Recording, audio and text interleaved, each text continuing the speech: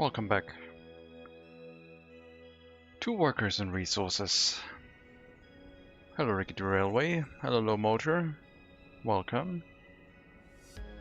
Back in our Republic during this relatively cool day. Only 22 degrees today, and my room is at 24. Feels very nice. Like in every building in the Republic, being at 24 degrees is ideal apparently. Hello Neo Contra, welcome. We're back in our Republic, expanding our housing situation. Setting up another orphanage to try and increase our population capacity. Maybe we'll also need a second one, we will see. Because we're approaching, well, the epicenter of the pollution being created between all the heating plants that currently exist in our Republic. And that's where the monument pretty much is located.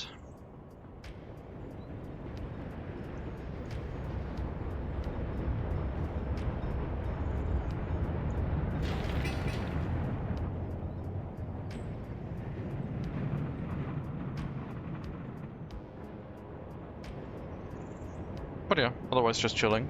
Expanding the settlement, seeing what arises, what mistakes or issues crop up. And then trying to correct them. Still working on the loyalty situation, but we'll see what happens.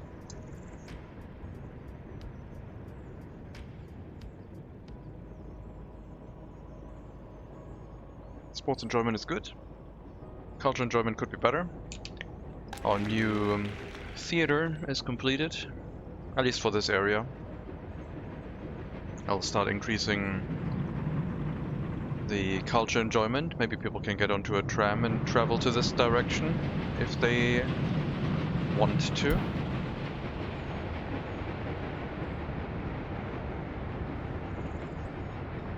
Lots of students. People wanting sport. Haven't seen anyone wanting culture yet, but maybe I missed it.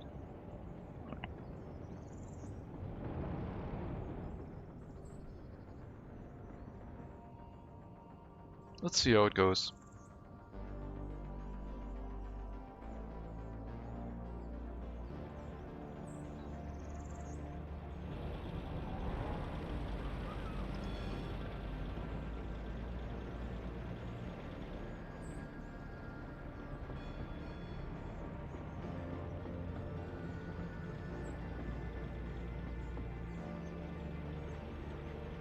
We are able to now progress towards the construction of the orphanage.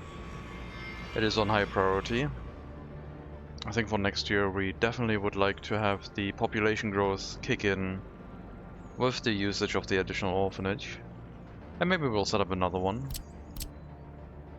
I guess we could fit in an orphanage on this side too.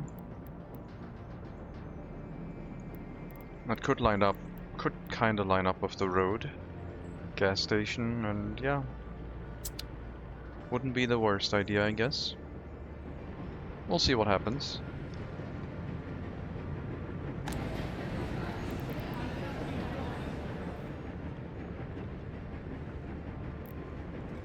Hello Yamnuska, welcome. Slow and steady expansion. That's on the agenda.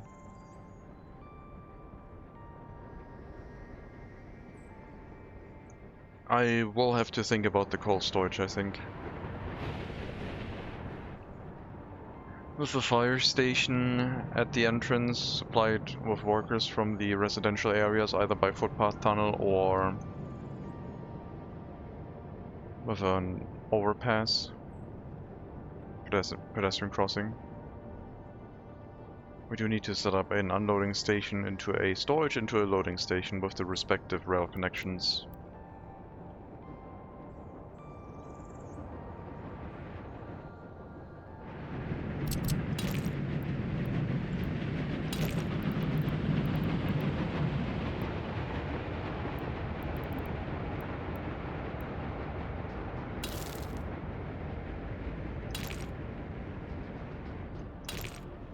Now it doesn't really need a road connection here, because the fire engines are not really supposed to leave this area to assist with the other settlement. They have their own plentifully available fire stations. It's just as an access road for construction. We do have other turnaround lanes for that purpose.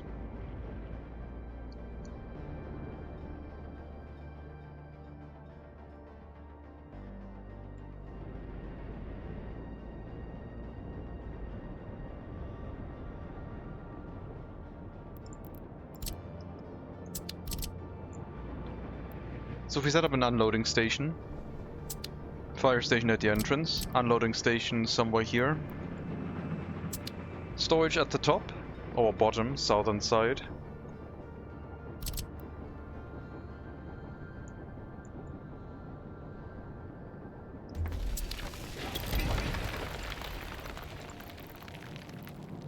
Largest storage we can muster.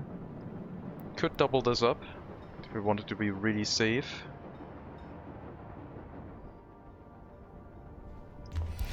Something like this, and then a loading station.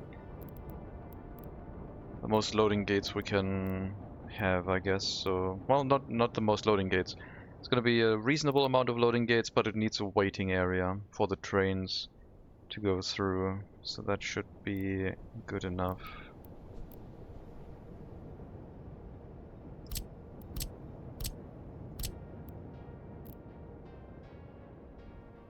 So the early start loading station using 1.2 megawatts could reasonably be expected to handle the full workload. Being set up on this side with a connection to the storage.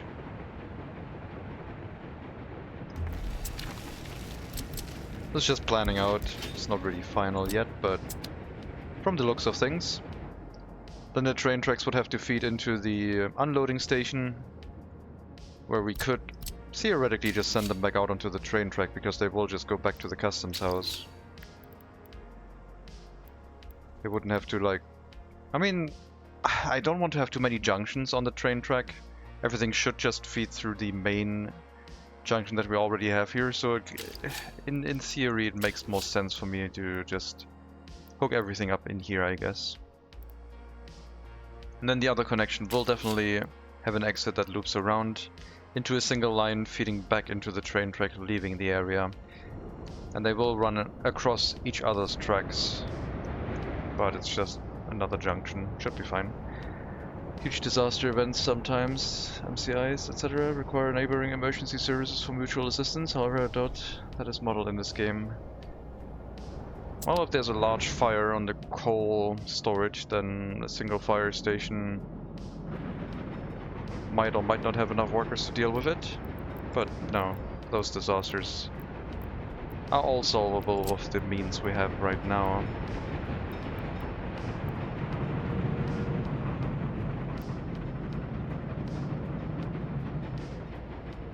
So, fire station somewhere here in this cluster of buildings, and then a connection to water, sewage.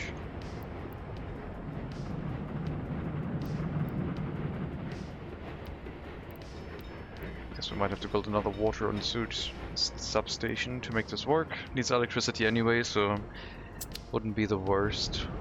We have a connection that we could run here. No problem. Probably a smaller sewage pipe though.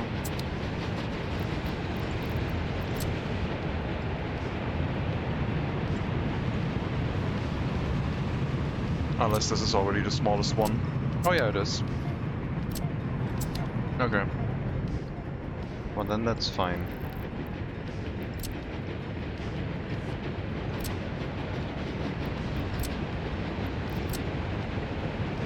Yep. Only a switch pipe of the same size will connect. Makes sense. We've used up all mechanical components. Is the repair of the mechanical component factory done? Not yet. Needs 3 tons of steel. Steel mill is running. It has enough material. And we do have a secondary mechanical component factory, which is currently also undergoing maintenance. Also needs 3 tons of steel. Interesting. But they should all have the ability to get this sorted.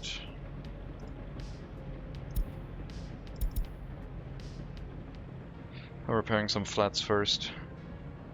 The fact that we ran out of mechanical components is kind of worrying, but it should be on its way again soon. Maybe I need to increase production.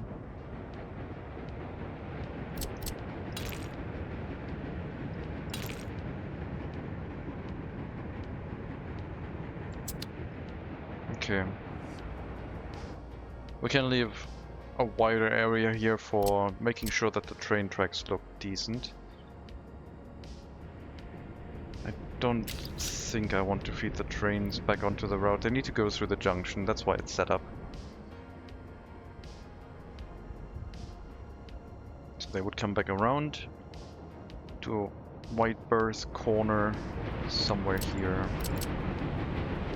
Back into the rail line.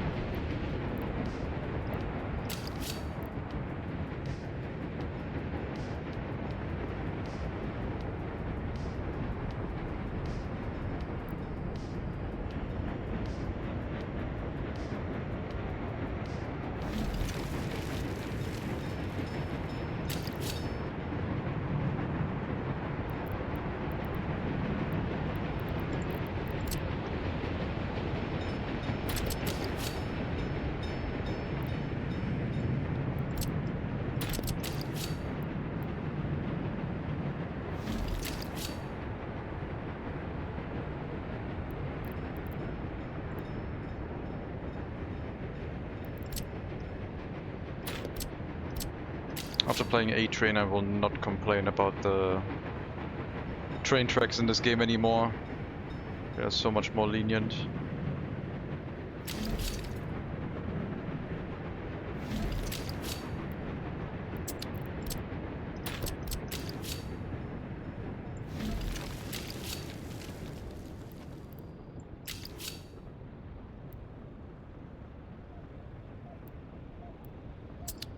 At least once we figure out what we want.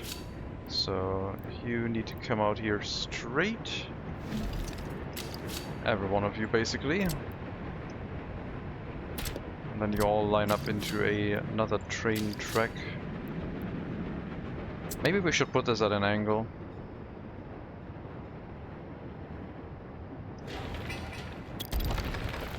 Maybe the loading platform is not set up in a good direction.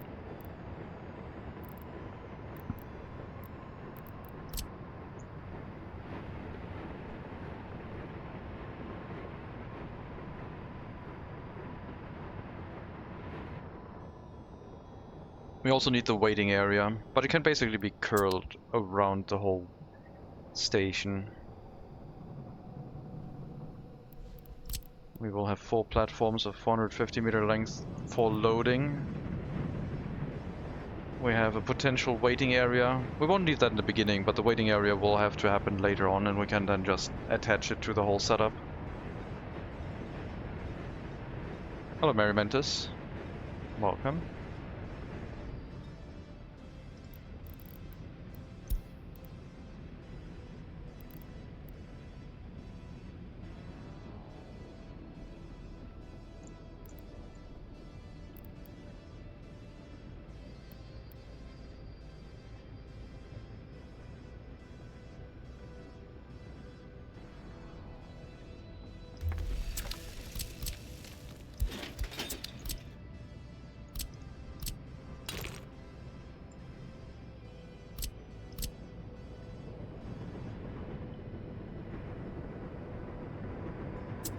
What would the alternative be to not have them cross over each other? I don't think it matters. I guess we could bring in the feed of trains from this direction, but that would give us a pretty limited area for waiting, and it might not end up in the correct shape that we want it to be.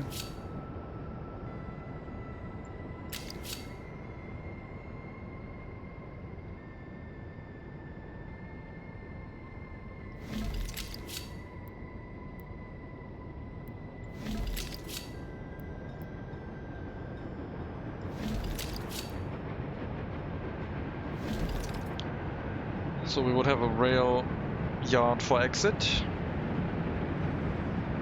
And we can then set up our train track on.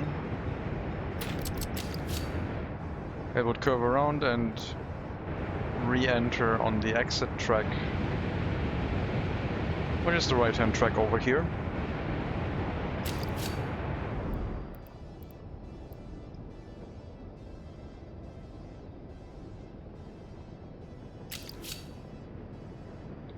Somewhere on this side.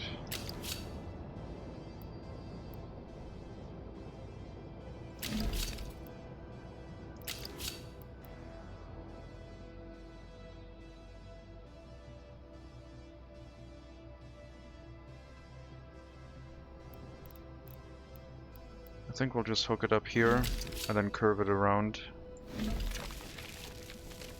to make it re-enter, and then we'll have another junction where the other track comes off of, which could basically be on this side behind the track already. That will feed into the waiting area with the tracks for the trains here. 450 meter long. I wonder if I could set it up where we use the inner area for the waiting platform, just to squeeze everything full of track basically.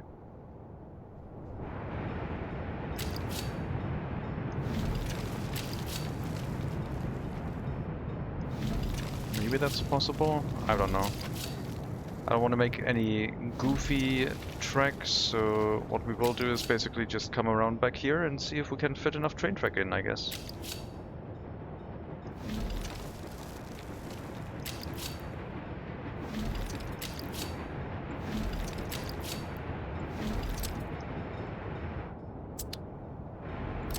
And then this should be able to curve around and not get in the way of the other track.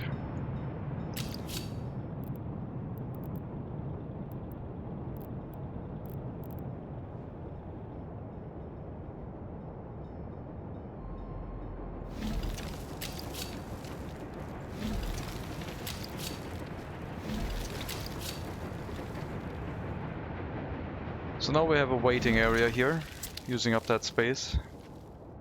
What's he doing? What do you mean? Look like some tasty noodles. Yeah, I might change it a little bit. Visually, I think it looks a little bit goofy, but that's kind of like the prospect. Making sure we use that space for trains waiting. Is it as a dollar? It's a waiting platform. Just so we use this space for something, otherwise it's just gonna be dead space. So the trains are gonna wait here. Maybe we'll drop down a monument on this curve. I don't know. I guess the buildings are looking pretty final. You take that back.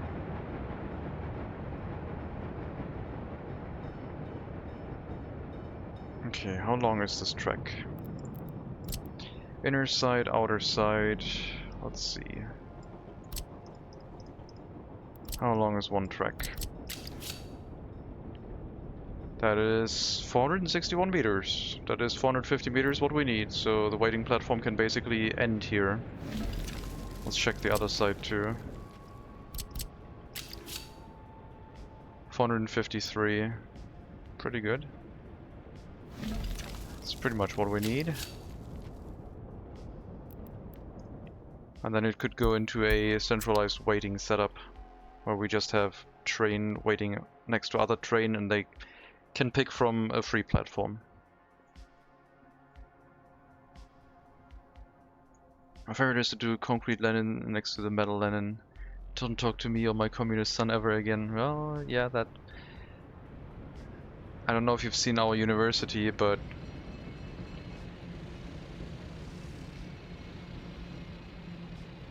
we were kind of doing something like that.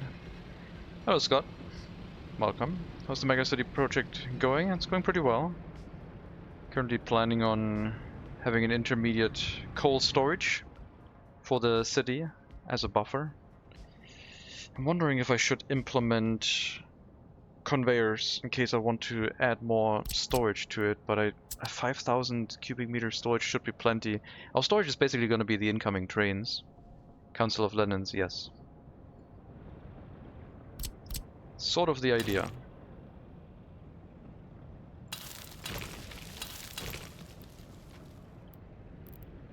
Okay, so we have our road connections.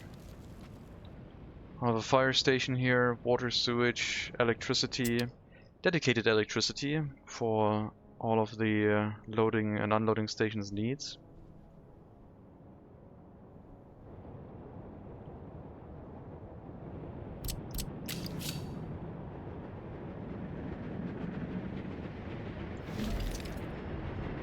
And then the track comes around and just sets up into a waiting platform. The unloading track is set, there's a stat space like the other loop, that's fine. I could widen the track, I guess, use up more of this space. We do have plenty of space after all. Maybe I should do that. Why is the quarter bound? What happened? Oh, it's January and I guess some cases expired on this very moment. There are some... Wait, what's going on? Why is crime exploding? Hello Decipher. Thank you very much for the raid. Welcome everyone. Welcome raiders, I'm the Spritespert.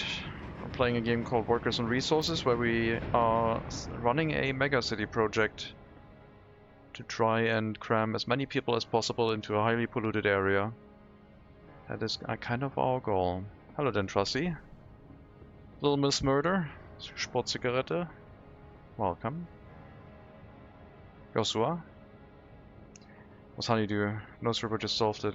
Excellent. Papaya. Melon. What? Oh. Contexto, I guess. But yeah, welcome to our MegaCity project. It's a city building game. Something like City Skylines, except more complex. It starts at about where City Skylines ends at complexity, because everything that moves is something that the government controls. Nothing really moves without your doing. Apparently we might have a little bit of a crime spiral. I thought we were fine. I gotta keep monitoring that. I think that'll be under control again, but I'm not sure what's going on. There are escapes happening from the prisons. You're being reconstructed. Repaired, in other terms. Maybe our maintenance facilities are getting out of control. When do the drone fireworks start? There are no drone fireworks. Instead we have awesome lighting on our buildings.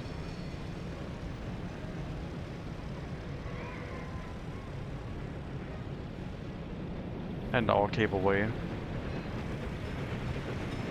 The most colorful of 19th century style cities. We do make use of LED lighting.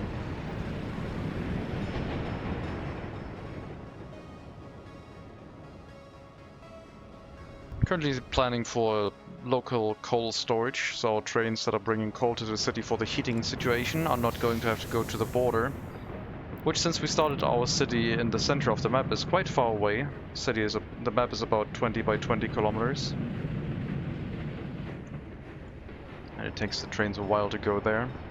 And I'd rather have the coal be close and the heating not be an issue than there being a potential for a heating crisis in the city at some point.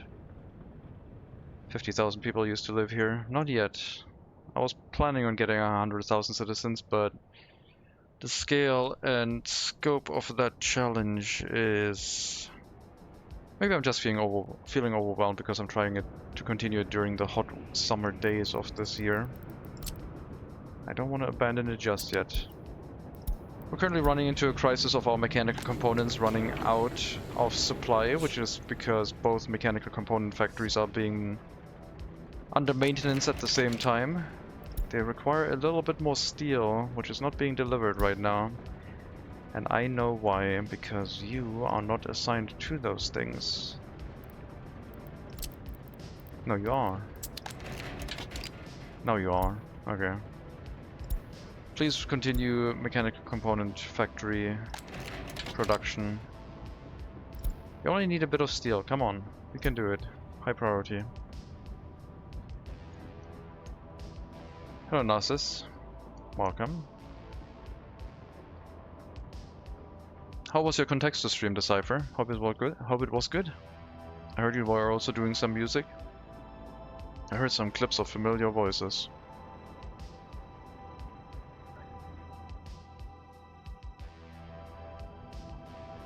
Okay, I think we can line up the train track in a way where it will probably be able to connect the way I want it to.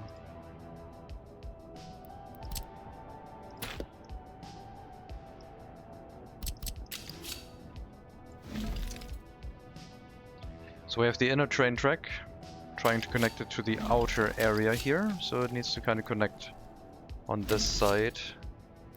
If we can make that work, yes we can. Somewhere along here, I guess we'll do.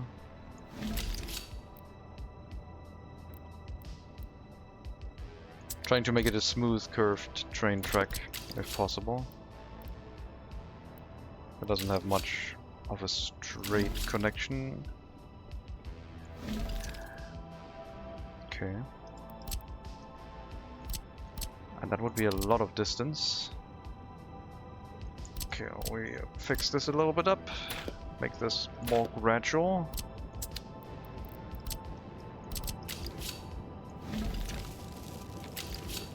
Then we can line the other train tracks along here too.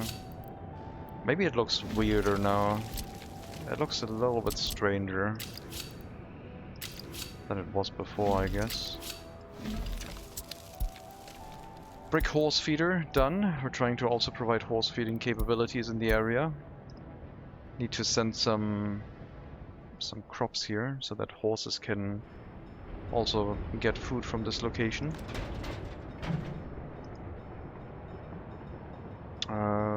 Yes, 27 assignments for horse feed right now. We'll just assign the new horse feeder to one of them and then copy all the tasks over all of our distribution offices so that they can send horse feed to that new building. Apparently we're running into a little bit of a crime spiral during winter, but I think they'll have it under control. I'm not sure why it's so dramatic though.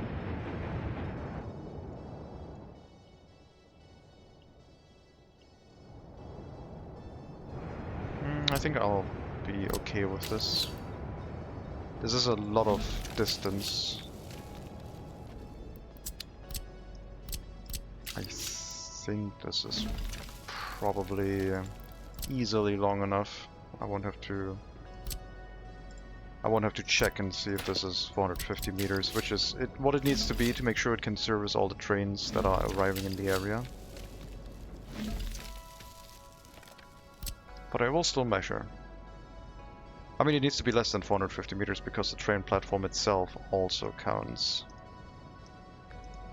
So we were already 160 or so meters over the length requirement. Last we checked.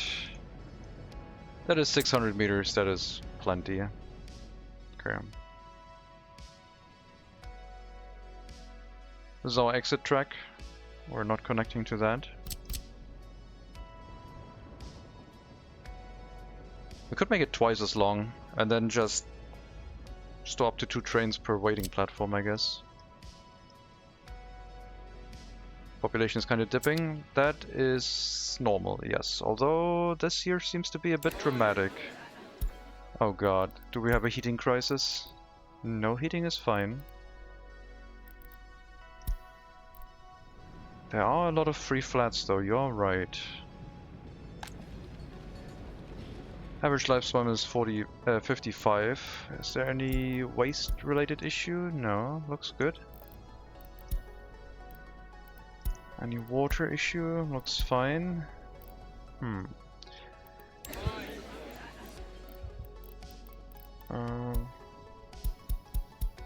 Yeah, population numbers dropping rapidly.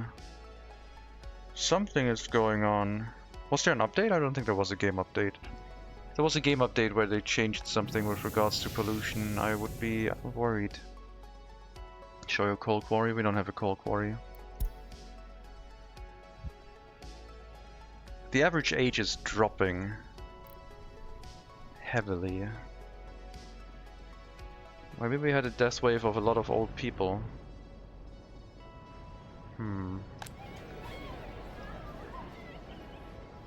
Not good.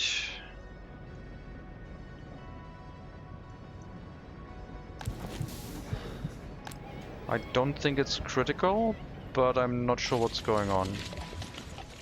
I think it might be a population curve thing. Let's check. So over the last years, almost 10 years, if we check our children, about the same. We had not a lot of birth rate last winter. We had a huge spike of children last year. Now it's back to normal. 21-year-olds living with their parents, it doesn't matter. We're trending down population-wise again, but that's why we're trying to build another orphanage.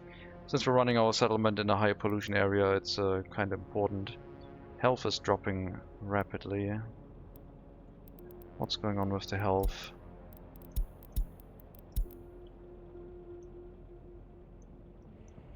I mean, I have a new area. It's not too polluted yet, so that's not really the issue.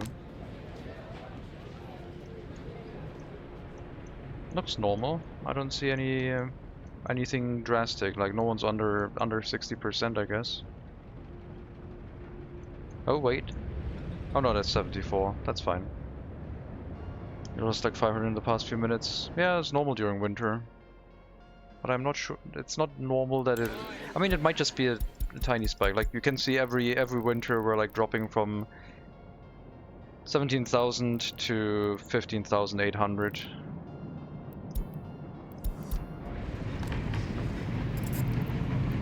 The courts being overwhelmed is weird. As if there's. Do we have like a lack of food or something? 132 people are starving. Wondering why there's so much crime, or like why the courts are so busy. I'm sure it'll sort itself out. Maybe if we check for serious crimes this year, we can figure out if there's something going wrong. Seems okay.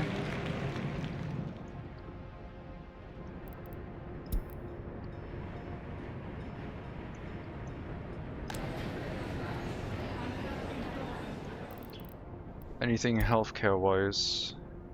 Nope. Couple people unable to visit the doctor, maybe they got on the wrong tram. Seems okay. Unpatrolled crimes? Only one. Makes sense, just got into panic mode whenever I see my pop dip. Oh yeah, that's... We're doing that here every year basically, so it's not really a cause for concern normally. But it is dipping more this year than it has previously. But we are going on a trend where we might see a population decline globally again. It is opening up a lot of flats, but we'll have to see. I'm trying to get the orphanage set up to try and counteract the population drain. Hopefully it'll work. More flats are being opened up. I'm not sure which people I will allow letting to move in here yet. I was thinking maybe just regular education is fine. More people moving in will mean potentially more workers for the steel mill.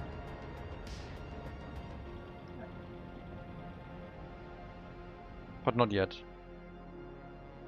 First the orphanage. Make sure that all houses are full. We got some 21-year-olds without their own flat.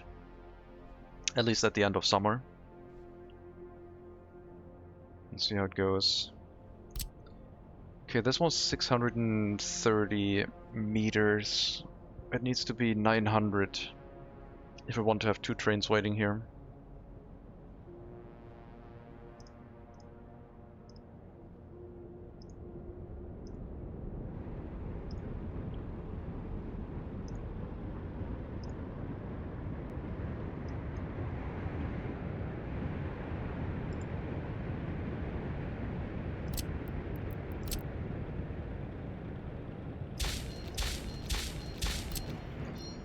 So then we could or like have 2 trains, one after the other, waiting in waiting platforms, and we don't need to worry about the waiting station as much, because this could service up to 8 trains without blocking the train line. And in the future, later on, we can just build a new track link that into the new waiting area, and it would extend its capacity even more.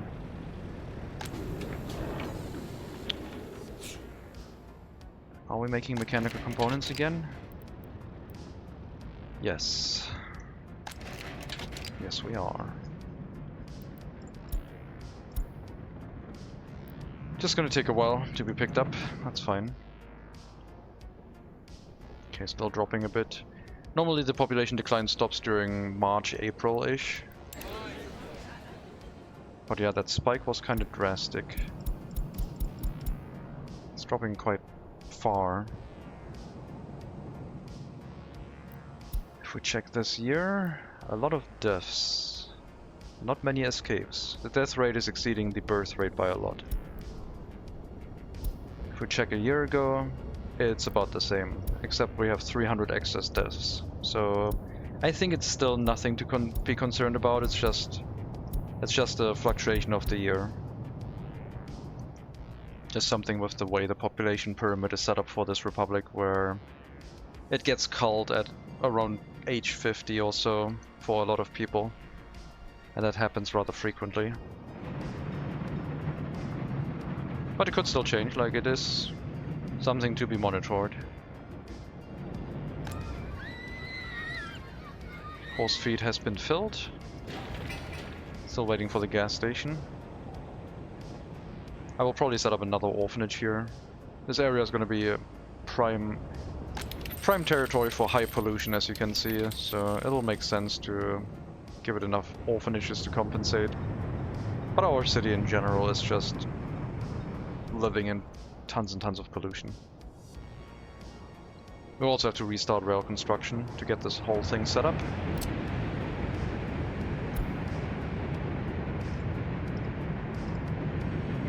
Okay, so this is 160 meters, so if we build another 300 meters of track, we should be okay, hopefully.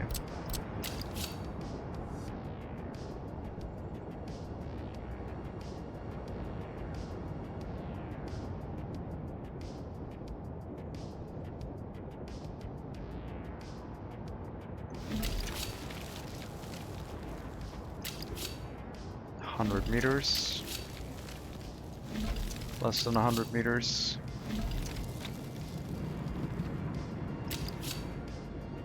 So another 200 plus meters.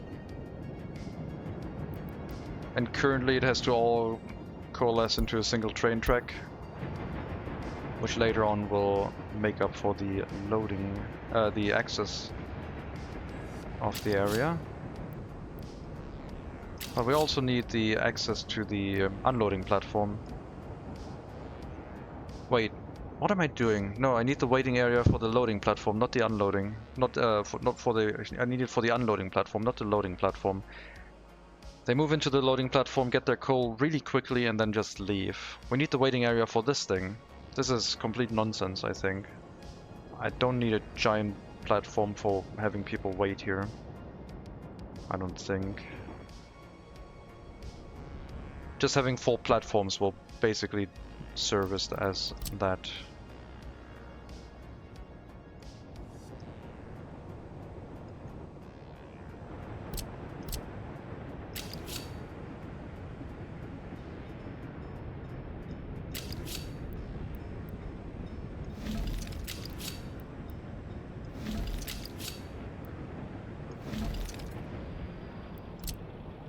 Okay, so incoming track. 4 loading bays, and then they just leave. And if we need a waiting area, it's going to be hooked up to this track, or we just split it up into multiple tracks again. Reworking it while it's being utilized could be a bit of a problem, I guess.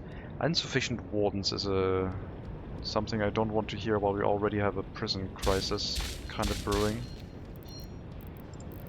But hey, all good. Okay, come in. And then this thing will, in the future, probably need a waiting platform. Maybe. I don't even... well, not right now. I wouldn't plan it right now.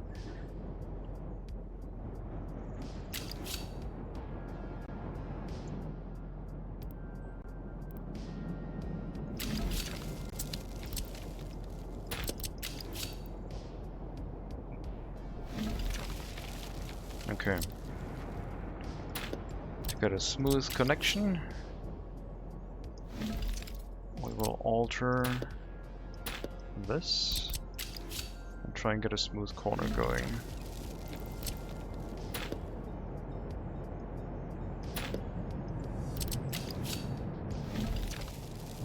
That's the line for the trains. The station has some distance. They will... I guess we can also make this a run-through track. The trains leaving could go onto the same exit line as the other ones. I don't want them going directly on the main line. But yeah, one unloading train every now and then crossing over this road will not be too dramatic.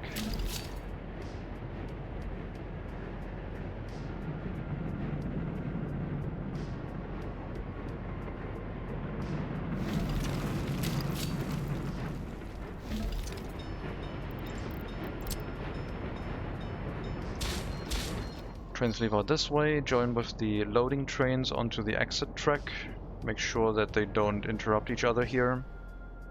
Should we need a waiting platform, it would be for the incoming track later on. Not to be worried about right now.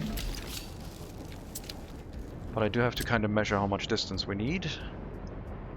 This platform is 150 meters, so we need another 300 meters for the incoming trains before we can call it good. About here, for now.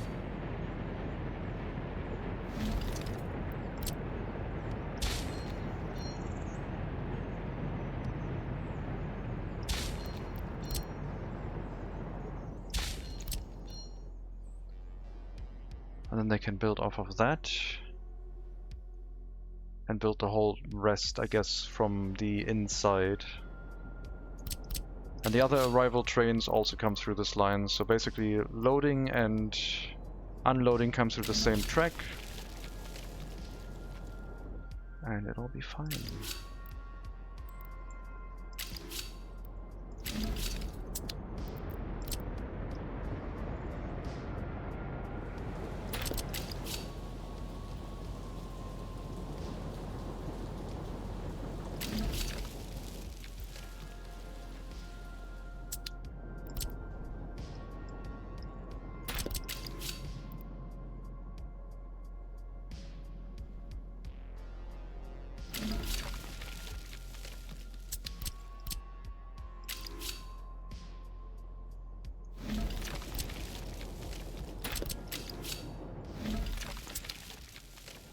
Maybe a slightly smoother corner leading into the track would be nice.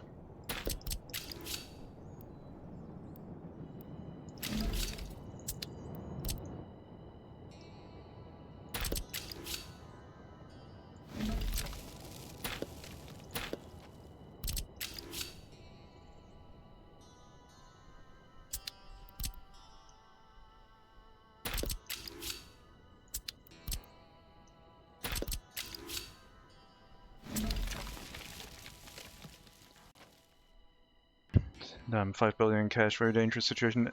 Ideologically, people are too rich, apparently. Hello, Palace. Welcome. Okay, we did drop quite a lot in population this year. It is March now, it should slow down. Let me check when the normal time of deceleration of population loss is. I guess that it is right now. 24th of March. Is the first drop, then it'll hover around here and then it should start growing again. We did not finish our orphanage yet.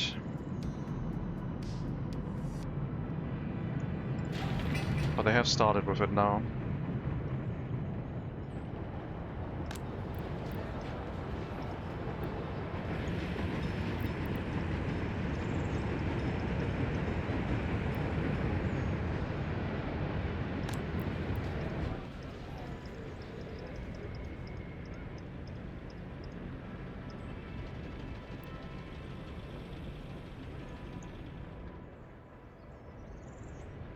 Got a nice little tram roundabout around the statue.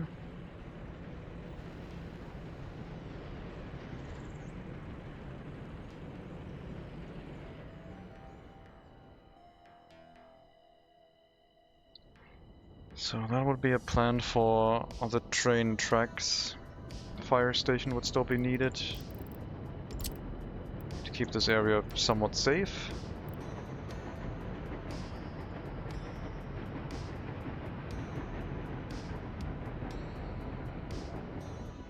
Could get rid of the sports facility and just plaster it here, I guess.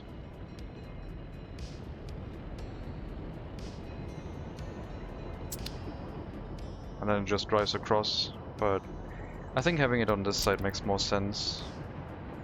And that tiny bit of extra logistical effort to get water, sewage and electricity to the area, which we will need anyway, is not gonna be a burden.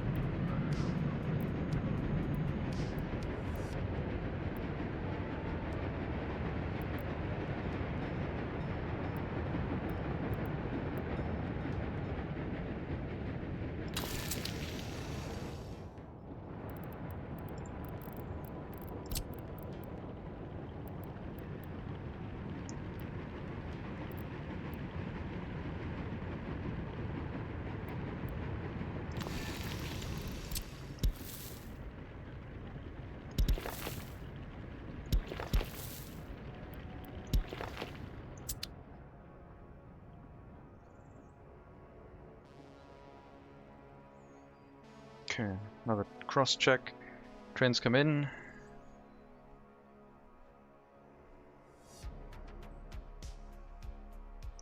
Both this way. Line up for 4 loading platforms or 2 unloading platforms. The extension of the unloading platforms. Maybe I already want to change this. I think I want to. I think we will route it around from the back. And then this is the exit track. Because then I can easily just line up more tracks to this side for the waiting platform. Here, if I want to extend it, I would have to set up a waiting area. I mean, both is kind of weird.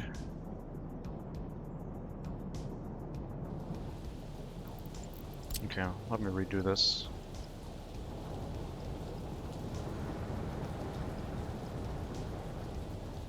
Also avoids the rail crossing.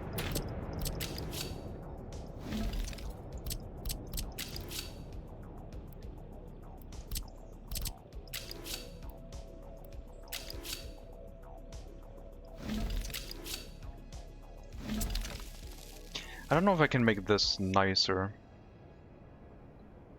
with them crossing over each other.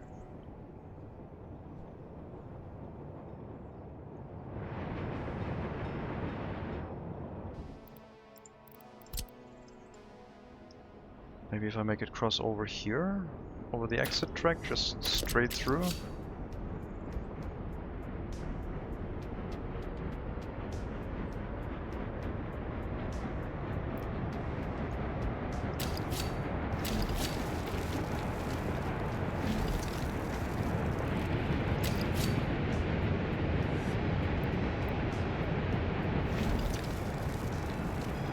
Incoming trains. Line up. They would not get in the way of the exit trains as long as the exit trains can move through here first, and there would be an incoming train waiting on this side. Up to this point. At most 450 meters. Should not reach all the way up to the junction. That's 600 meters, so that should be safe. That is like enough room for at least one train to wait here, not cause a gridlock. That should be okay. And I guess we'll set up the loading station for the coal this way. The unloading station will come in from this side.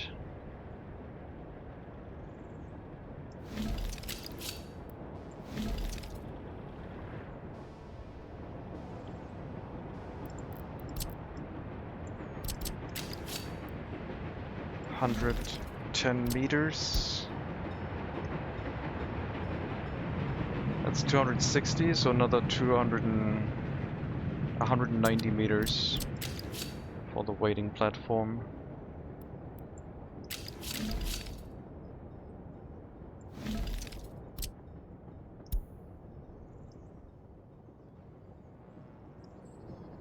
Out here.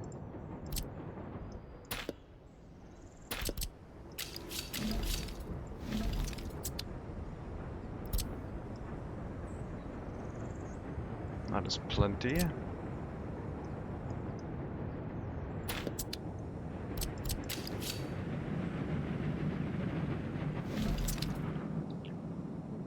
And then off of this we could have a waiting area feeding in. For the beginning it could just feed in directly off the same line. Return track comes through here and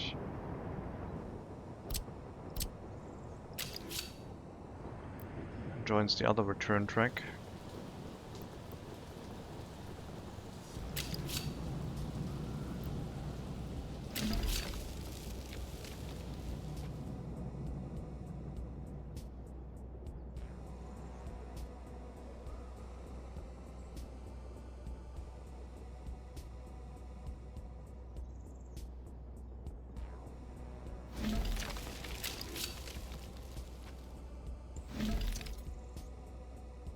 And it goes back out of the area. And incoming train track. Yeah, that one would be... that one would need a waiting area, so we can make sure they never wait on this on the junction somewhere. Because there could be a ton of coal trains delivering to this area. I'm tempted to set up another way for this. I have a more space efficient idea. How to lay this out. Yes, I think so.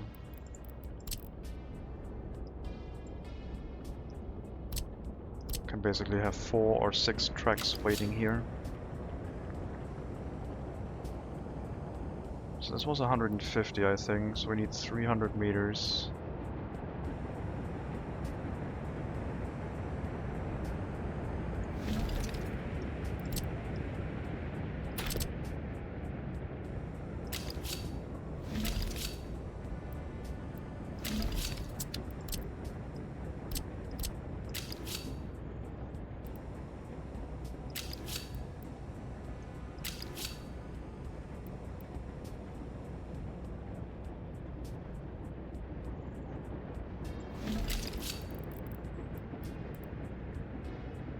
So the idea would be just to have a lot of waiting platforms next to each other, and then they just go into the platform. They don't need a full length for each train. That does mean we need 450 meters off of this track, not off the small area in front of the unloading station. It is basically what we were doing with the customs house in some of our other runs, which worked quite well. It's more space efficient.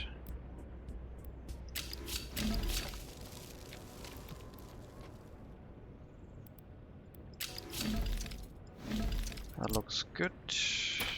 Now can you come around here? Yes.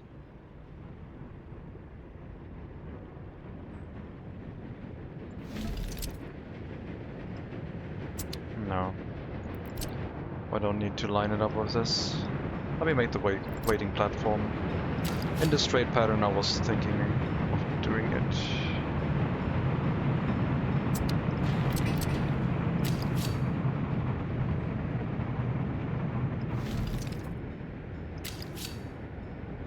So we have multiple waiting lines.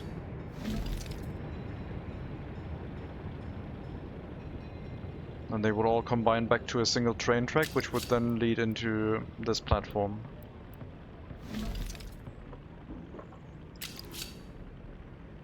And that's how it would be. And then we can add more waiting lines just to this, and throughput is a little bit limited, but they will just dump everything almost instantaneously and then just leave. So unloading throughput I'm not too concerned about. The loading throughput is it is better than the customs house. It is so close to this location. Should work very well.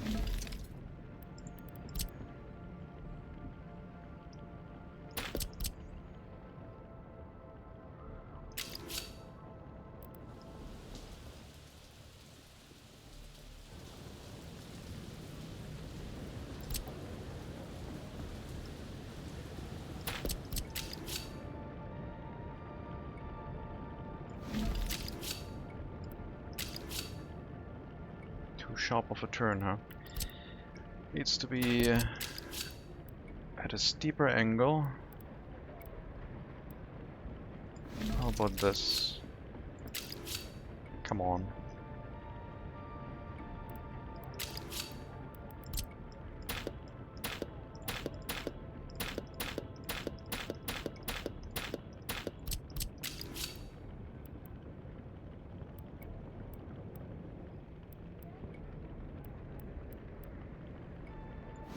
I mean, it is a pretty steep angle, I guess.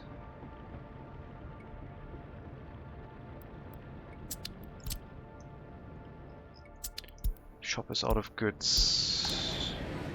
Out of meat. What do you want? Local meat supply is present.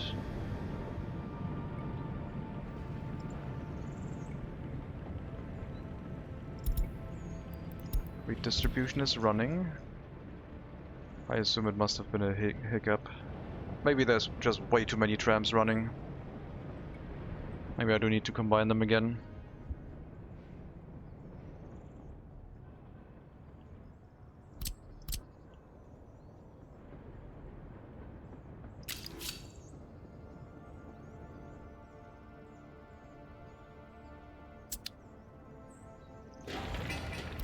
Okay, let's set up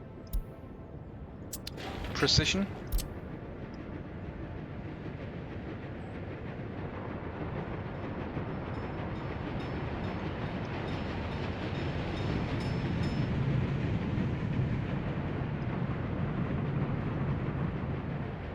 .95 meters.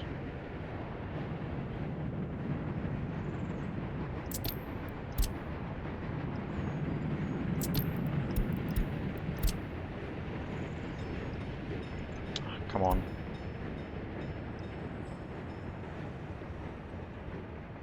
.95 meters.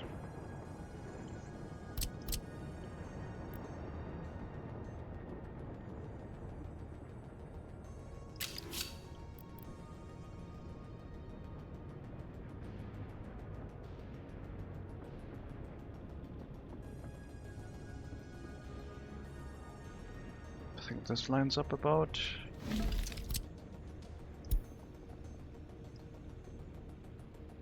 Sure.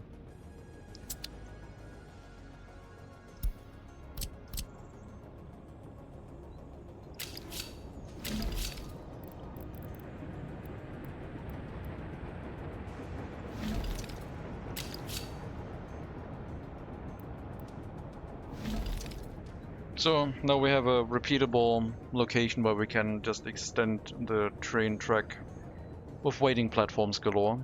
They need to be 450 meters long. They would enter into the unloading station. The tail end would stick out, but it would always be there, the rest of their platform, and then they just leave and make room for more trains waiting. It's basically going to scale to the demand of the city. Right now we have two large trains running from the customs house directly to the unloading station at the city. And it would probably change to only one train for the city right now, and then the other one would be joined by another train of this caliber, going to the border, loading and unloading at the border to the new storage area.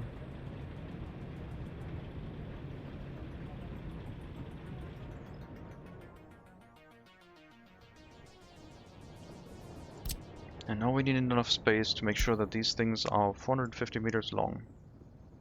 Which I will probably put a small corner in place.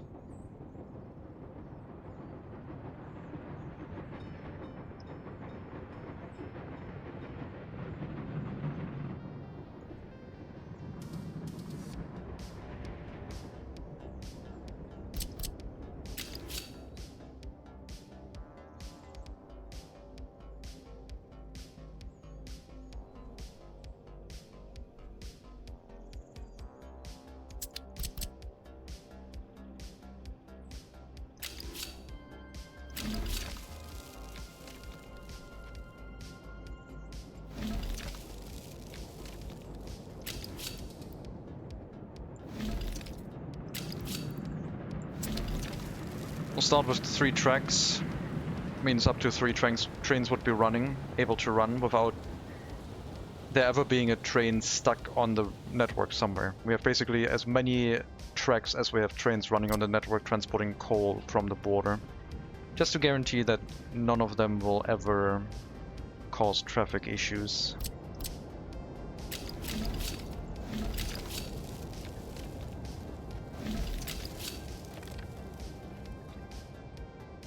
Up to about here. Should be long enough. And then they will merge and join a train track coming in from this location and running off of that.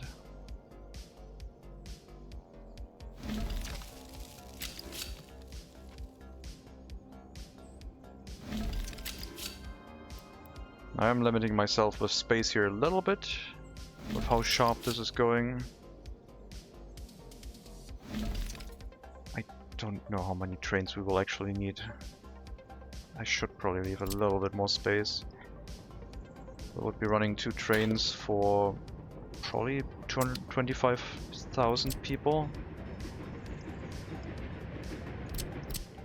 Just put it at a straight line, I guess. That way I don't have to worry about it.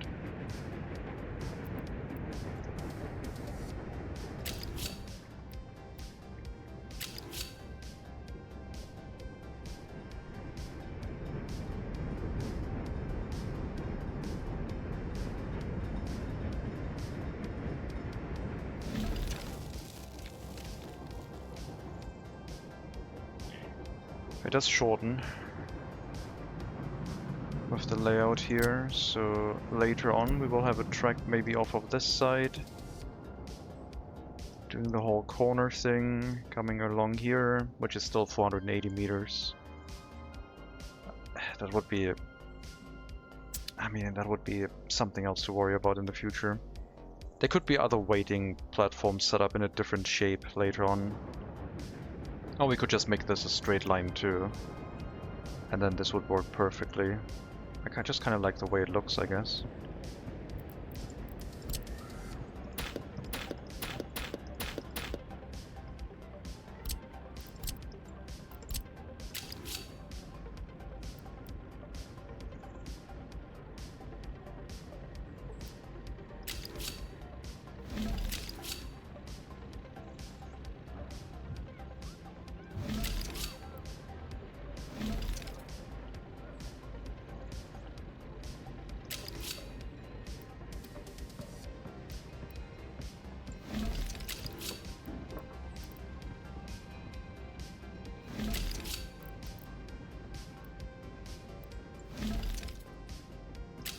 I do vastly prefer the way it looked previously.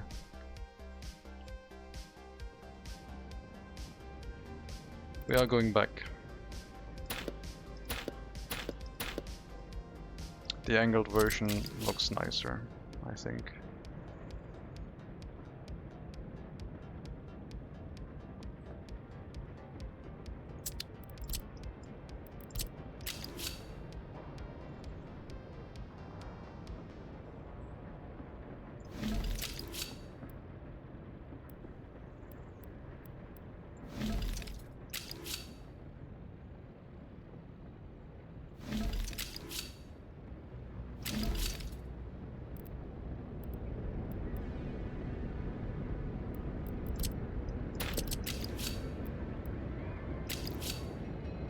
Come on now, don't be like this.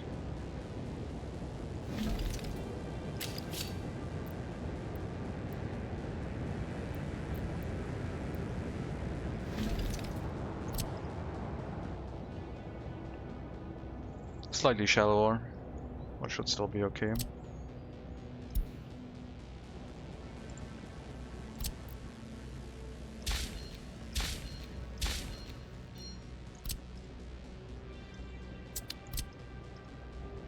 This might not be connected.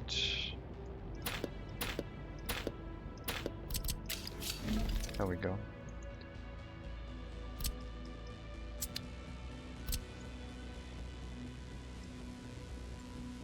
Let's go for the inner track.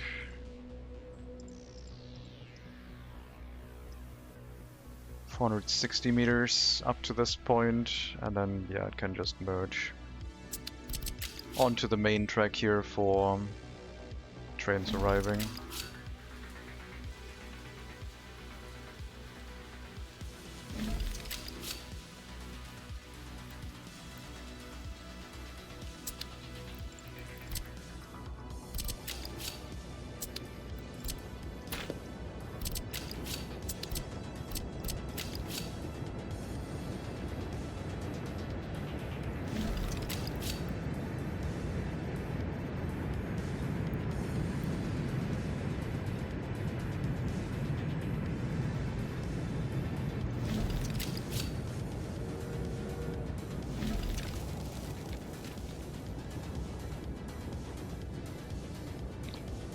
This looks goofy. I'll go for the sharp connection.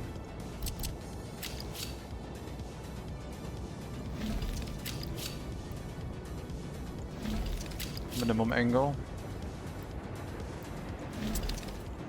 There we go.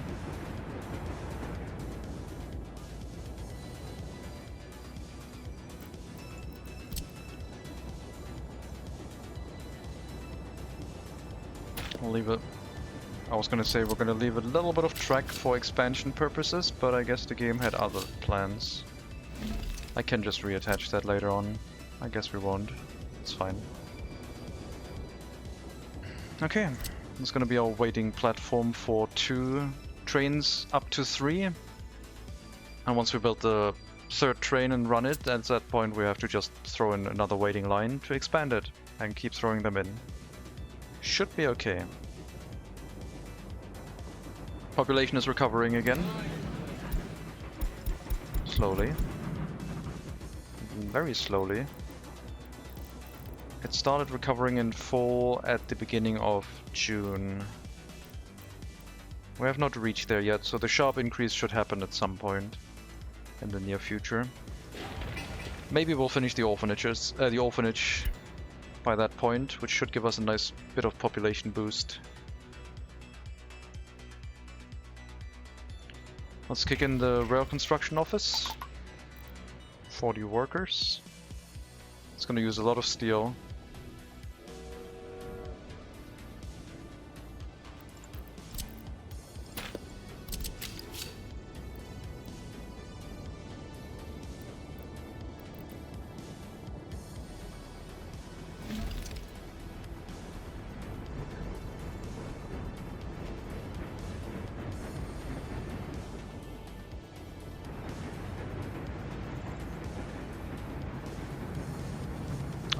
This is not set up correctly. Because the trains are currently going onto the incoming track. No, wait, that is outgoing. Incoming train crosses over, waiting platform. No, that was set up correctly, never mind. Looks like it was all fine.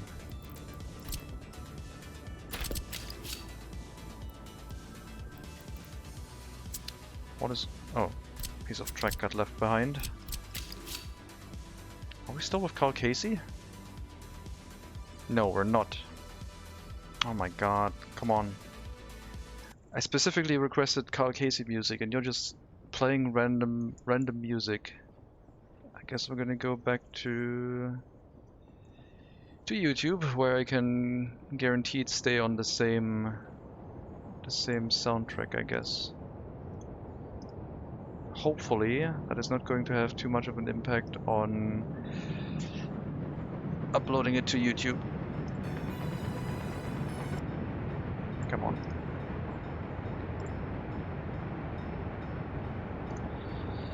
Sorry about that.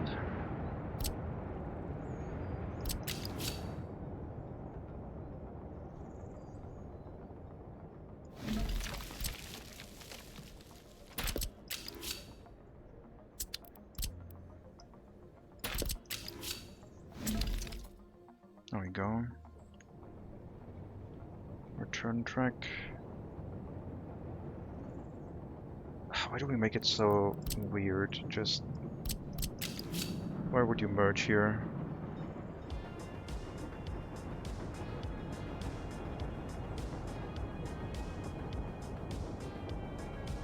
Just do this.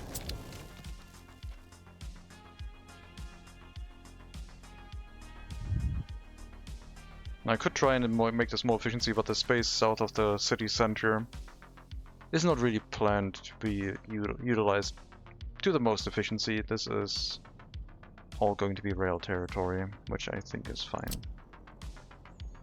Okay, start building a single track, and we'll throw in the second rail construction office once this looks like it can handle a second train.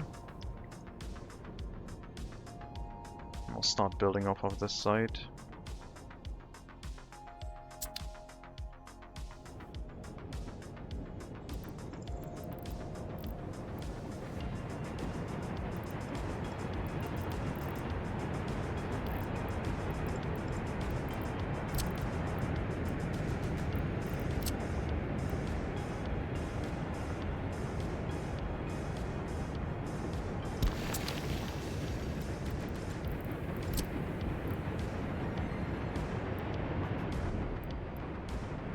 I mean, in theory, we could slap down housing here, I guess. This doesn't really create any pollution or would be in the way of anything else. It's just a matter of... would it feel right? Public transportation being missing and all. Also still have to set up the footpath across. Which I guess would come in from this side into the fire station, leading over the road or underneath. To be seen. Hello, Hank. Welcome.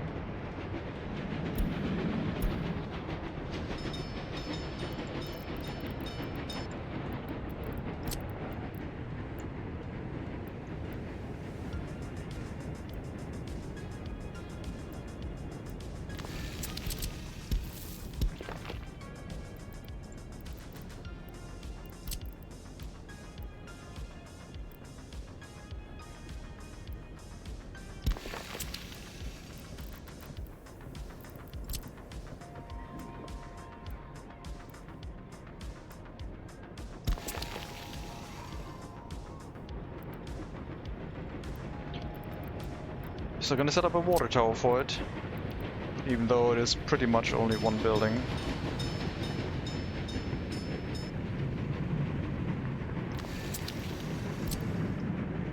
Who knows, might be useful in the future.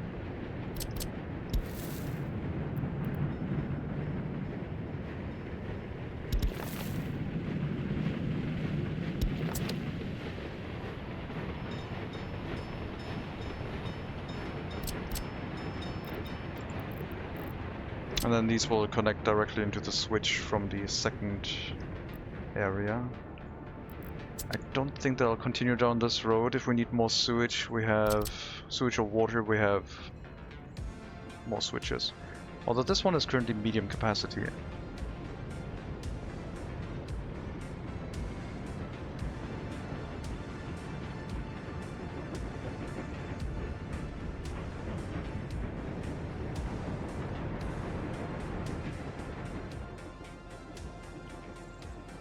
The streamer. Hello Carpath Ice, Marilyn Love, welcome.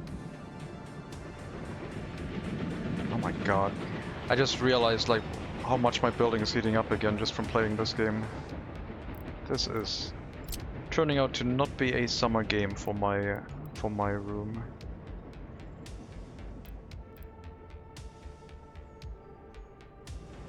Yeah, I think we'll just hook it up this way.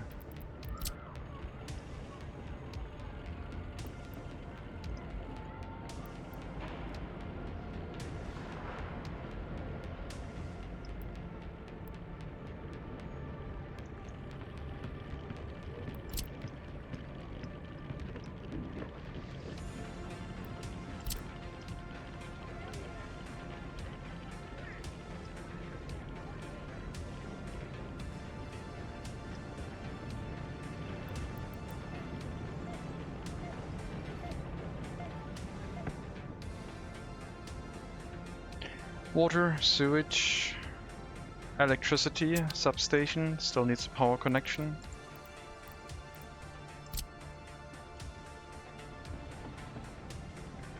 No fuss, just link it into what we already have. All good.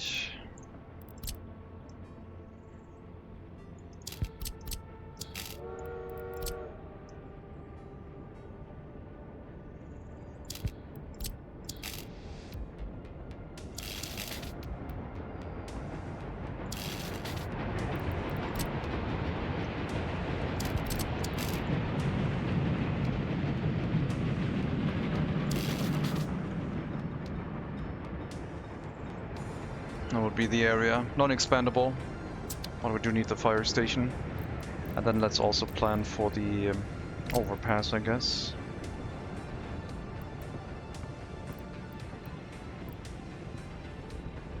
I would like it to be on this side, if I can make that work. But it kind of needs a clean ending. So it needs to line up with a bridge going across here.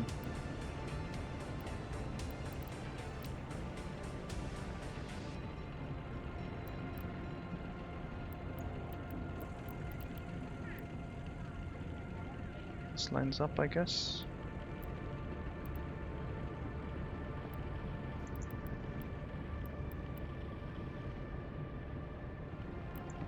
If I remove the footpath, then we can probably hook it up directly to this.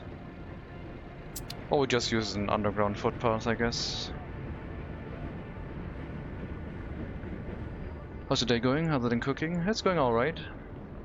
Vent the heat outside with a Trio vent hose. Yeah. The room was at 24 degrees, which was fine, but this game just utilizes the CPU a lot.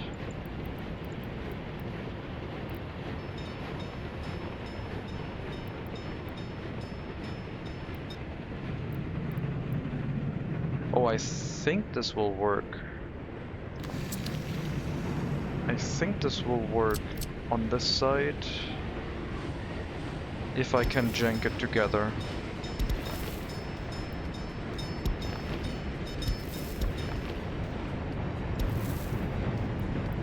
How was that?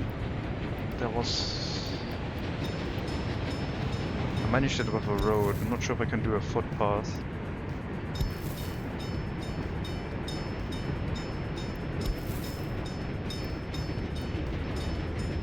How do we do that?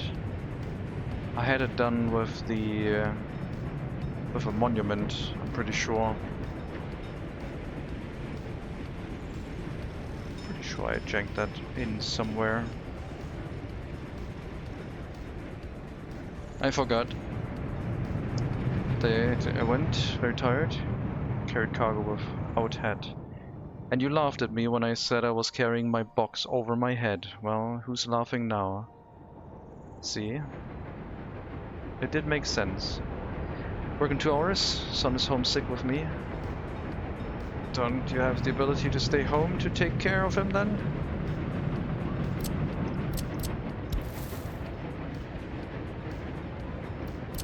So what I'm basically trying to do with this is get the footpath to go underneath here. But there's too many snapping points right now. I'm not sure why it's trying to snap to these. When I do this, it doesn't want to do that.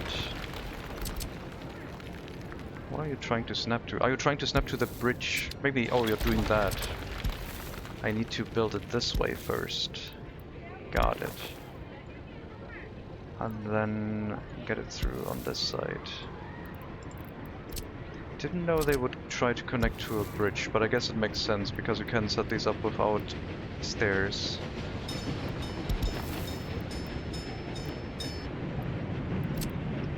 It's gonna be fighting me all the way.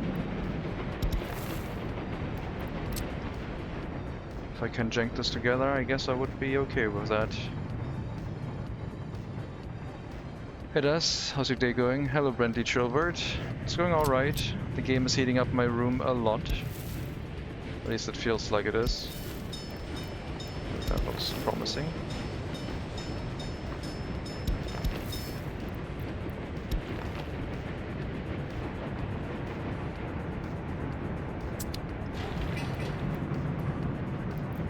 We're janking together some footpaths and bridges.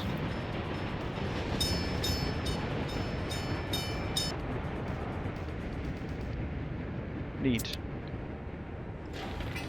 And now the fire station has a ton of workers that can technically go over here and work in it. Perfect.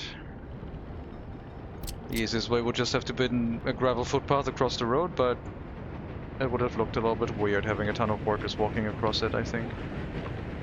I'm going to change this a little bit just to make sure the bridge is going across as straight as possible. But other than that, it can stay, I'm pretty sure. Let's see.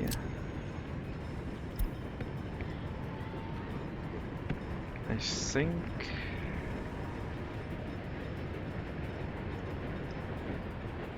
think about this way should be alright. Sometimes the perspective is playing a trick on you, so having some assistant guidelines kinda helps with the setup. I think I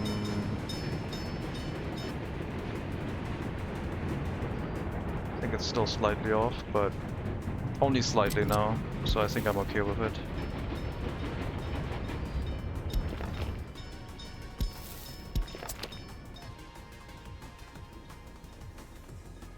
Not a summer-friendly game, no.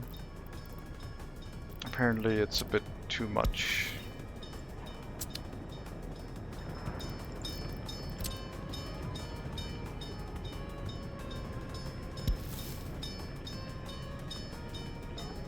I'm gonna make this a upgraded footpath, then the same thing from the other side, so they have access to the pedestrian bridge here. And we'll get started on that, I guess. Once the fire station with all its support buildings is done, at that point we can set up the other structures. Looks like rail construction is going really well. I guess we can call in the other track builder too, if it's going that quickly. Might run out of steel. Maybe we should reduce vehicle... Oh, machine replacement in the vehicle production facility. Okay, sure. No problem.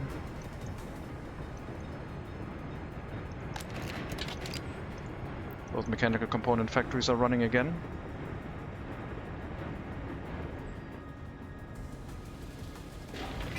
It's July, orphanage is nearing completion. A couple more brick and board deliveries.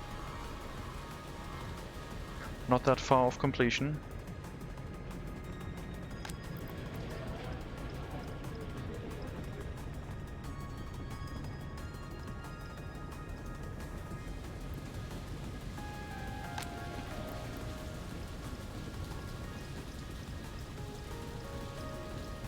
That one doesn't have the color scheme I want, I guess.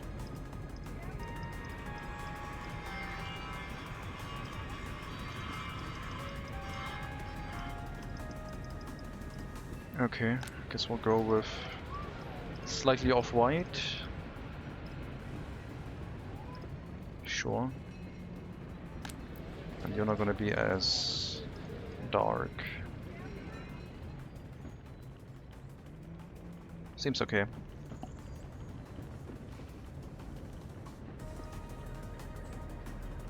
Horse carriage, 45 years old. Needs maintenance, but it might get replaced since it's at 70% wear and tear. Has served us pretty well. I should set up a signal here, I guess. Otherwise we're blocking all rail traffic. Particularly in this area, we need the signals.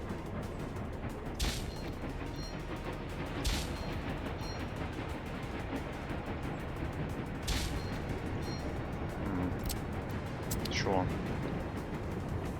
All the trains were waiting for the rail construction vehicle because it wasn't behind signals. Let's make sure we don't have that issue on this end. when we start building here.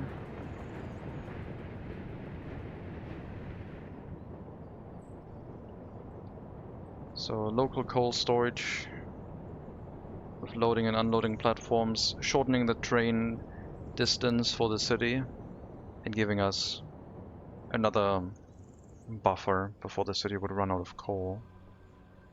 We might have to do the same thing for important buildings like food storage and so on.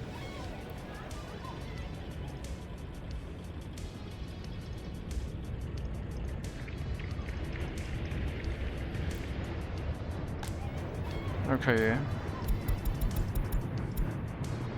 90-10 I think was the setting. Yep. We got one distribution office. Send some food here. 25% culture, 75% sport.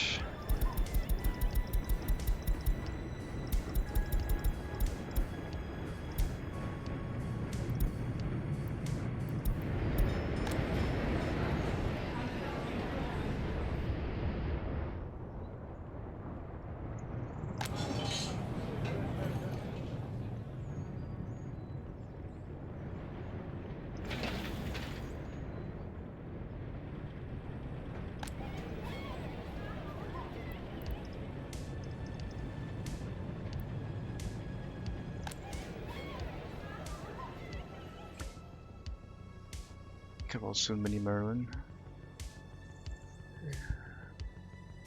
Well, the sun is... I think the sun is sick. Get well soon. Oh, Mini Maryland. Now I get it. Yes. How's the hospital doing? Hospital should be fine. I checked about how many people are without healthcare and it wasn't that many. 30 people.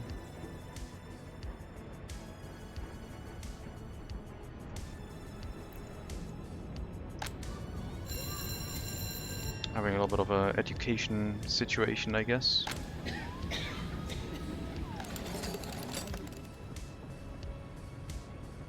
Might set up that extra school.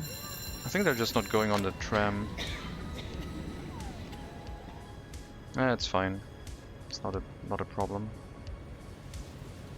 Maybe this hospital needs more capacity. It does run the better vehicles, I guess.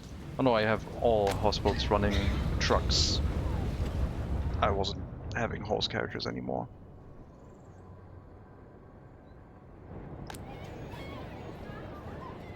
Eventually, they will get food. They should get a little bit of loyalty requirements. We don't run 0% loyalty, but 10% is the highest one I'm willing to go. Other than that, this is just going to stabilize our population growth. It will come in very handy for this winter, because as people die, if they still have children that are younger than 21, they will not go away. The state will take care of them.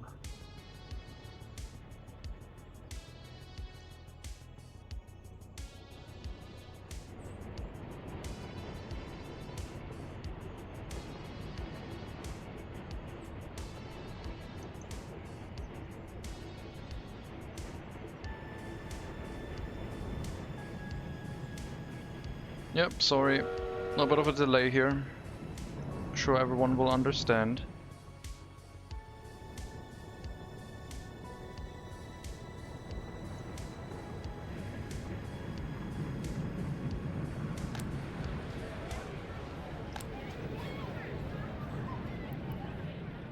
Deliveries take a while.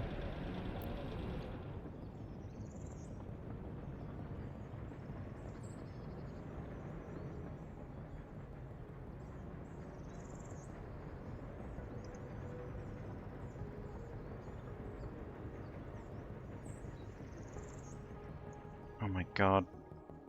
Oh, I'm thinking of making this a short stream as well. I didn't want to make a short stream today, but I don't know if I can do workers and resources for longer than 3 hours.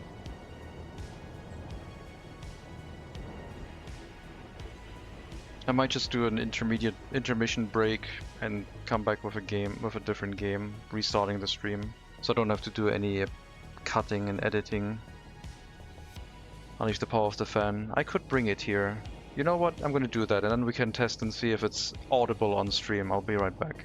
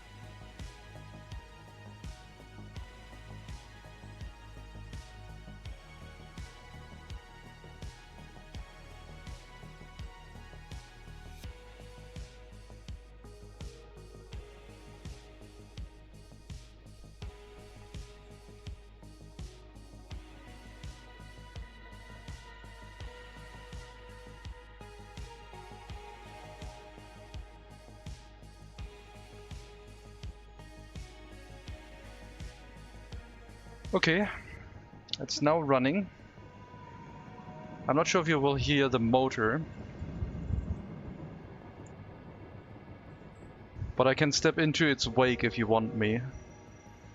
If you want me to, I can move my microphone into the wind stream. Can't hear anything? Well, let me do this and see if you change your mind. Hello, fan. Okay. That should... You can hear that. Excellent. Windy, yes. Very windy. But glad you can't hear it normally, I guess, because this makes the room really bearable.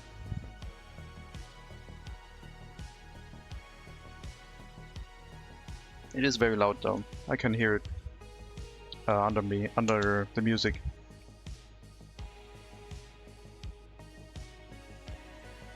Not sure if I can run it for the whole stream. Everything in my room is basically getting blasted around. What is streamer doing? Running a stream with the large fan running, which is very windy. At some point the air circulation might also be so loud that there might be so much movement that it just starts picking it up on stream as well. Hello ThinkLike, by the way, welcome. Yeah, I can just hear that buzzing noise in the background. Maybe I need to order a quiet fan. One that I can run while streaming. Oh my god. Wait a minute. It's making too much. Oh god, too much of a ruckus. Be right back.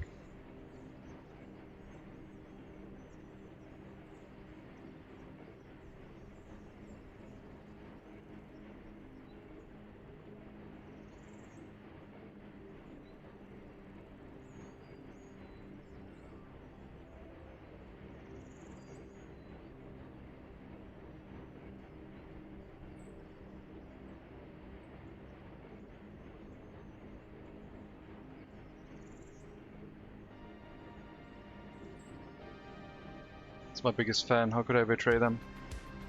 Yeah... I guess.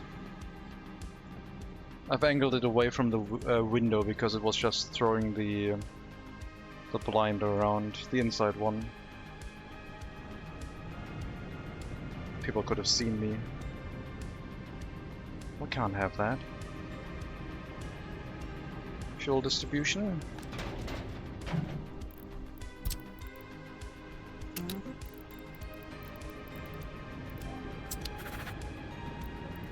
Very little fuel is needed for the Republic.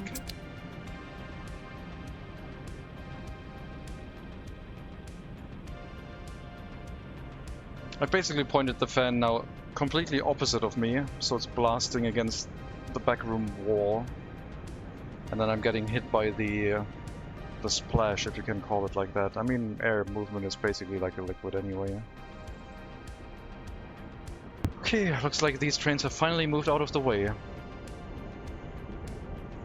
Sounds like it's the perfect time to double the population. No.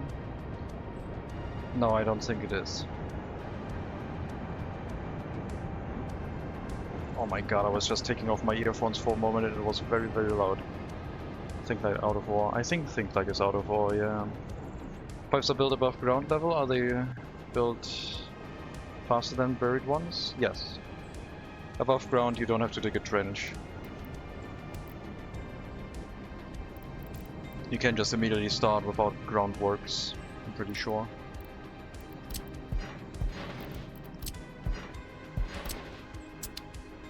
So here you have the groundworks phase, and here just go directly to steel framing, so it is faster.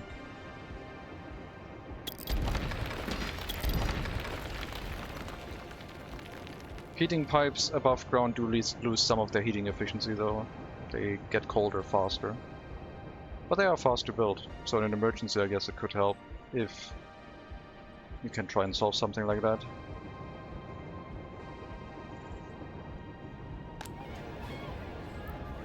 Goods have arrived.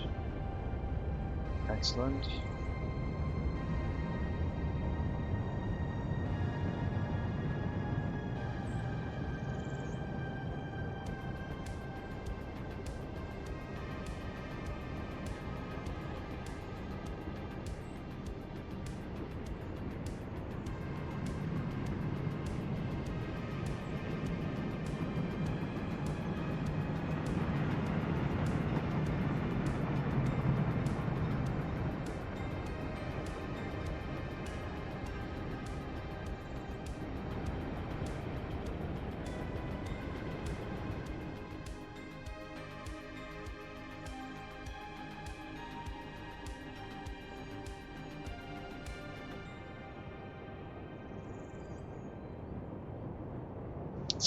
It was only running on the first out of 3 levels also, so it can make a lot of wind.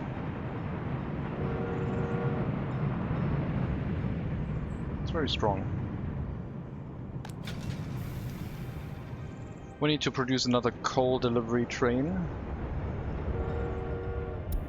47 train cars and an engine.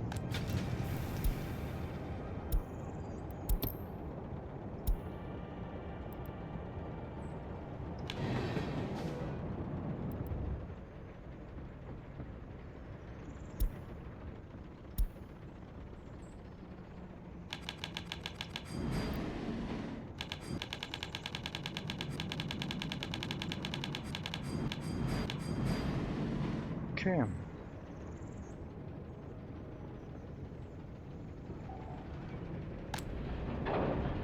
Steel situation looks okay. I guess we'll run the vehicle production line as well for the rail vehicles, because we will need that train in the future. Not immediately though. I don't know if it's that strong. I didn't feel like I had to change my stance walking in its wake, so I don't think it's that dangerous.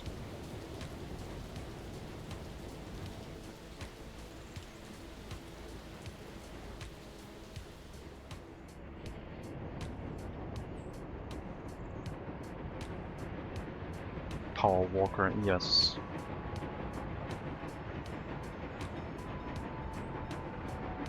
Oh yeah, 5 billion. Very good.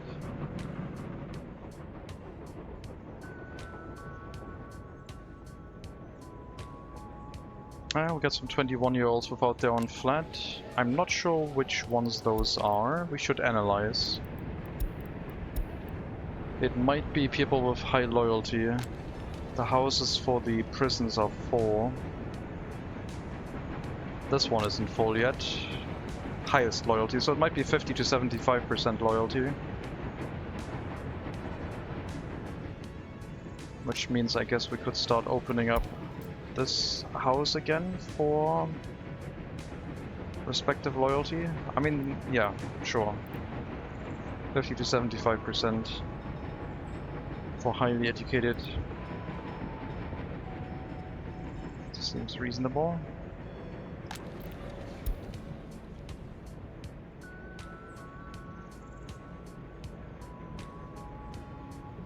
I don't think there's anyone of that caliber yet. Let's try the regular educated. Might also be people without an education, because the one school is overloaded. Someone with an unknown loyalty. I think they are the right people. We'll wait until the secret police vehicle shows up, and then it should only be highly educated workers, really. People with a basic education we need to keep limited, because then we need to make sure they work in the buildings for the prisons, guaranteed. That is a lot of escapes. Why do you not have enough workers? My god.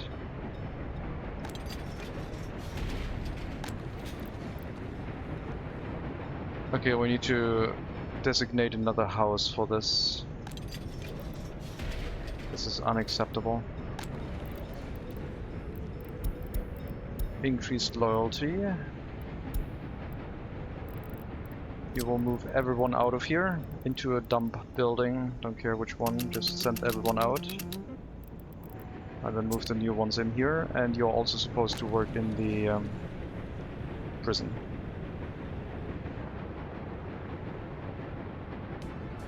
Streamer again started speaking Americanish. Well, when the heat gets too much and my brain starts losing a little bit of power, I might slip into what I'm hearing on other people's streams, I guess. And then any accent is fair game.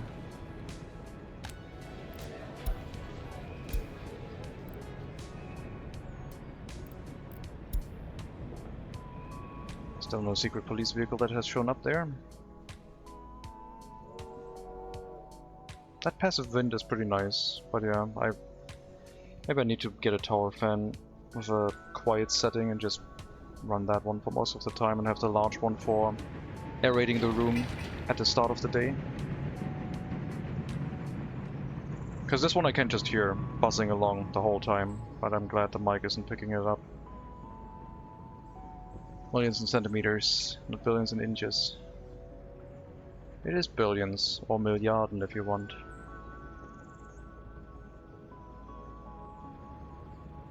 This is not millions. This is 961 millions.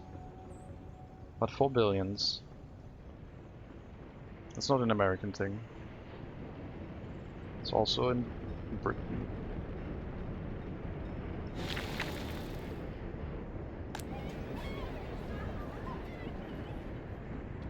We got 2 months before the pollution starts kicking in again. We haven't made it back over 17,000 yet, but we're on a good way, I think.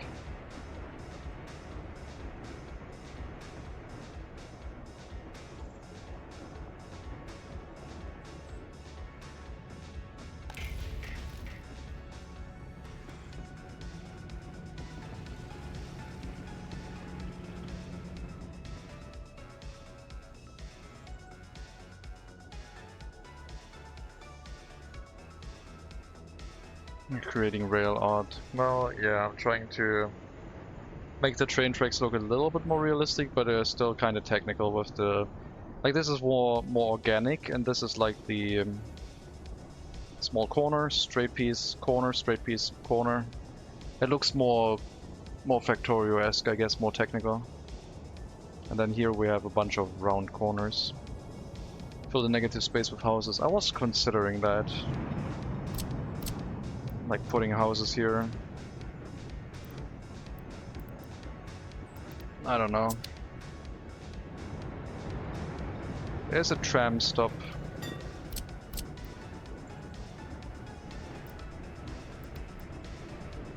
$360 meters. We could at least put houses here, I guess. Make people live on this side. Didn't really plan on doing that, but there's no pollution and nothing else really preventing it.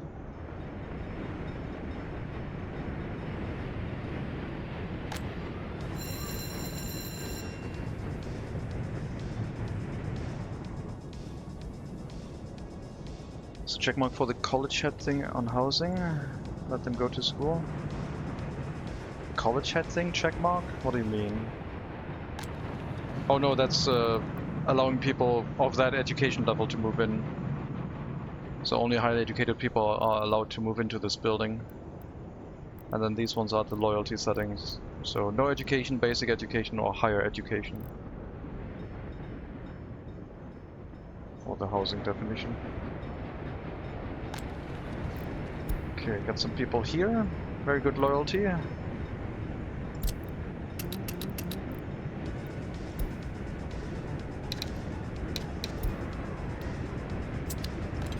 sure the prisons are filled with workers. That's why we're getting crime waves, because the prisons are getting overloaded, it looks like. I have to set up another prison. Or just run one prison with no loyalty requirements. Why are these ones not filling the prison up?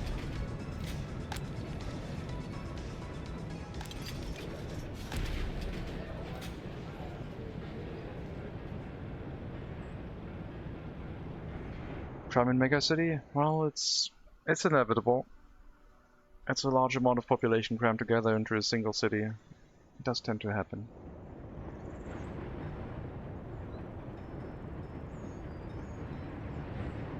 So maybe we will need another prison. We do have room next to the heating plant to slap one down. They don't need walking access anywhere. Just supplies and workers in the area. Could bring the workers in from underneath the coal conveyor.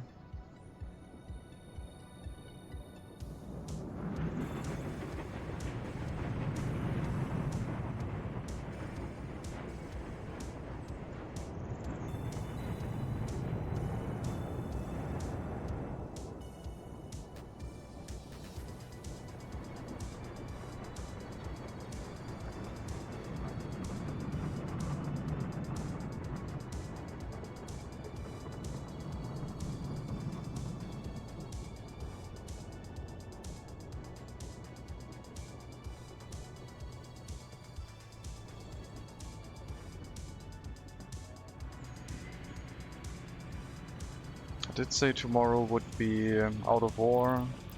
I wanna play Railroader.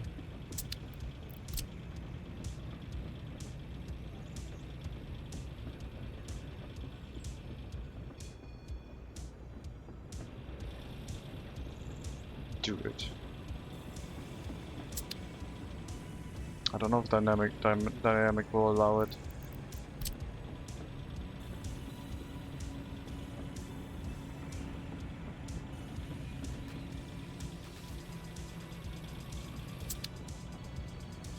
You make the rules. Play anything, YOLO. And that was my thought process, pretty much. Yes.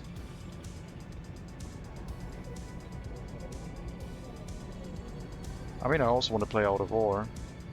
I feel like I've played it a lot, and with the heatwave continuing, I am craving a little bit of a different game, I guess. And now trains are on the menu. It looks like. I don't think I would be running it multiplayer, even though that would be an option. I want some solitaire single player in this, I guess.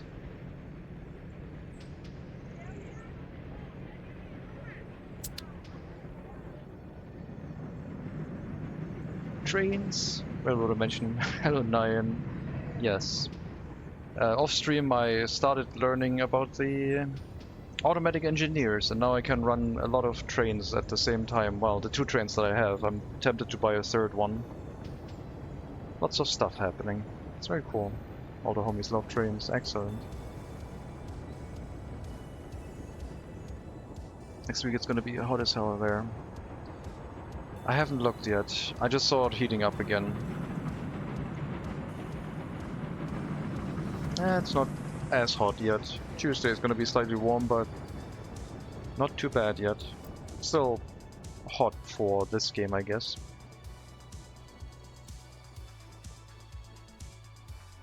But maybe not undoable. Maybe it's possible if I can cool down the room every day and manage it. Doing it every now and then.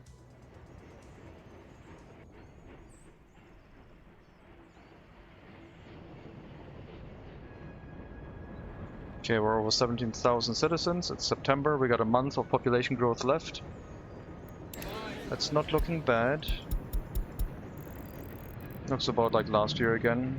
We'll probably breach last year's population goal, even though we had a massive dip this year.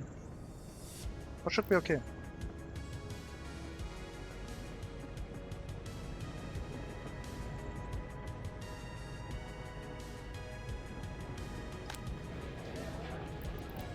These are probably going to be just basic education citizen living here.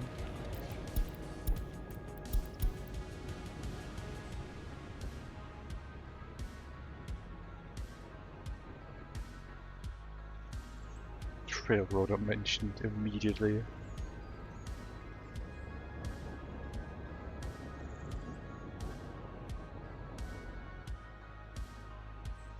Yeah, looking at the railroader track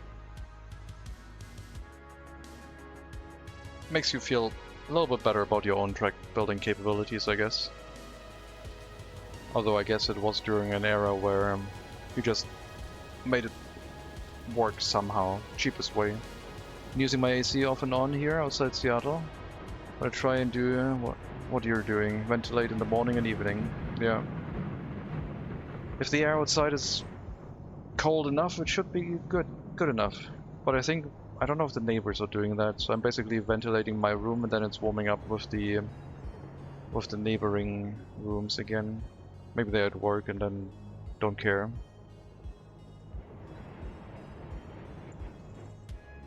But it has helped. It has brought the room down to 24 degrees. I mean, granted today was only 22 degrees, but usually it would have taken at least a week for it to come back to outside temperature if I hadn't done that. Being the ground floor apartment is nice in the summer, yes. Being low down, not near the roof, is pretty nice. Because all the warm air goes upwards. Open the fridge and cool the house. Yeah, if only that would work. Infinite loop. Who needs an AC? Just buy a fridge. Can double as a cooling device for your drinks.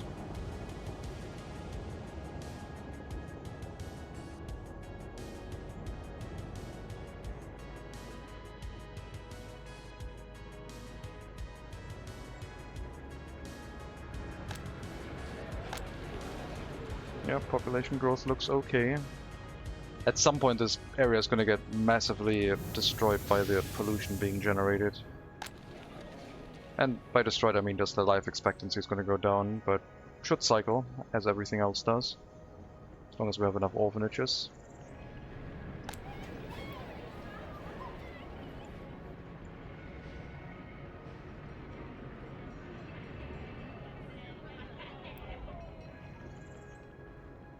Get a cooling tower and wrap it around your neck. Oh, cooling towel.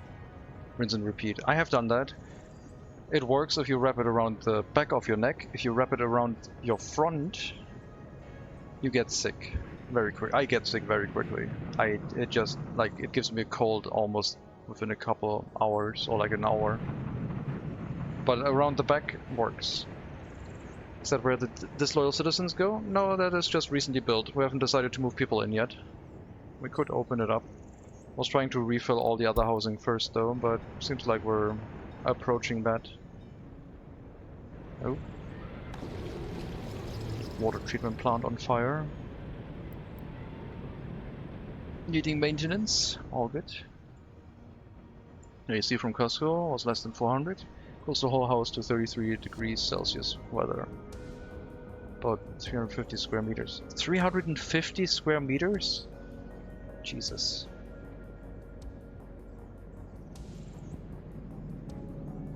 Check up your electricity bill like crazy. Yeah, I mean, if you're cooling down 350 square meters, I would cool down the rooms that I'm in, not the whole building.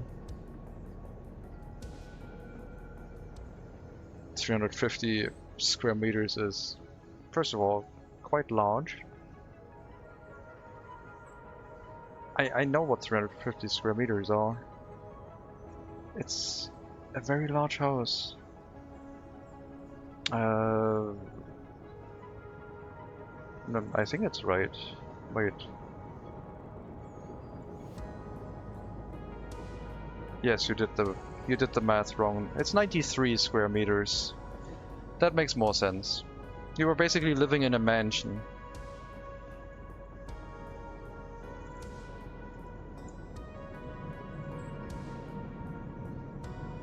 You said 3,767 square feet. So you had a 3,770 square foot building. Almost 4 times the size.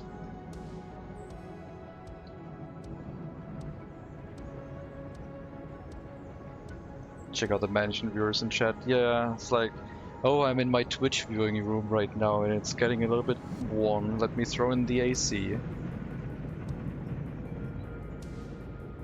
Cool down the whole building so I can watch Twitch in my Twitch viewing room. The second Twitch viewing room, of course. Watching how the socialists live, yeah.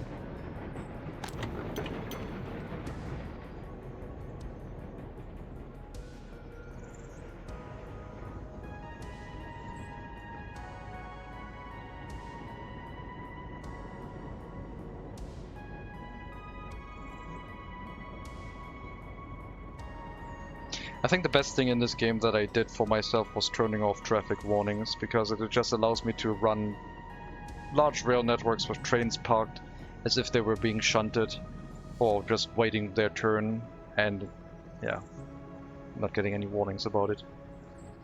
I don't wish for a house that size, just more work, maintenance and builds. Yeah, well, just put it in your work, maintenance and billing rooms and assign it to some workers, I guess. They can handle that. Time to turn donation and subscriptions on, yeah.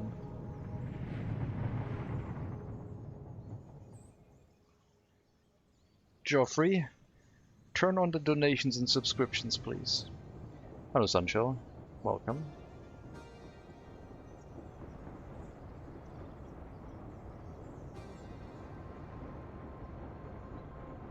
If anyone ever sees ads on this channel, unless I at some point specify that I kinda need it, if you see ads, let me know. I mean, I can't really change it if Twitch decides to just at some point start throwing ads, but at least I would like to know. Those are my two sunrooms. Oh, okay, yeah, that makes sense. Work, maintenance, and builds.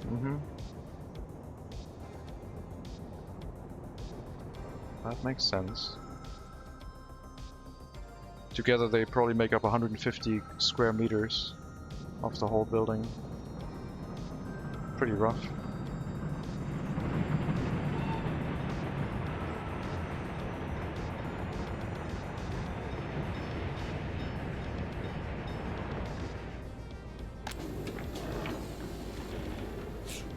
Missing resources steel with the rail construction ongoing. I guess that kind of makes sense. Rail construction. Rail production. I'm gonna shut down the vehicle production. We're just gonna stop making vehicles for export and see if we can stabilize the steel production a bit more.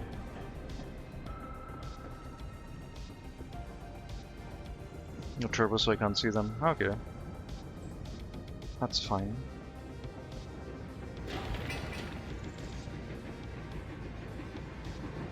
It's not an affiliate channel, so it shouldn't have any, but I don't know if Twitch decides to change that, because I think they're giving everyone affiliate-like rights. I haven't seen them yet, so I'm not sure if that will at some point happen, and in turn everyone gets ads. Which might be a plan. No idea. Man, that slight bit of air movement inside the room is just so nice. I do have the window open. It might be pulling in fresh air from outside too.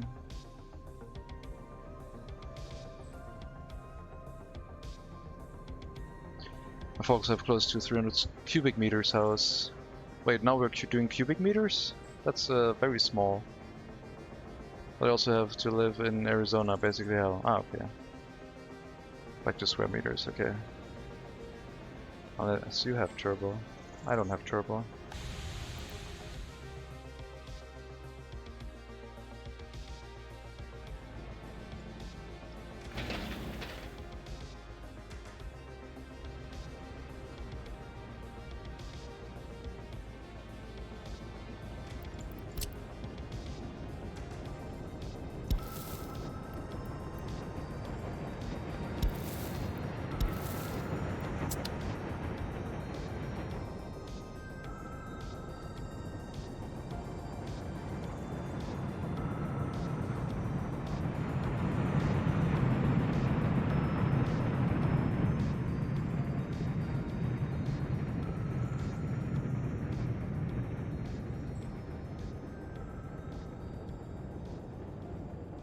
I guess today's annoying thing was 70% humidity.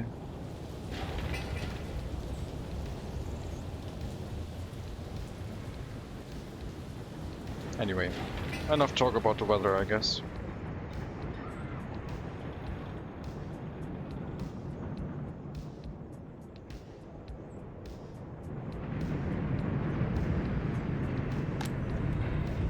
Bring these vehicles into a depot so that I can use them for the secret police later on.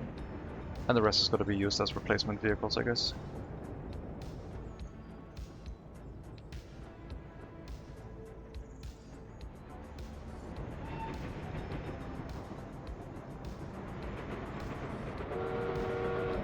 Just in time, that's the export train.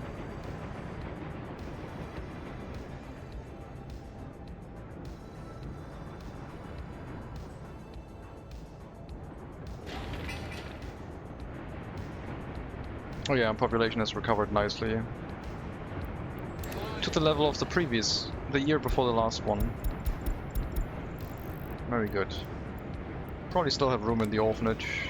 Well, not enough workers, I guess. I'm gonna open up one house as close to the orphanage as possible, and people moving in can basically work there. Because this orphanage could run a lot more capacity for saving our children. Need more orphans. We always need more orphans. They're the future.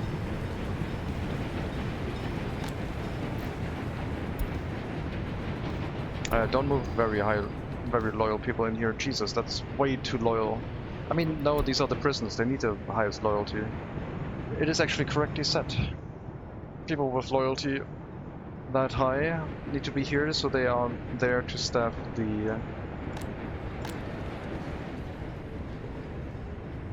prisons. 14 escapes. I hope they get that under control. There should be enough workers here now. I don't know what they're doing. 75% average loyalty, and they can't keep that building staffed with enough workers. I mean, it was from this year. It might have been from earlier. They've provided hours and hours of entertainment, so enjoy the turbo for a month. What turbo? I thank you. I don't need that. I don't know. I don't know if you can gift turbo. That would be news to me. Hello, Zedlier. Thank you very much for the raid. Welcome, everyone. How was Songs of Six? I saw your settlement was approaching 200 people, I believe. Hope you had good fun with that. Welcome, Raiders. I'm the Sprite. We're playing Workers and Resources. Our MegaCity 19 run. 19th century style settlement. Focusing on rail and horse carriage transportation with a couple trucks thrown in. Our initial goal was to get to 100,000 citizens. But we're currently closing in on maybe 20,000 with our new housing capacity. The first soldiers guards are in training. Excellent. You can and I did. Well, regardless, you won't have ads for a bit on other channels. Excellent. Thank you. I don't see anything. But, yeah. I just opened the Twitch website. I don't see any notification or anything for that. Thank you, I guess.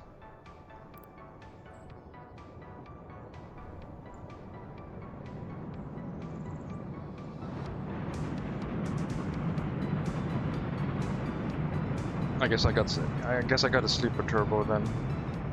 One you can't see.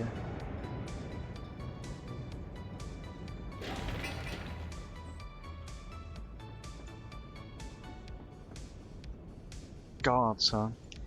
Once you set up guards, it means there will be fewer people working, but I guess you will protect yourself a little bit from raids.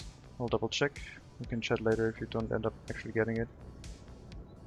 I mean, you can check if it actually gets sent. You don't have to give me turbo. Like, I'm fine. I'm alright not having it.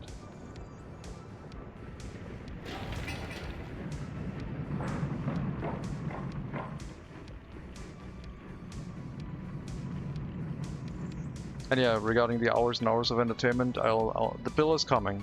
It just will take a while. It'll help keeping criminals in check. Oh, the criminals too? We need a military for that, huh?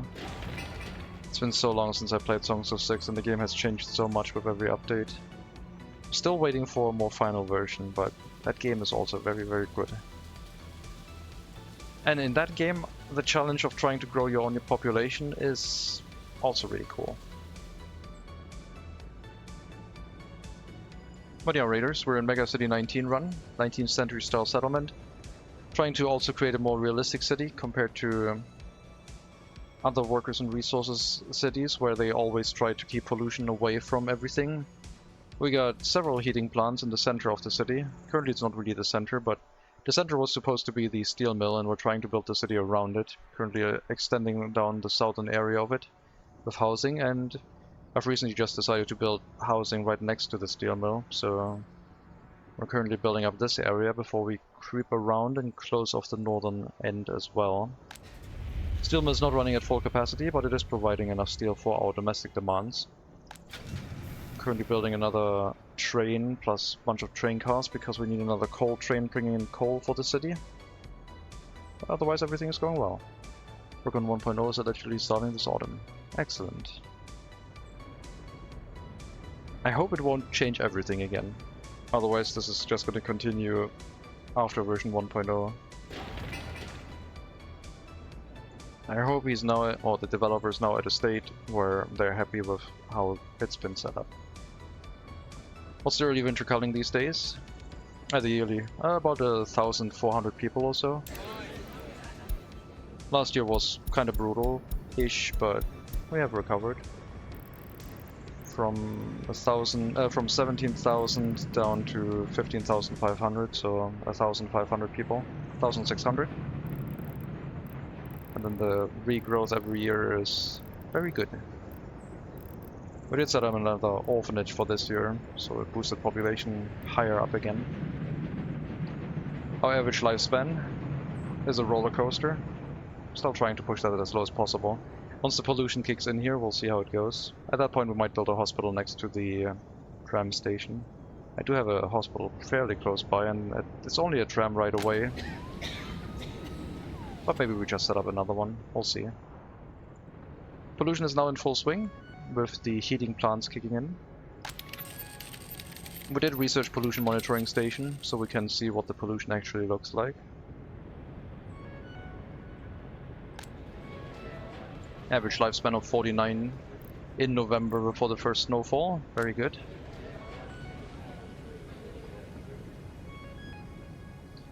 Life expectancy is worse than I have in my run. Yes, like I said, who cares about pollution? That's only the start of winter.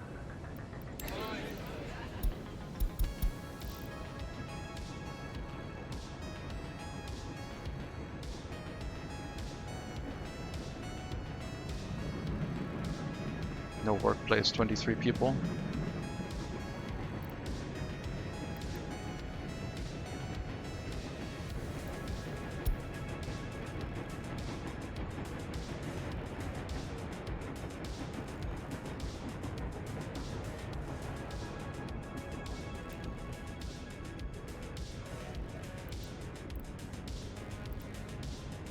Yeah, we had a little bit of a birth rate slump pre-2000. But that has been corrected since. Loyalty is not really going up. I would have to invest into people moving into the school again, which I guess I kind of did. High loyalty people now funneling into the potential for working in the school, which means we could increase the loyalty requirement back to 50. Secret police is done, we can move some personal cars into it.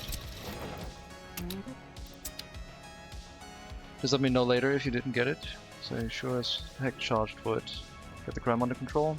They haven't warned me again this year, so 6%.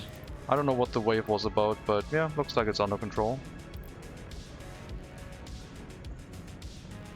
I think it's that one prison that had a couple escapes, but I'm not sure. It is the one with the lowest supply of workers. 90% this prison, then 9% this prison, then 1% in this prison, worker-wise. So this will start feeling the low worker count first. And I think I just needed to assign another building to it, which we have now done, because it looks a lot better. And should hopefully, well, once we fix the secret police situation, it might actually start producing loyalty again for the people working in it. Although these are not running that well. We might just need another prison. These prisons are not really well staffed, I guess.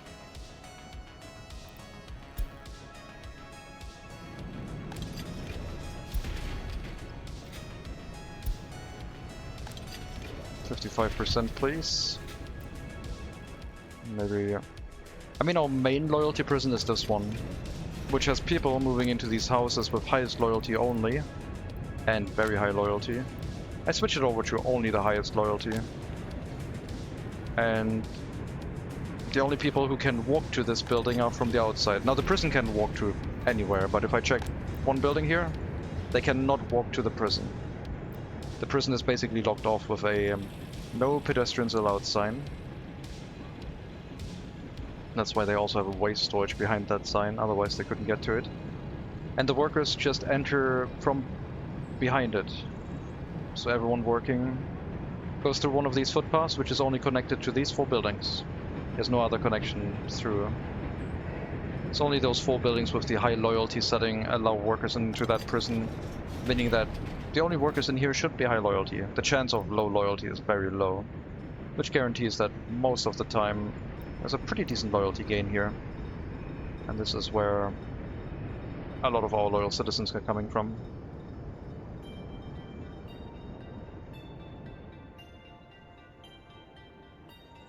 Okay, let me check. How to check if you have Twitch Turbo, I guess. Log into your account, navigate to your subscription settings. Okay. Where are my subscription settings?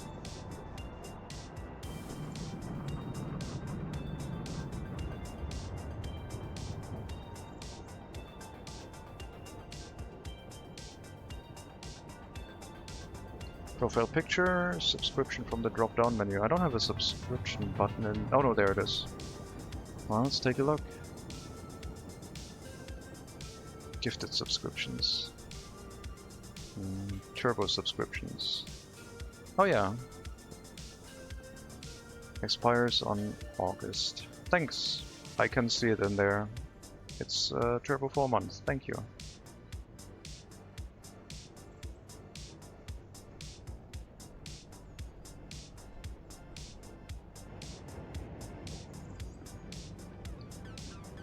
Gift process notifications for the scrap. Yeah.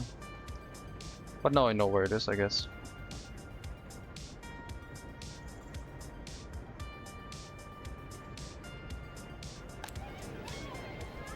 Oh my god, come on, put some more workers in here. I don't need another crime machine. Or need another monument or two.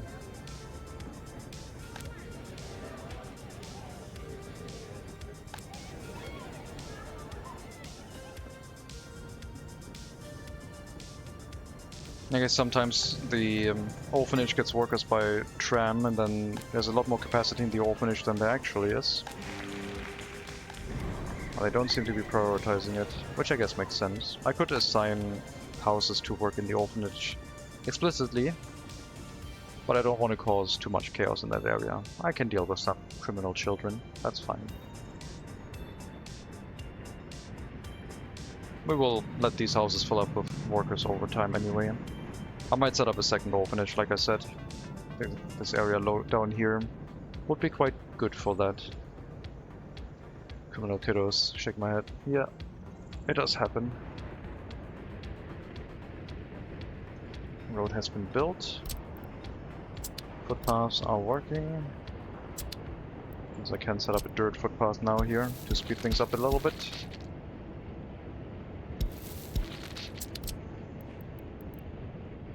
Excellent. And here we need to extend the footpath for the streetlights.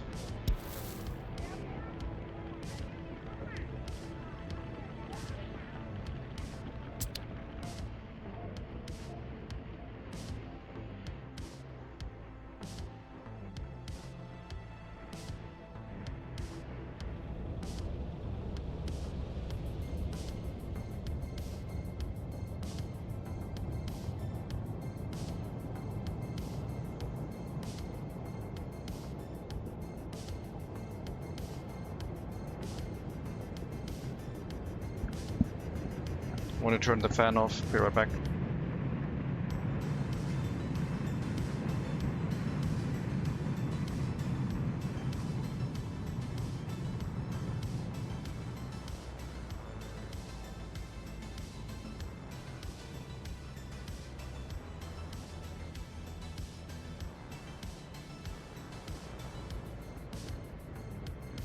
Alright, immediate climate change. No moving air, immediately gets warmer. How curious.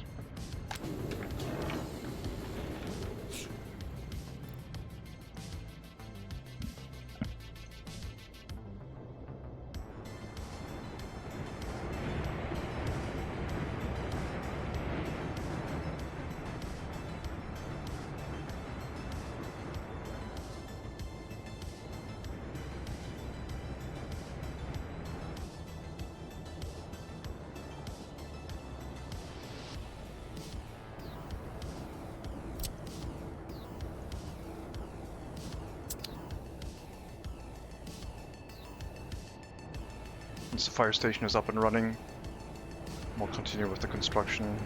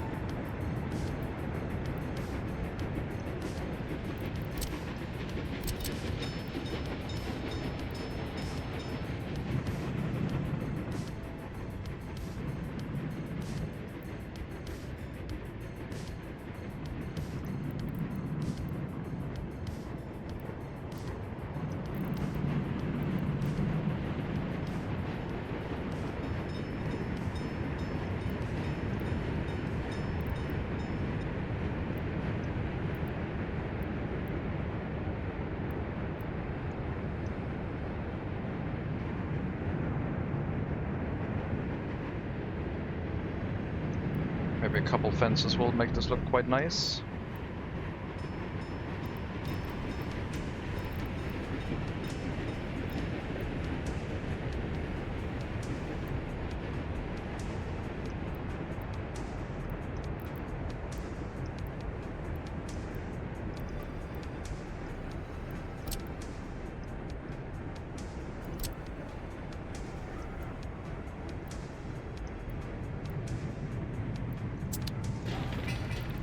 Not a lot of space here.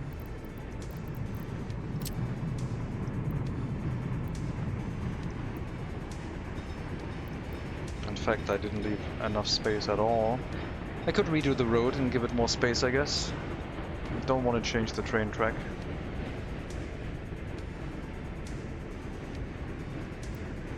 I mean, yeah, I think the road is in the way.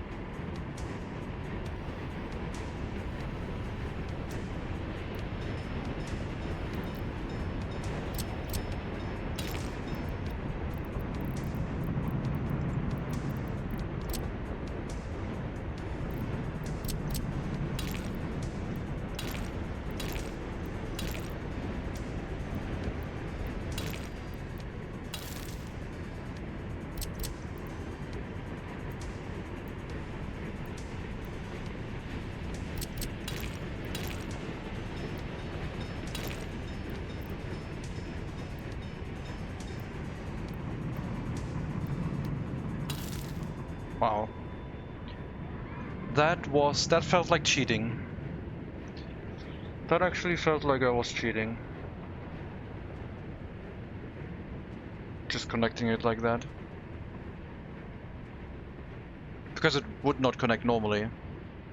but with the help of some knowledge, it now does. Let's cut this. I can do the same thing here too. It's gonna be... I don't know.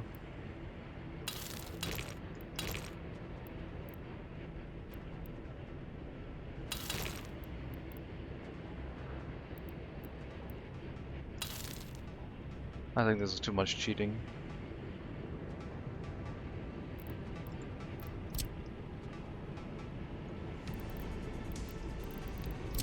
What I'm basically doing is I'm holding shift while connecting it, and it's letting me do that.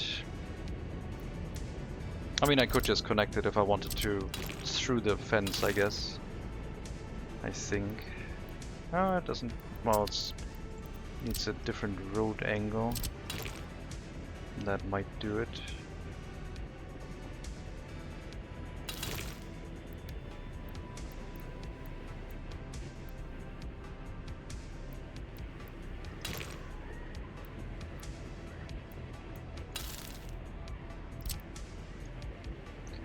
You don't have to connect directly. No, you don't. You can just do it like this, and it's connected.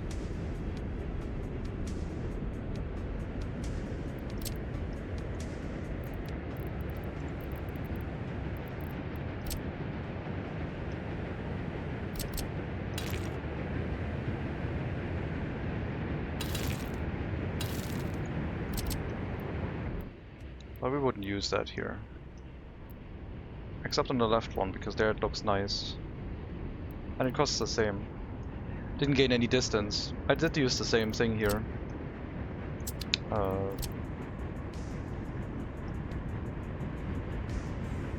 Come on, game. So this doesn't work. Except if I hold shift. And then I get as close as possible.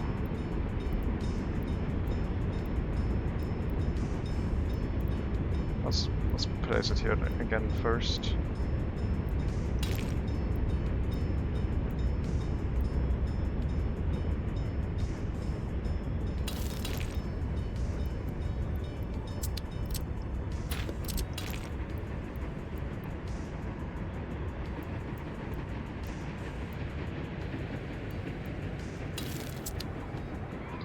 See, that works.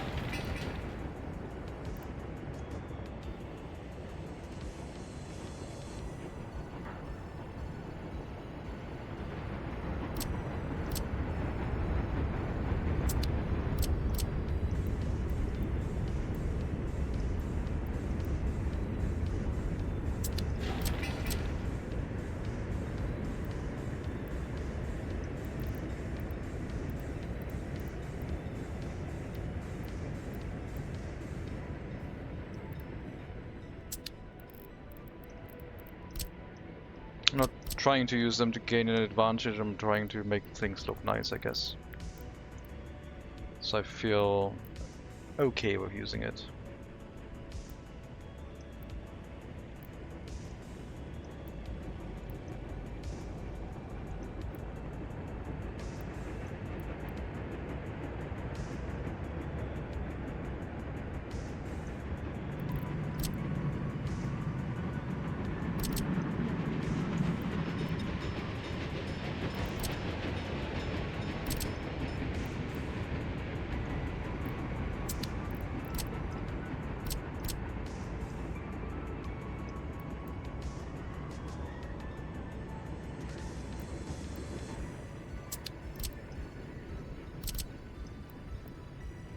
There we go.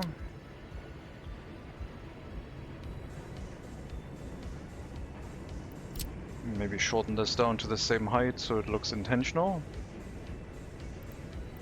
Let me set up some fence gates. Oh, this one I don't know if we'll be able to build.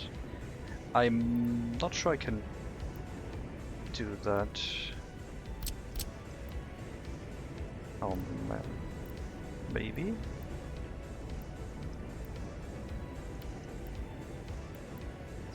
I guess we... I guess we can build it here first. Helicopter in a 19th century settlement? I don't think so. That would be illegal. We'll build it like this. Pause these. And then we'll build this one. I'll have to drive around the back, I guess.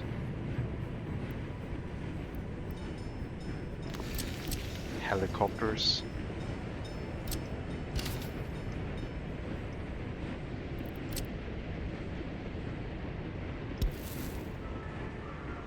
Maybe I can't even get a footpath through here.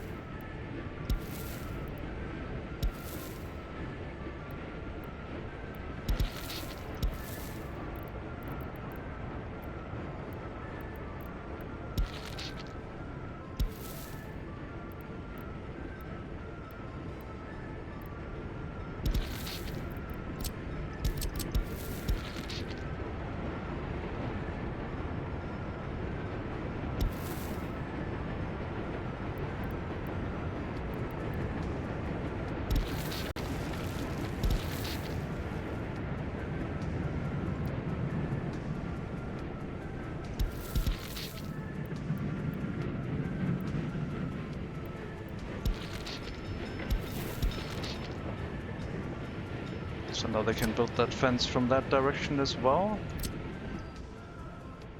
Here it should be okay. No problem.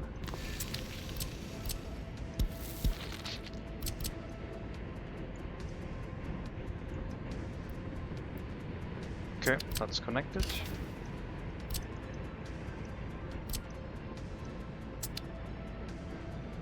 And this one's also no problem whatsoever. What I'm doing is I'm basically allowing construction vehicles to access the fences that are supposed to be standing there through a unfinished fence gate, because they can do that.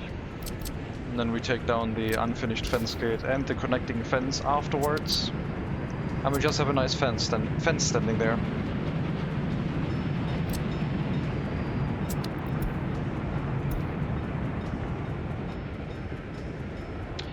Oh, we finally get the message at 5 billion. 1st of January 2010. Do we want to cut all prices by times 100? I think I'm going to say yes to that, which means we're going to be left with 50 million rubles and 1,300 US dollars.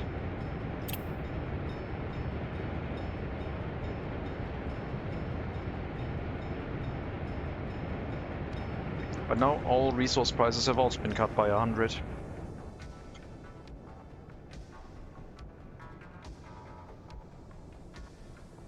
It'll look a little bit more sensible.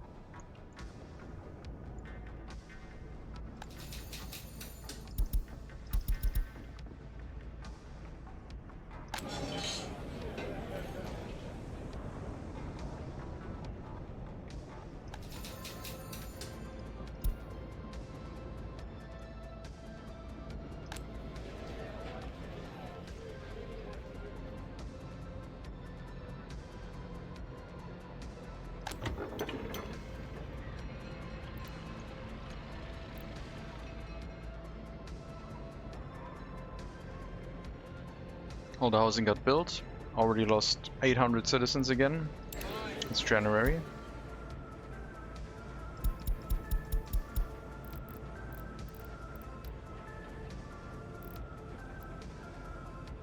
First of January, 16,400. That tracks.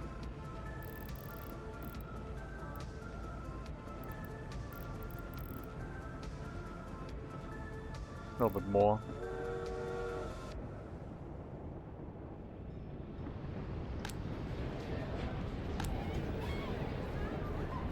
Okay, this orphanage needs more workers. Come on, guys. Didn't you have 2 billion rubles? What happened to them? The game asked me if I wanted to cut prices by 100, and I said yes. So now all the resource prices are... Well, first my money has been reduced by 100, times 100. Why are we spending US dollars? Why am I importing power by US dollars. Wait, what? No, wait, what? No, I'm just looking at the wrong thing. It's rubles. All fine. So yeah, my money and the resource prices have been cut by 100. So fuel is worth 17 US dollars and 444 US rubles. Seems all a little bit more normal.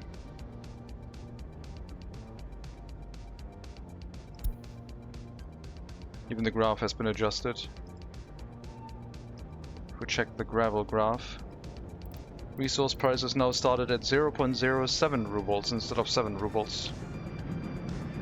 So everything has been basically adjusted.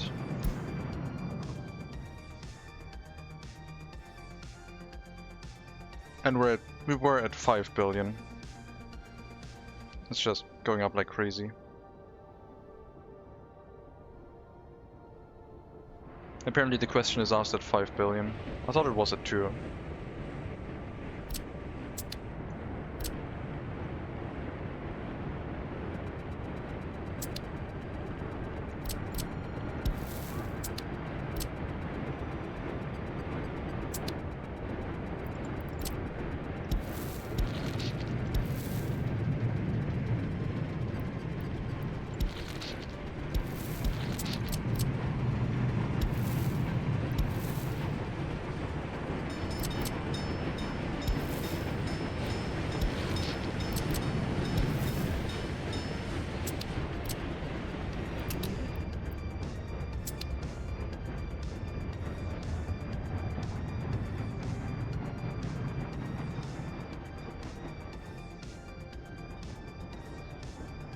Construction trains are slowing down the regular rail operations a little bit.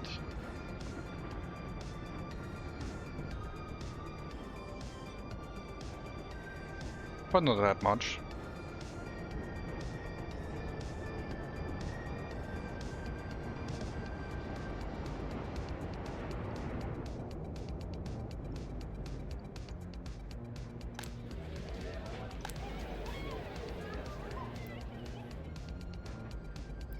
The only stat for the orphanages that I care about is reduction in criminality, and then I set it up where culture enjoyment boosts their happiness a little bit and enthusiasm for sports goes up a lot. And cultural enjoyment should be about 0. But I mostly care about sport, I guess. Can't really do anything with loyalty, our population numbers are just too high.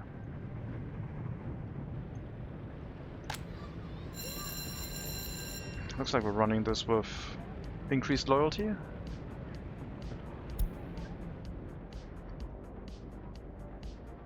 Let's bring it up to 60%. Not even with radio and TV. I try to avoid radio and TV normally, because I think it makes it a little bit too easy. It is a very reliable way to boost loyalty. But in this republic we do not have any electronics whatsoever. No radios, TVs or computers.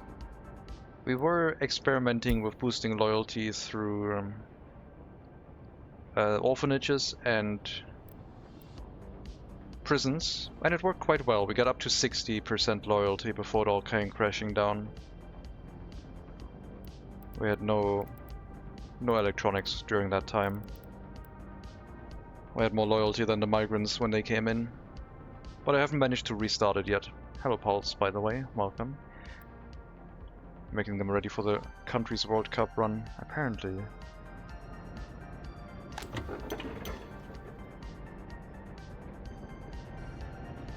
But yeah, if I slapped down a radio, I could have a more reliable source of loyalty. I'm still trying to figure out a way to get it done with prisons and orphanages. Although at this population level, orphanages are not really doable. This prison makes a lot of loyal prisoners. And I did try and get the situation restarted where we run this school with very loyal teachers to try and bring the students up to loyalty. Let's see if that'll have a positive effect on our overall loyalty. I think more prisons would also not be a bad idea. This one is still struggling with the population, with the worker count.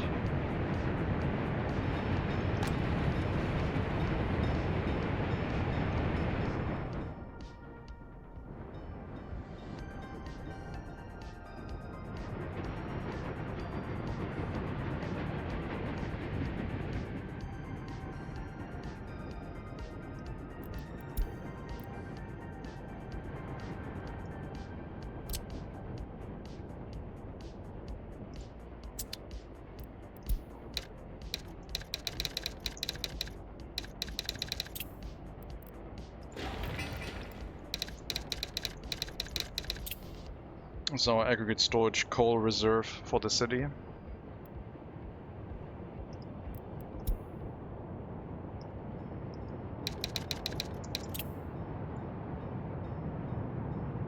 Hello, Burns. Welcome.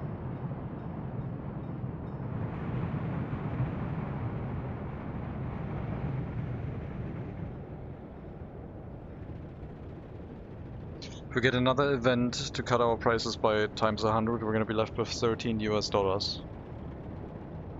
But yeah, everything got cheaper. Getting 10 migrants now costs us $18 US. Still 53,000 rubles per migrants from the Soviet bloc.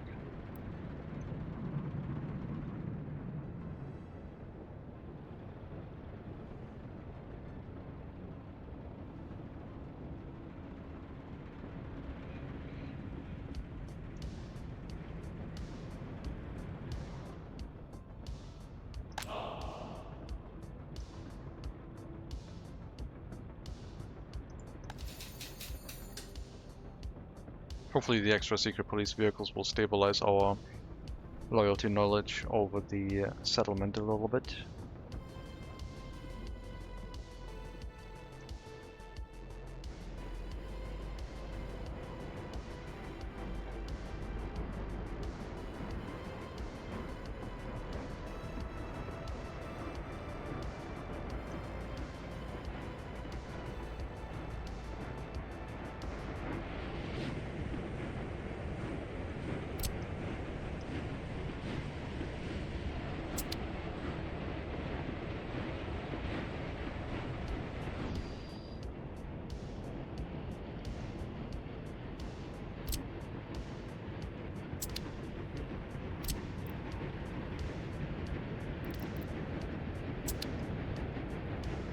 Extra secret police vehicles? Are they additional secret police vehicles, or are those police vehicles particularly stealthy? No, those are civilian vehicles. They are just civilian vehicles. Could be horses too, but they're not police vehicles. They're unmarked police vehicles if you want to be pretending about it. And they do non-police work, like going to a building and putting Bob in the walls so Bob can report back on what's going on, because we don't have any other electronics, so we need to be a little bit more resourceful about installing monitoring equipment, I guess.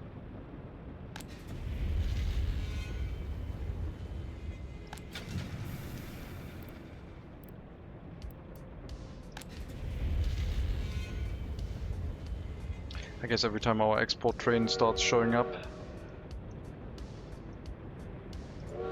Ah, that's the vehicle export train. Maybe the steel export train went through just now. I think it would be set to wait until loaded.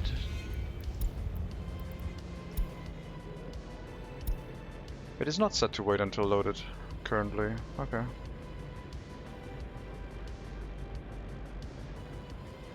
So I guess we're exporting not that much steel right now.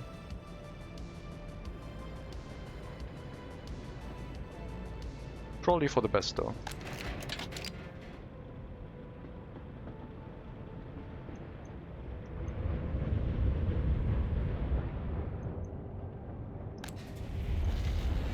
Very few workers coming in by tram. What's happening with the tram line?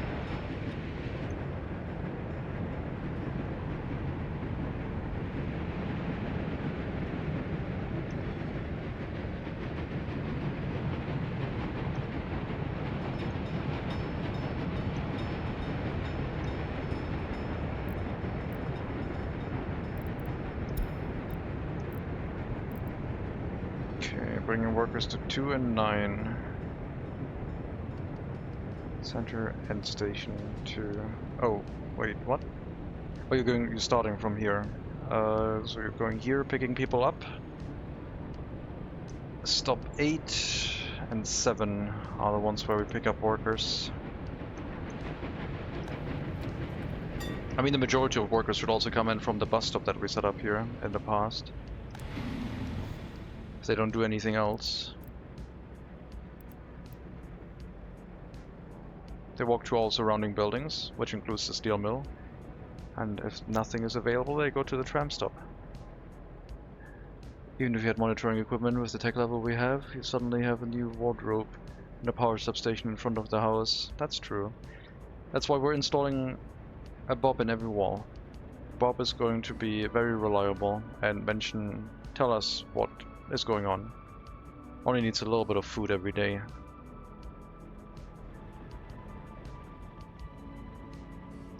Brings his own alcohol.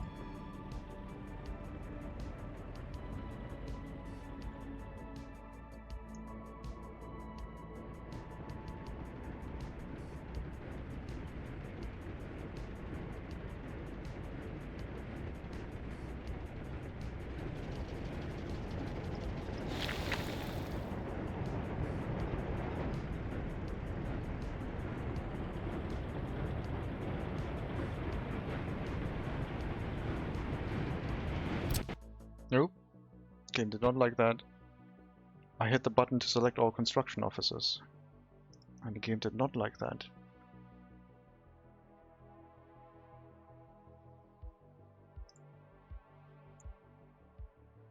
That's the first crash in ages, I think the first crash in this series at all.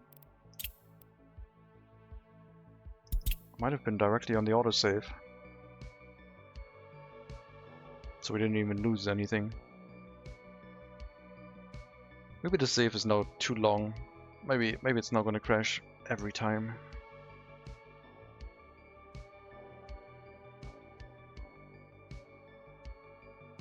You join in and immediately crashes, sorry. It's okay. But don't let it happen again, or else we'll send a Bob to you too.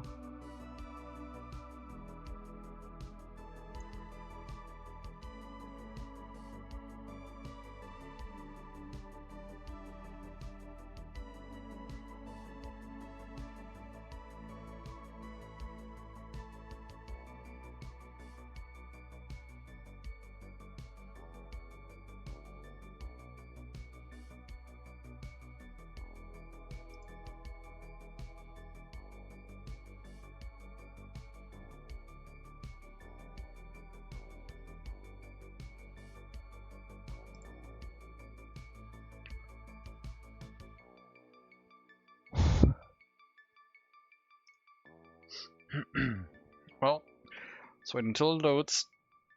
Everything should be fine. It was 1 minute after the autosave. Yep. Selecting all construction offices looks fine now.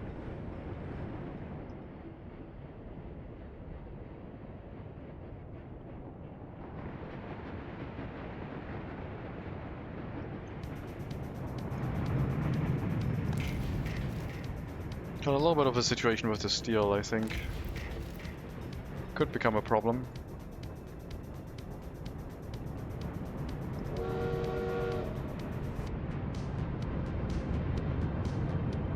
I guess the majority of steel is being transferred to the rail construction office by force with the construction material train.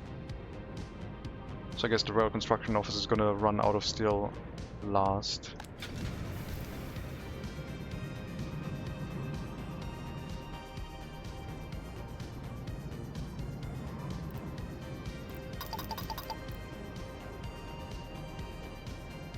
More workers to the steel mill, please.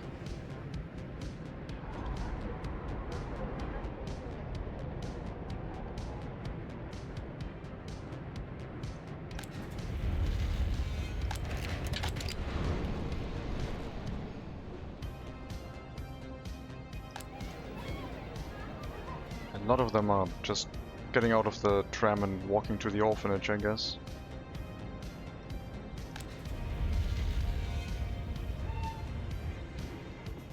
Once the population numbers stabilize and these houses are fully populated, that should happen less often though.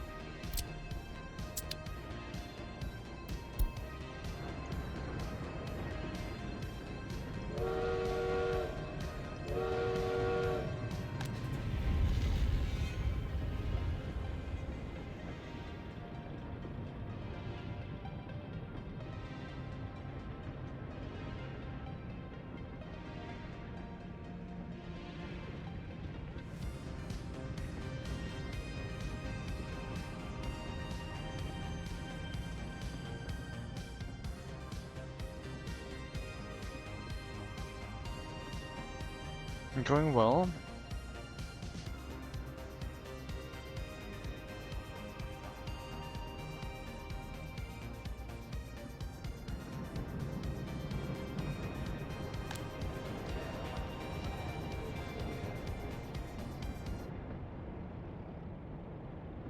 Down to 36% higher education.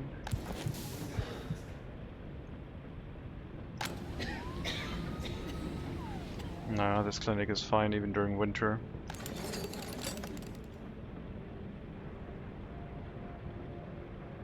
I'm glad the mouse scroll wheel doesn't affect these settings anymore, that got changed.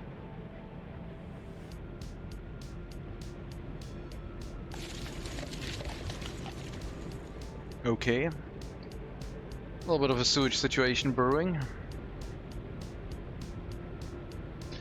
Even though we're only at 37%, should be able to clear 50% polluted water, which is what we're getting, but I'm not sure why it's running at that low efficiency.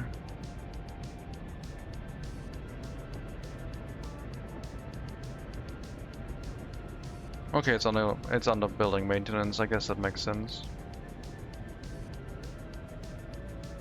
Sure.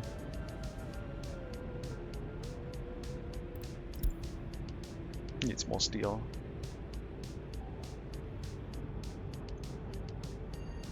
The maintenance office that is connected to the rail construction office can solve that. Otherwise, we'll have to wait for more steel being produced so that the storage for the vehicle, the road vehicle production, is getting supplied with it, because that's where all the other construction materials are picking up from. I didn't want to have every construction office picking up from the storage of the rail construction office, because it was creating annoying traffic jams. Although construction would now be further away, and I guess those traffic jams wouldn't really occur anymore, I would assume.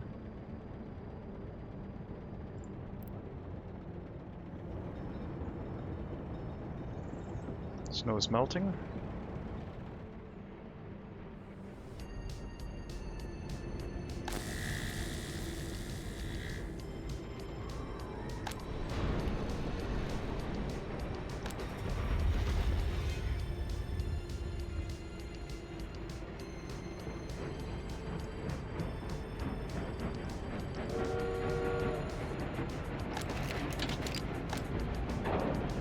Okay, construction material train and the steel export train are not here for a while.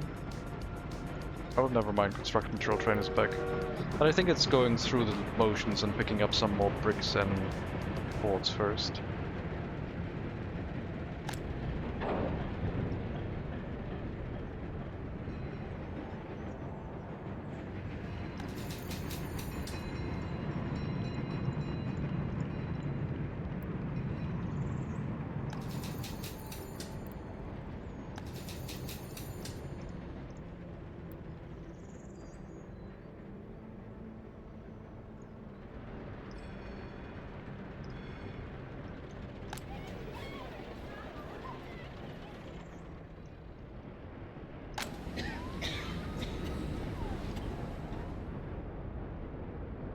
I'm okay with a queue of patients at the hospital. All I care about is that the people who have a medical emergency get treated fast enough. So if the queue isn't too long, that should always be the case. Like here, this is okay for me.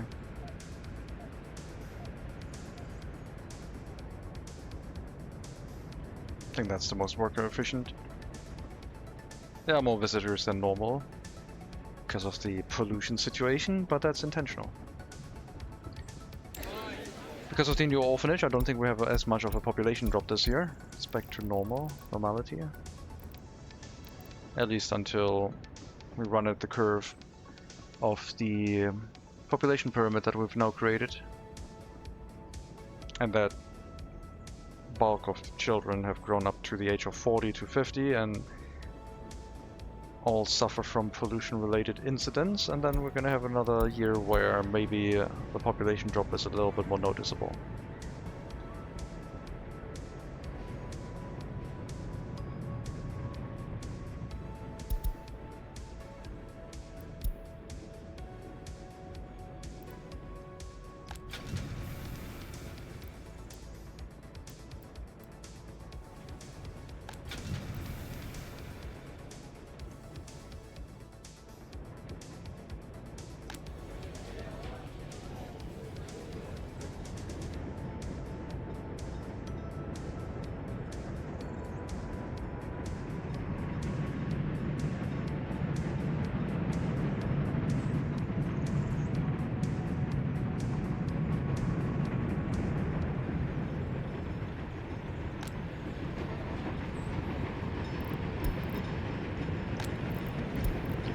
Sure, open up all houses for people moving in. It's fine. Hello, Scarlet. Welcome.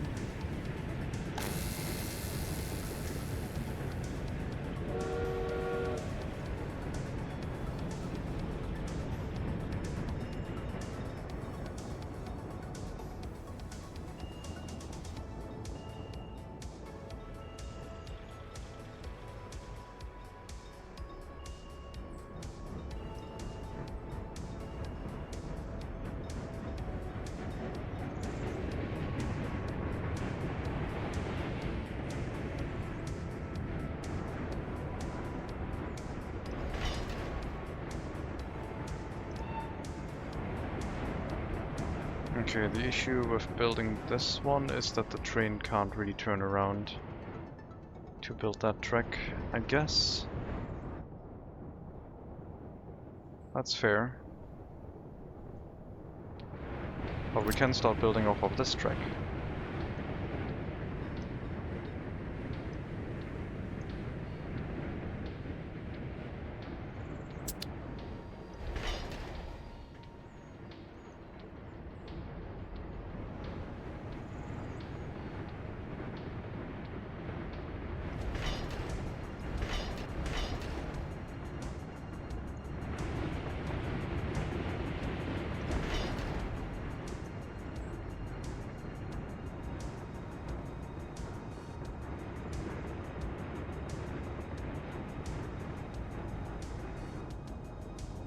Maybe I could have set something up with the unloading station being all the way over to this side, the return track going underneath the conveyor, and then going onto the right line so we don't have that crossover. But I didn't really want to think about that.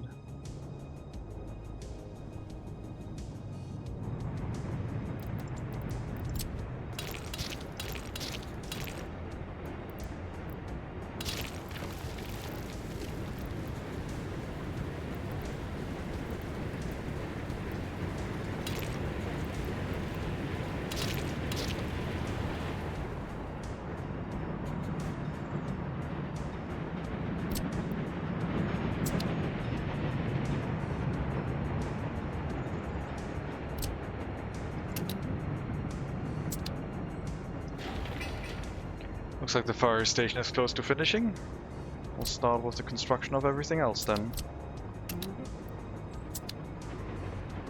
And we must not forget to place that conveyor once the fence is done.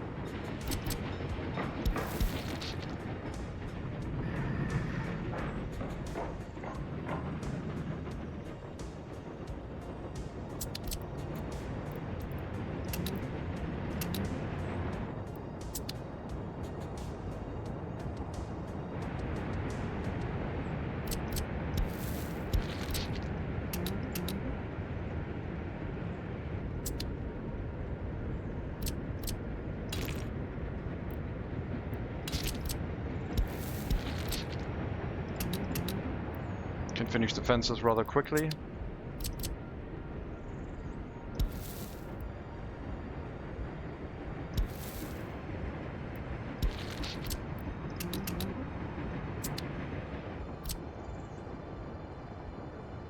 And then put the conveyor in. The conveyor will need steel, so we should probably get on top of that. We have very few workers in the steel mill right now.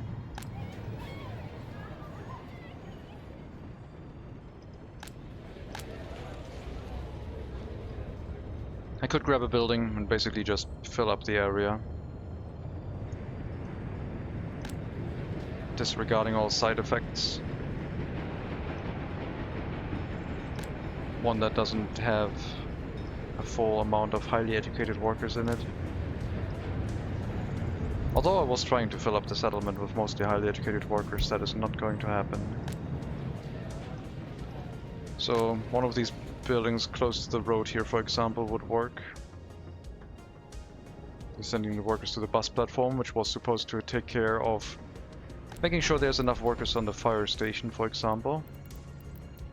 But yeah, that is still important. You do not get your workers elsewhere, other than the tram stop, I guess. So maybe not that building. Maybe this one. You're assigned to the heating plant. It's March right now. That's fine.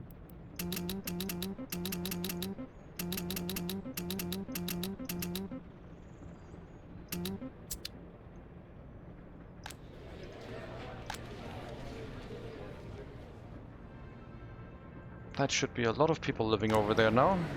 Might have an insufficiently sized grocer, but they should be able to get to the tram station. Well, one of the two. And allow themselves to be carried over to an area that actually can give them what they need. Clothing they will have to go to a shopping center anyway.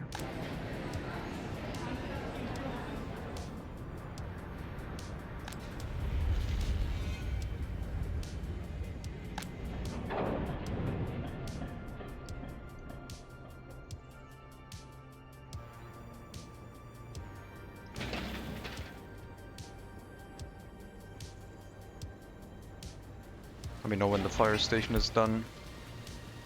Put it on high priority, and then we can order 2 fire carriages. It's not an important area so much. It's not that far distance, and I think horse carriages will be sufficient for it. But I don't think it's in range of another fire station.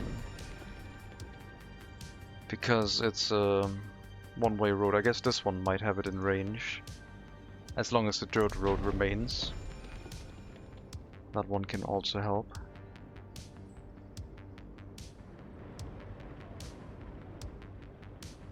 We might just set up a dirt road across here. If vehicles want to turn around, they have turnaround areas before that anyway. So having another one here doesn't really hurt us. Could also just make it bricks.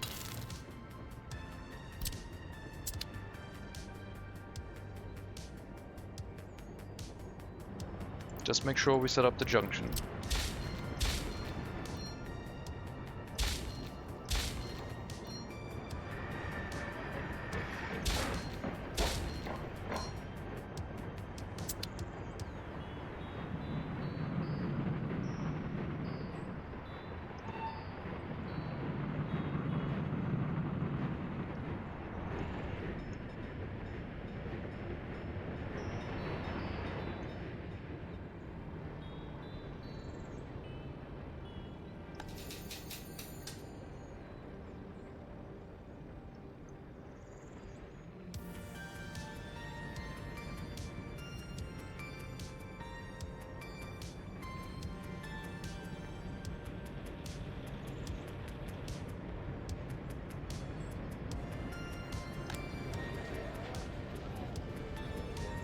Hopefully it'll repopulate before winter and then the heating plant won't have any issues.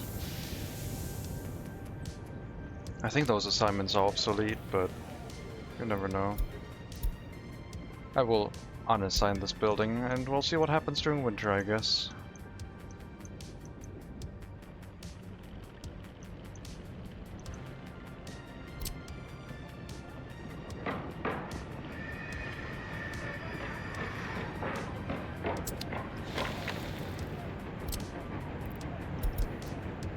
Maintenance offices are not overworked with the maintenance of buildings anymore, which is good.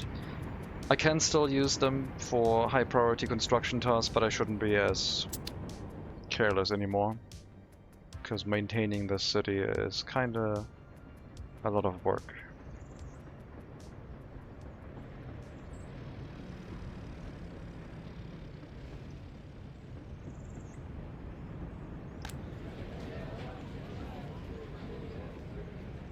People complaining about hospital. The trams should be able to get you there. Not sure what you're complaining about.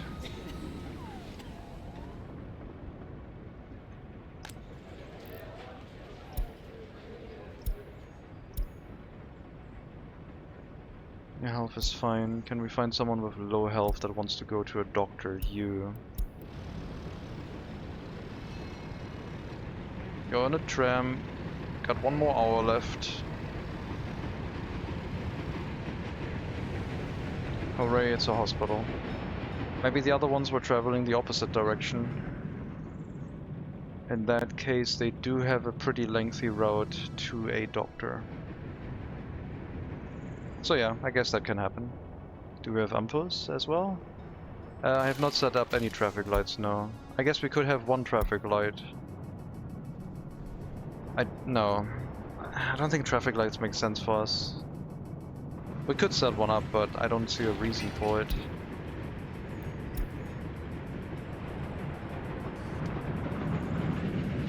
This junction has no electricity. There's no power here. So unfortunately... Well, maybe... no. Not on the tram line. Horses don't know colors anyway. That is true. Horses are basically big dogs.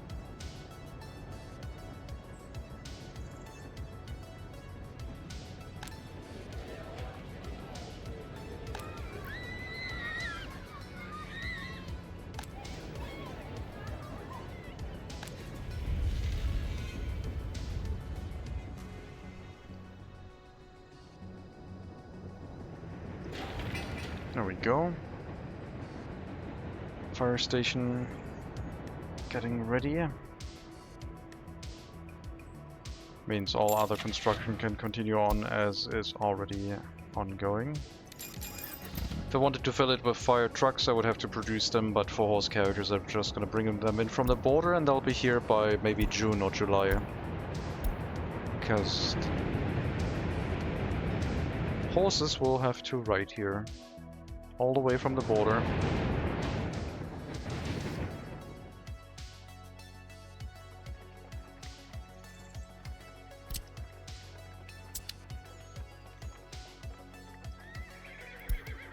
With all the speed they can muster, it'll take a while to get to the city.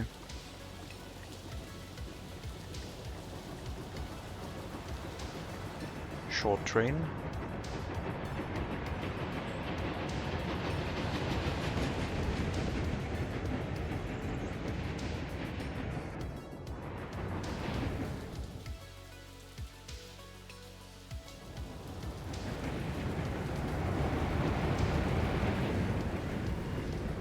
Long train incoming.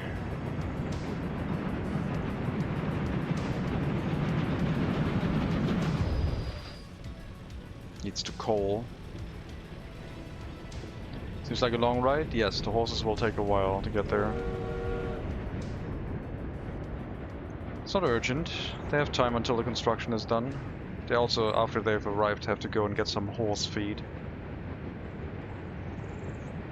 Hopefully one of them is in range.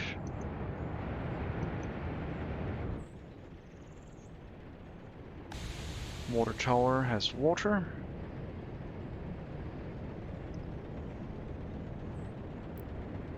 Let's wait with the water pipe until the sewage is set up, otherwise it's just going to create a bunch of pollution here. We have 0 out of 0 firefighters. Why? Yes, Dynamic, have you paid attention? Why do we not have any firefighters?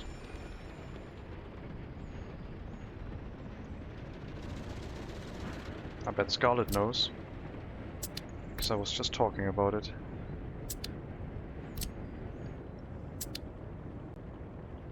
Can we use this? No.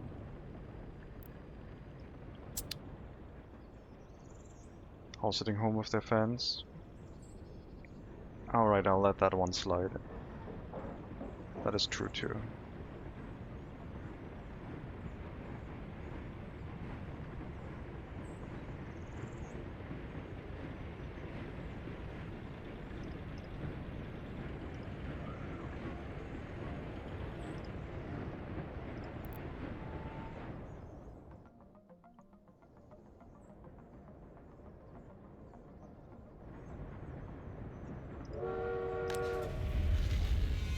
Still construction going into the rail construction right now. We're losing some money because we're not exporting any vehicles right now. Well, we still have a lot of money left.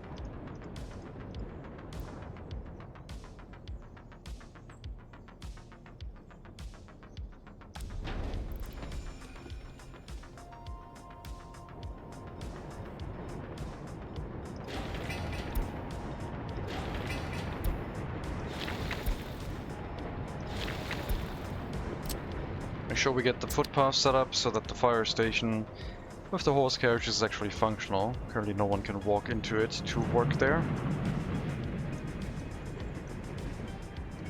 How are the fences looking? Not done yet. Will take a while longer. We have no traffic jam in the construction vehicle area. All is okay. I will not use the maintenance buildings. Just let them be for now. Main issue is passenger transportation.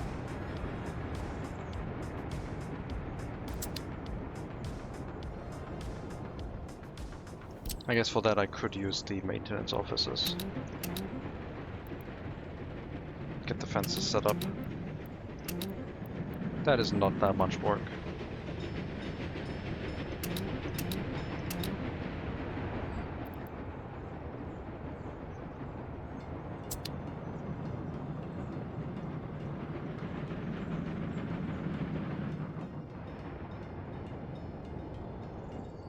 Man, just... the MegaCity run is always like, if we start a new run, we're gonna have to start from scratch and then everything's gonna feel like so small.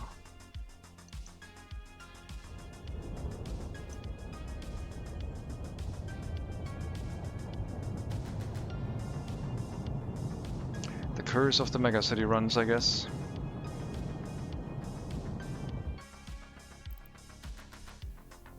I am not sure if I'll do Out of Ore tomorrow.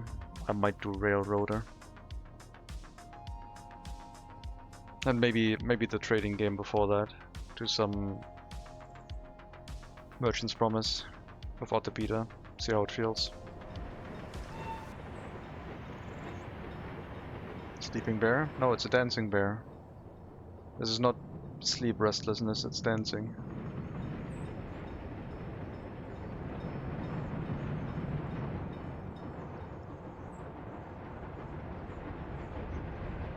Dancing, yes, very high density.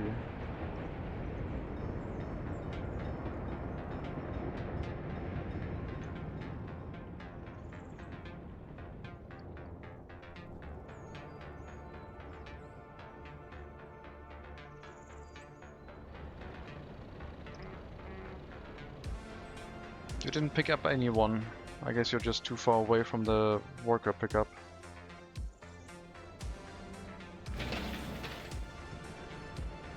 Plus you have to go around, which makes this extra far. Maybe that'll solve it.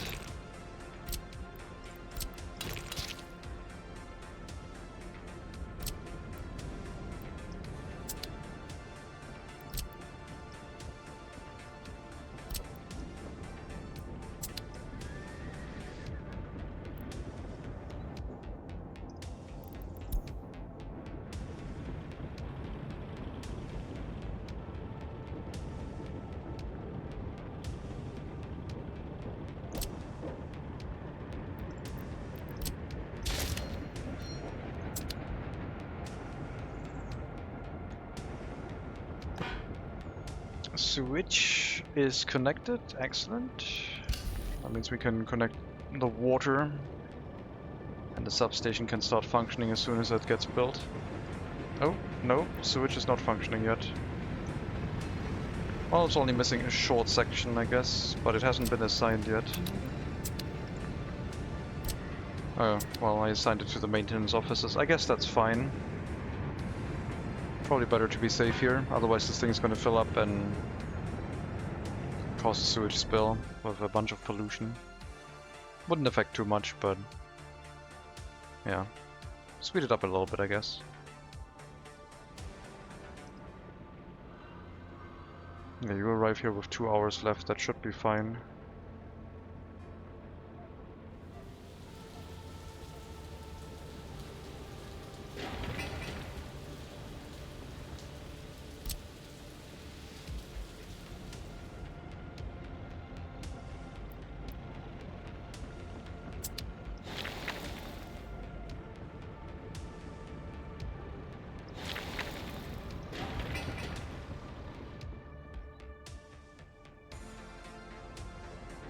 Population, April, 16,300. Airdrop has stabilized much higher than last time because of the new orphanage. And we should be trending upwards again. We got more housing capacity that can fill up. But yeah, I'm pretty sure I'll build another orphanage here because of the pollution the area will be expecting. But first we have to get our overall population number up to catch up to the steel demand we're having and make sure the existing orphanage gets enough workers.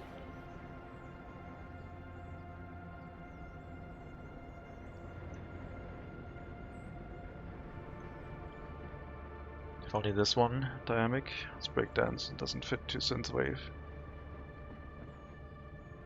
It looks very spooky.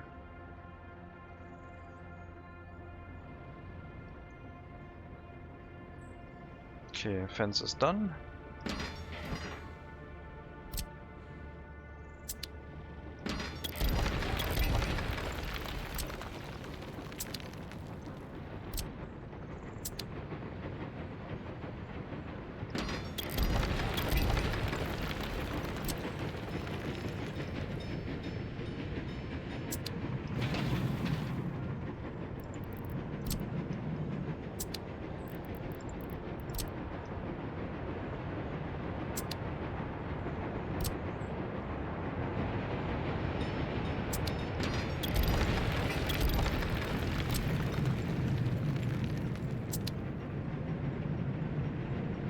One more piece of fence, and then everything is done with regards to the fences, and we can set up the conveyor connection here that we had to postpone for a bit.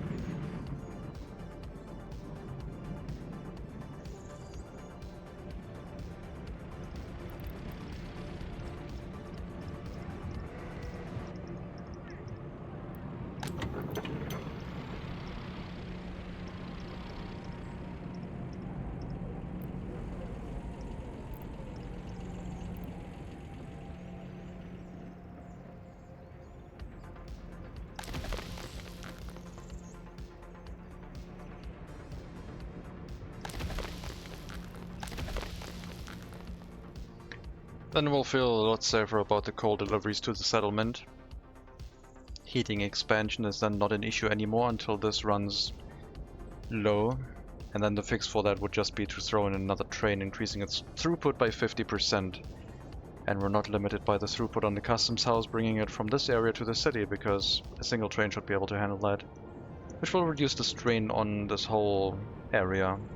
We can have up to 2 coal trains, so we are really safe in that regard, but we could rework the rail network and have 3 lanes for iron and construction trains, and only 1 lane for coal if we wanted to at that point.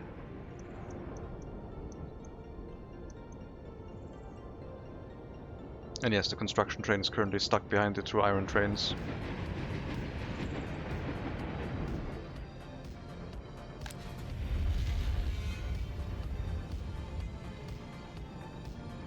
But I said that would be fine. And it would be normally, and it will be once we get the worker count in the steel mill fixed, because then the throughput on the iron would be a lot faster. Another 92 tons, then everything will move again. Shouldn't take too long.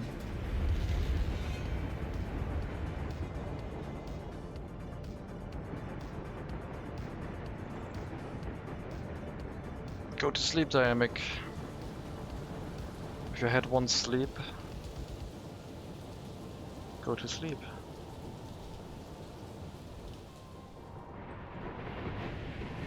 Looks like the other fence has also been built.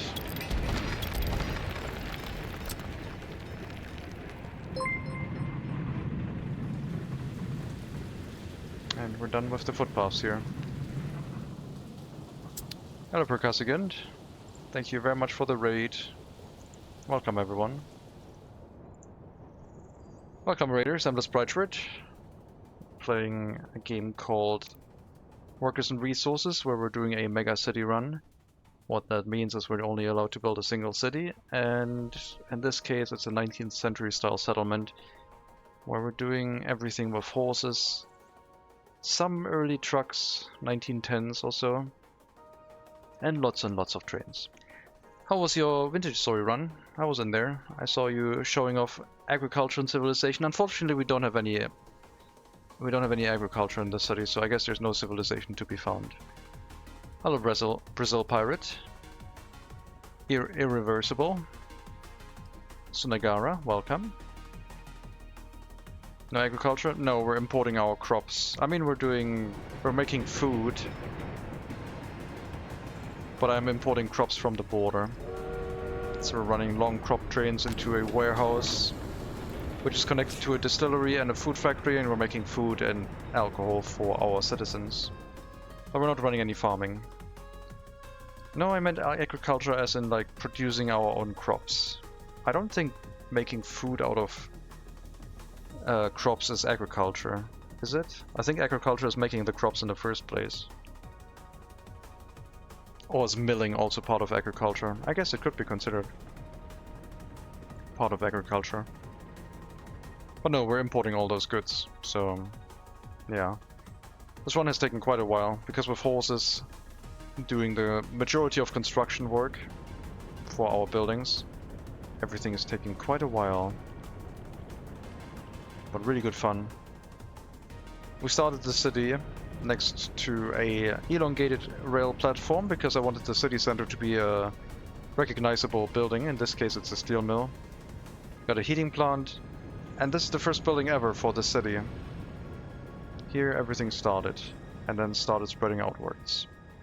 This is supposed to be the city center, with the urban area wrapping around it. We're currently building up the southern part as well as a new residential area right next to the steel mill. Because another thing we're doing in this run is kind of like ignoring pollution, which is normally something when you start with this game that you get told not to do. And we're kind of throwing caution into the wind and fixing it one way or another. So that's what we have been doing. How was the rest of your Vintage Story run? Hope you had a good time.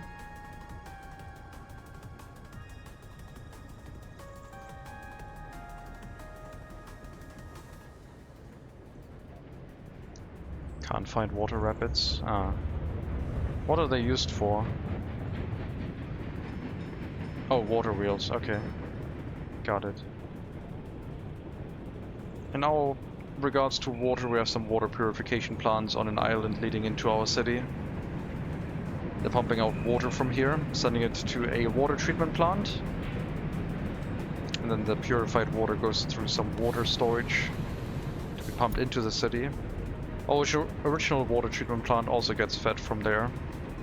It had its early water supply within the city, but was running very terribly as the water quality deteriorated. So now it's being fed water from the outside. Our water and sewage network are quite something that had to be laid out. We got water pipes, sewage pipes, power lines, got heating pipes. It is this sort of game. You don't have to play with those settings if you don't want to. So if you just want to play a city builder that is closely related in how it's being played, more to Tropico than City Skylines, you can disable water, sewage, electricity and all these settings. But it is a city builder where it is trying to simulate planned economy, so you're not setting up a zone and then stuff starts appearing. Everything on this map has been placed by hand. And every vehicle running is basically running based on an order that the player has set. So this train is running with a coal delivery order from the customs house to the coaling station at the entrance of the city, because this is where all of our trains are running through to get in and out of the city. This train is providing coal to that coaling station, so it's keeping it filled. And then the rest of the coal is being dropped off in the steel mill area / heating plant location, where it's distributed along the city line And we have a vast array of heating plants set up that are providing heating for the city and future expansions. Latest heating plant is next to the steel mill, providing heating to the core. That is some residential development that we're currently having ongoing. But 2 more heating plants are planned to be run off of this place. That's why there's 2 incomplete storages set up. I don't know what parallels I can draw from this game to Vintage Story. I guess I can just compare it to other games. This is basically the Factorio of city builders. The Factorio version of city builders. I mean, there's one that's even more Factorio-esque than this, which is, I think, Captain of Industry, but I wouldn't say Captain of Industry is a city builder. In that game, you have like, you are building urban districts, but it's really about the industry in that game. Here, it is about the city building the settlements and the housing. There are some industries you can run that doesn't require any workers normally, but maintenance of buildings and vehicles still has to be done by population. Which you can use foreign workers at the customs house for, but in this game it really feels like it is about the people. But the industries are not small. The industries take up a considerable amount of space. We have a construction sector here. Now we do not produce our own gravel or coal, so we're importing those resources to the storages next to the buildings. We have an aggregate storage full of gravel and coal. They're producing cement in the area, which we're using to make concrete in a concrete plant nearby. The cement is being transported by train to the concrete plant, and then the excess is exported. We also got an asphalt plant. We have a sawmill producing boards for our republic, and a brick factory producing bricks out of coal. And this is basically a construction sector producing the materials we need to expand the city. It doesn't have the steel mill in here, that is in the middle of our city. And otherwise, we have all the resources present that are needed to build stuff. The really cool feature of this game is that if you're playing in a game mode called realistic mode, buildings don't just pop up because you have the money to pay for them. The normal mode is you just plop something down and it costs you money based on how many resources it needs, how many workdays it takes to build up, and how far it is from the border. But in realistic mode, you plop down a building and it needs a certain amount of workdays and resources that need to be transported to the construction site, and then it'll be built up in several construction phases. So if we select, for example, the aggregate loading station, the groundwork needs to be done. Basically, an excavator can travel here and build up the groundworks of the building if enough concrete, gravel, and asphalt have been delivered, and then future construction phases still need a bunch of other materials like bricks, boards, steel, and mechanical components, because it's a building that is hooked up by conveyor. But the realistic mode is a game mode that I really, really appreciate, because it makes everything more satisfying. It makes everything slower, so if you don't like that, then I guess that is a downside, but making something that is functional and managing the logistics to actually get it set up is the satisfying part. Because you are managing all the transportation of resources. Now for the construction, you don't have to individually say, here, go this way, that way, and do stuff. There are construction offices that you define the source deposits for the resources. You tell those construction offices where to pick up workers, gravel, asphalt, and so on. And then they look for what to build up. So they have a search radius where they look for buildings that need building up. And that can be pretty much your whole city. And then they pick up construction tasks and do them based on what priority they're set in. So you don't have to micromanage construction vehicles to buildings. That is automated. Realistic mode. You will need workers and resources. Got it. Yes. You can build without workers and resources in normal mode, because then you just use money as a replacement.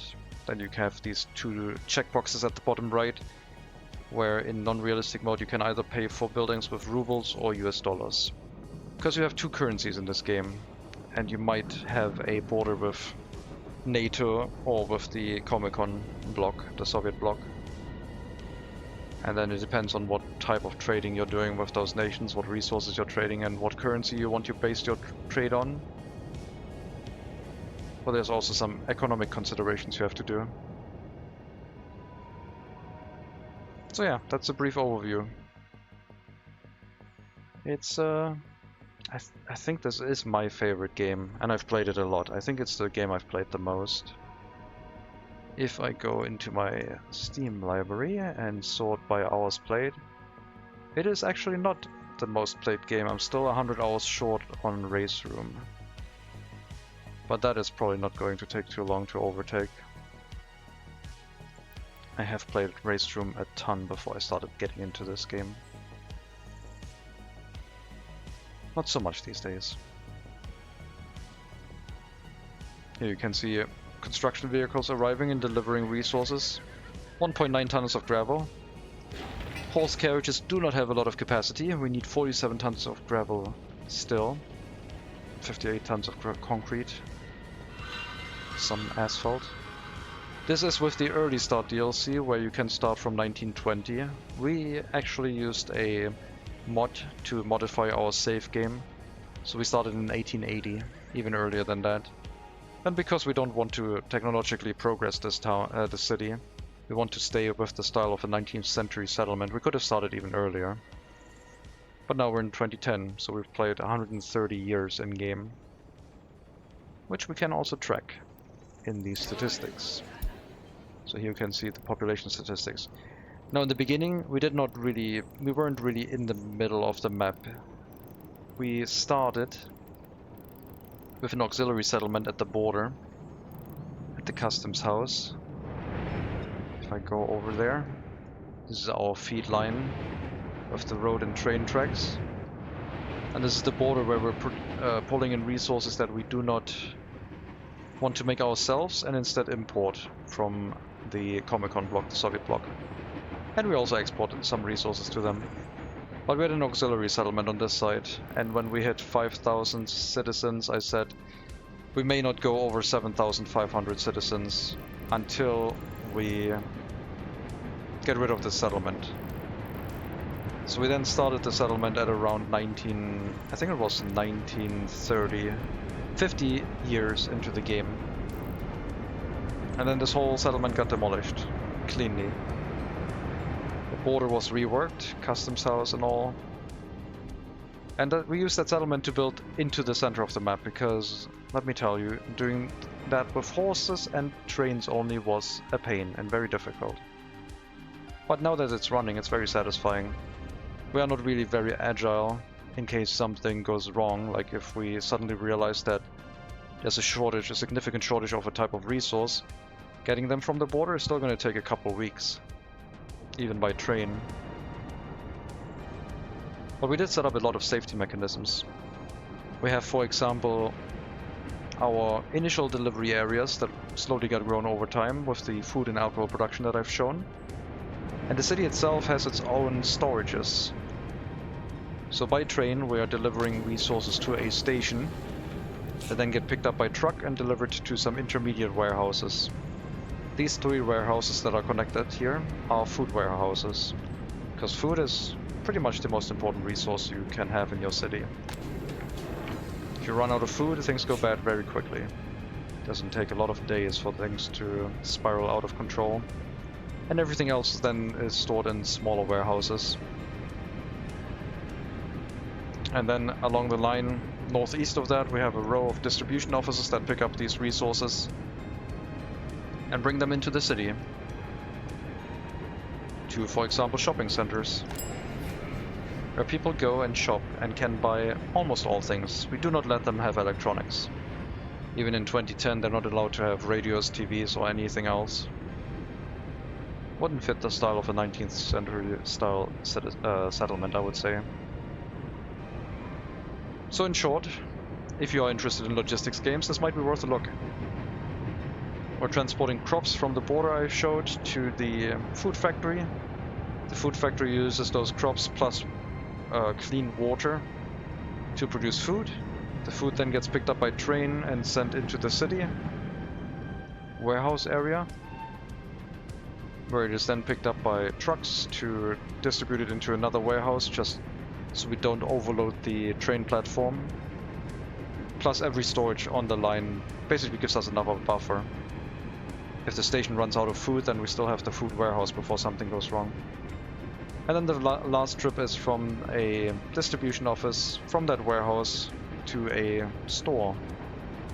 Like, we also have small grocers in the area where they can buy food.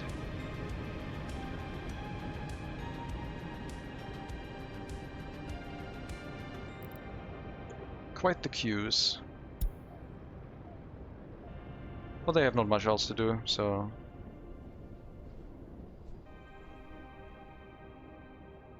That's a game that is a very cool combination of a city building game with an logistics / automation. Well, it's not really automation, but I guess Factoria's automation. Well, I mean, the city is pretty much automated. It's running on its own. I'm still here watching, making sure that if there's something happening I need to adjust, I'm changing it. Would you count this as an automation game? It's like a production line kind of game. Haven't seen any other city builder that simulates construction logistics. Yeah, I mean Ostriff does it, for example, but it is an old city builder. You also have to bring resources to the houses, and then they get built up over time. But it's short range and nothing other than hand carts and horse carts, I guess.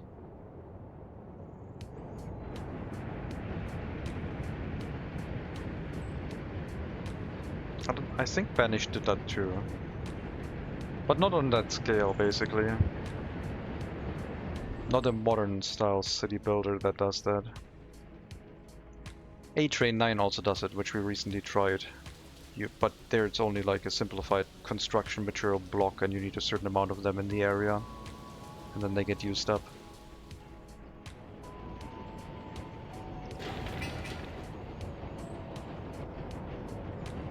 I don't want it up. Okay.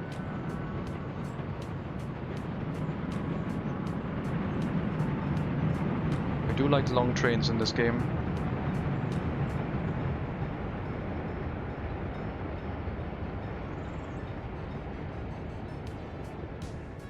So we're building more of them. Train engine finishing up. Now we can start on the 47 train cars that we need. That's a pretty long train, looks neat. Yes, I agree. That's why we have a couple of them standing around. The other coal train is coming back from the border soon.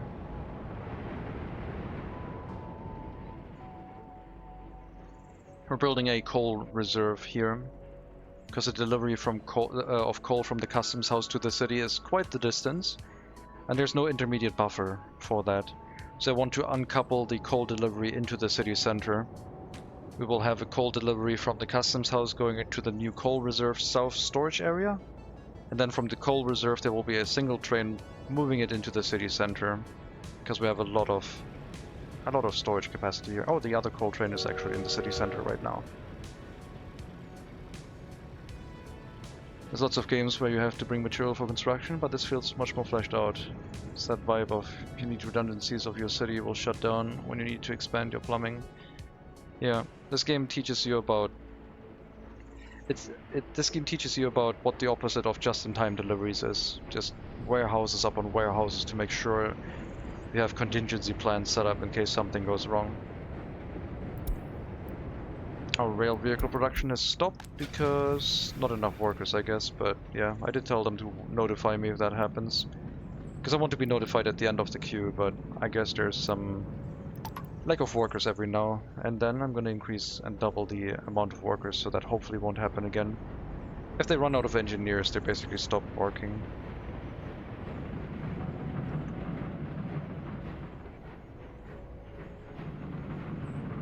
But yeah, that's what we're doing.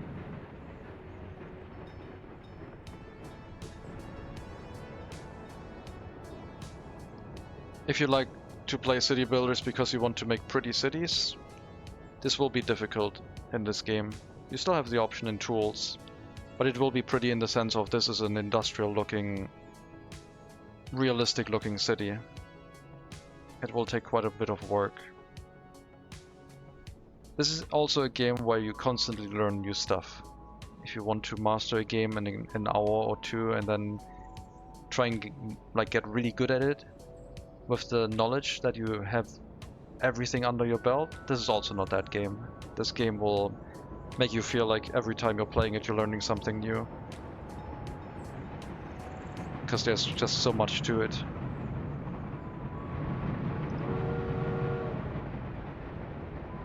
From a difficulty standpoint, I would say that this game starts with its difficulty level where City Skyline 1 ends. I don't have much, if any, experience with City Skylines 2, so I can't compare it. It's quite an active modding community. If you're in the market, you're for also building pretty. Yes. But still, building pretty is still difficult even with mods, because in the beginning you might just need to figure out how to make an actual functioning settlement, and then you're just, okay, let's place everything in a grid pattern and place a bunch of barrack housing down, and then it looks quite clinical, and it'll be a skill to develop that can be developed in this game.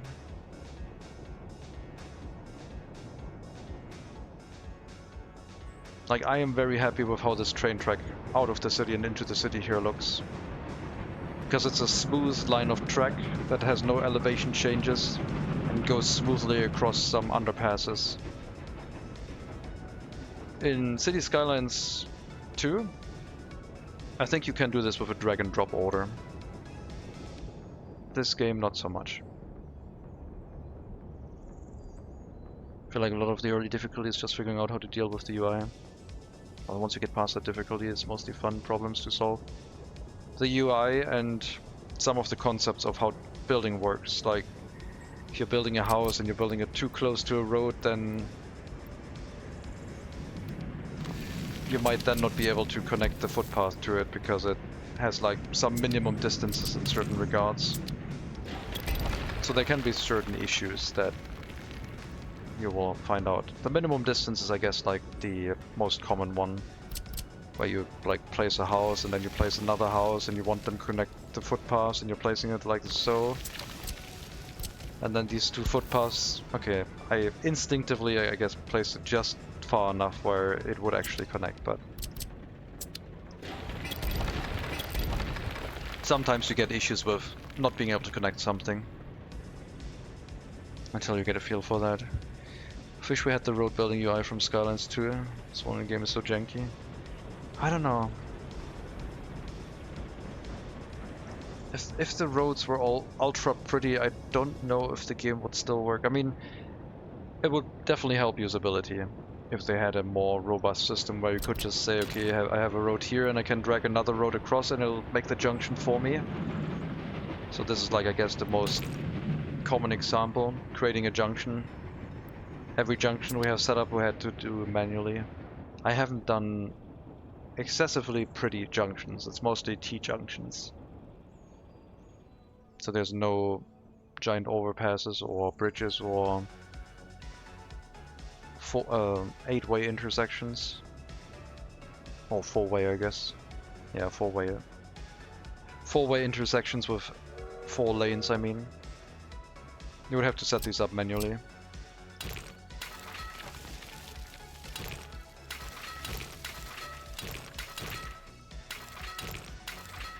It can still be done, but you have to work with it, and then you have to also make sure that everything actually fits. Because while everything takes time to build up, if you play with everything enabled, everything will also take time to tear down in case you need to make a change or something is in the way for an expansion. Demolition work basically takes as long as construction.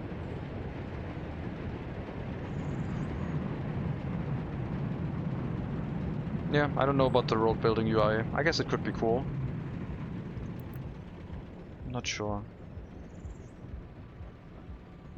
Of having to shut down half the road to upgrade another. Yep.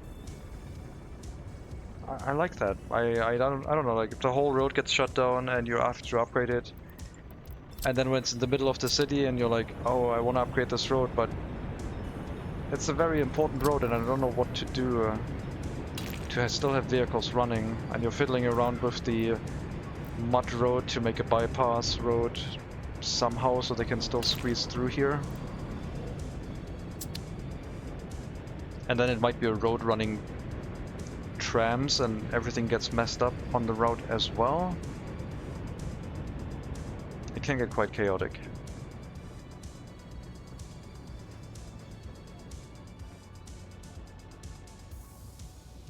Building bypasses is really satisfying for me. Yeah, me too. This game with some quality of life things from City Skylines once would elevate it to God tier. Yeah. Maybe workers and resources too. Maybe. Oh. Train is having a bit of a breakdown. It's a 112-year-old train, we had that for a while.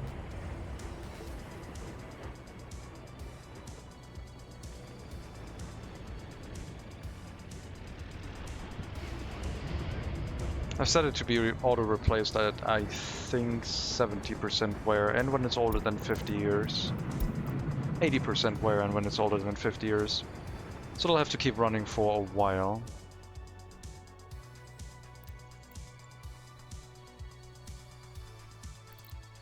Don't use any trains from... oh.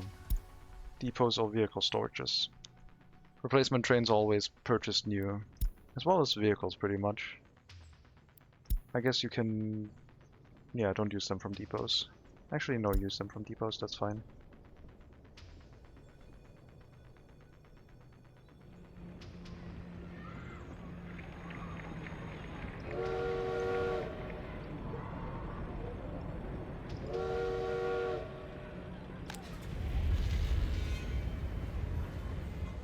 Running rail construction for our new location. Making good progress.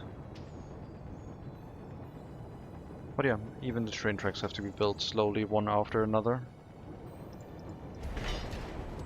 I think they're still stuck behind the iron train. Although that shouldn't be the case anymore.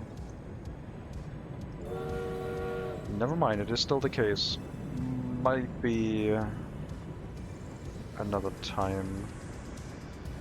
I guess that construction train really wanted to wait behind that iron train. That's fine.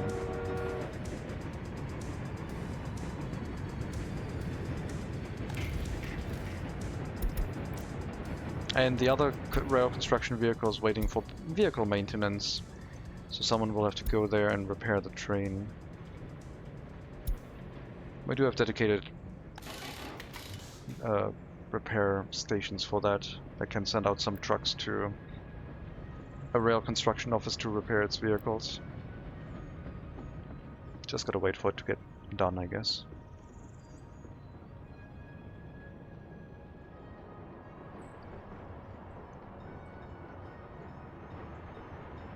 So rail construction is currently postponed, I guess.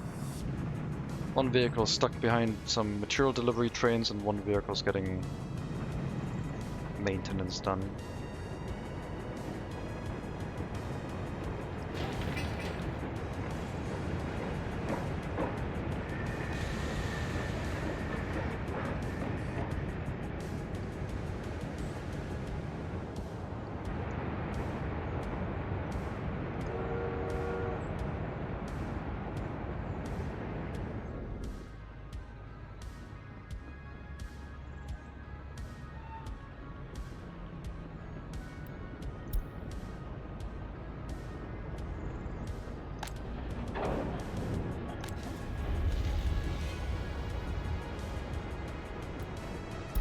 There's different things to manage, mostly for your population. They want food, clothing, bead, alcohol. They need electricity, water and sewage management, heating during winter, otherwise they will freeze to death. They want to visit cultural buildings, attraction buildings, they want to visit sports facilities. They have a lot of demands. They want to get healthcare. They might start causing crime, affecting other citizens.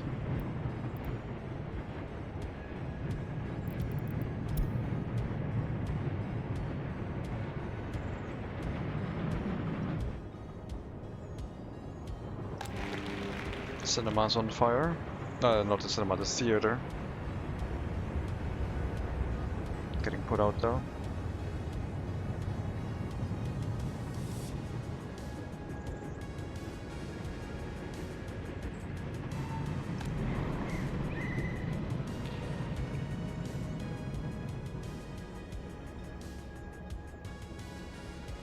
Must be a lit movie. Yeah. I guess they tried to play a movie in the theater that didn't ever actually have a projector. Maybe tried using a candle.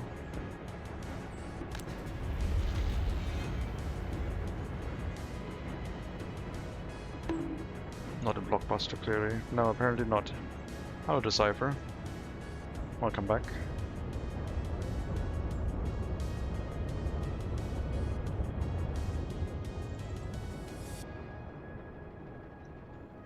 Yeah, with the creation of a coal storage, it'll definitely be safer for the city. We still have food capacity, but another food factory will also be necessary at some point. What will you play next, Mr. Streamer? I don't think I'll play anything else on stream today. I might do Railroader tomorrow or Out of War. I think I'm gonna call it for this game very soon. For today, but not yet.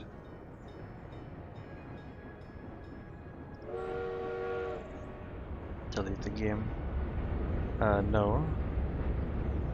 Why don't you go and get some water ice tomorrow? I actually managed to grab the last 2 boxes of water ice today. There was another box of some other water ice, but it was pretty beat up, so I didn't grab that one. I'll probably go out on Friday and check for some more. Although it's not that warm, I think I can handle a week with what I have. What's the definition of water ice? It has no cream in it, it has no milk or anything in it, it's just like it's just flavored frozen water. Or it could be a sorbet, I guess, like a vegan sorbet with no milk. I think those just use crushed water ice too. But yeah, no milk, I think.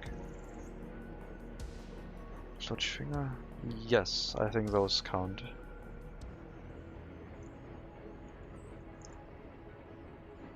I guess those would count.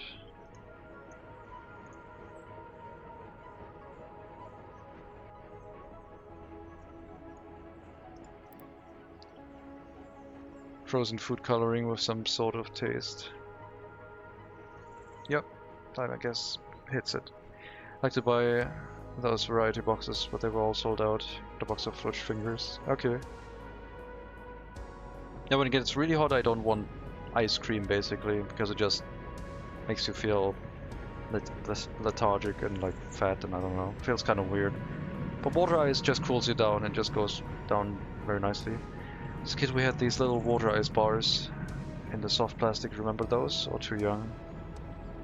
Yes, they're still selling stuff like that. They're calling it Ice Pops, I guess. I'm not gonna say the company name, but you can look that up yourself.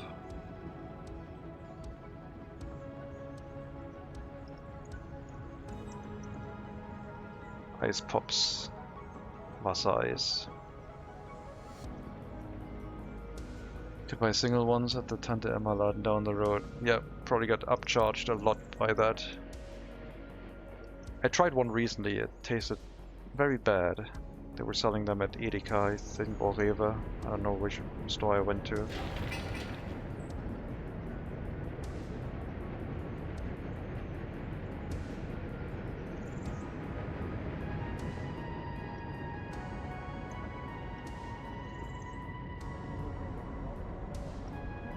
But yeah, that's basically what I bought. I bought a different version of that, which actually still tastes nice. I bought Calippo Cola, if you want to look that one up, which is delivered in a sort of papery, plasticky paper. How to describe? And it's just water ice cola, basically. It's a pretty chunky stick. It's not the small ones you remember. Yeah, those ones I bought two boxes of those basically. Got 10 of them lying around now. I used one. I had one today.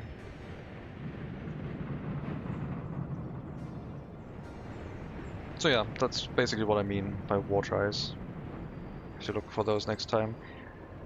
Where I bought them, they basically put them in the same freezer as like vegetables.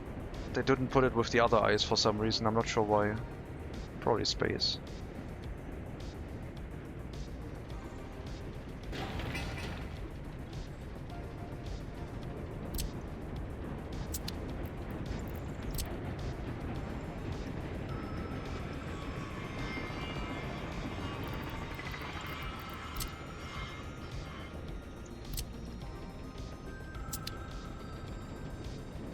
Some people walking onto the construction sites. Our horse fire engines have arrived. Now the area is also protected from fires.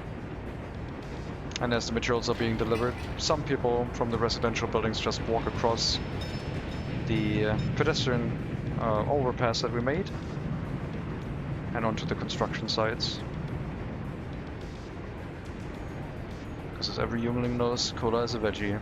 Well, it certainly isn't a fruit. So it must be a vegetable.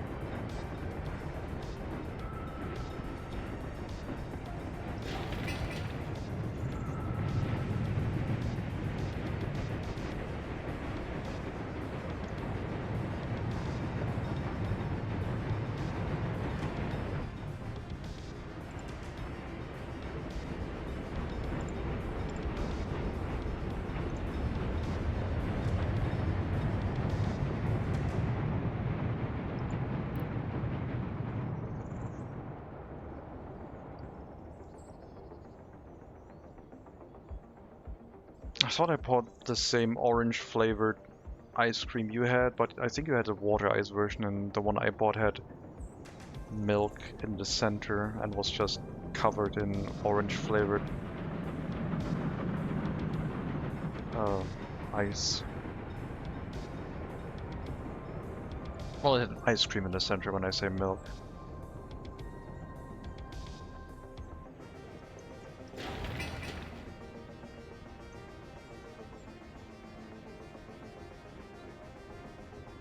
Had those in the mix box ones? Yeah. They weren't bad, but they were not really for cooling down, they were just for like self-indulgence, I felt like.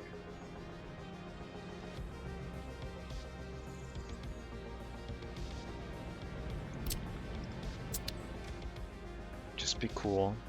I can't. That's why I'm so hot this summer.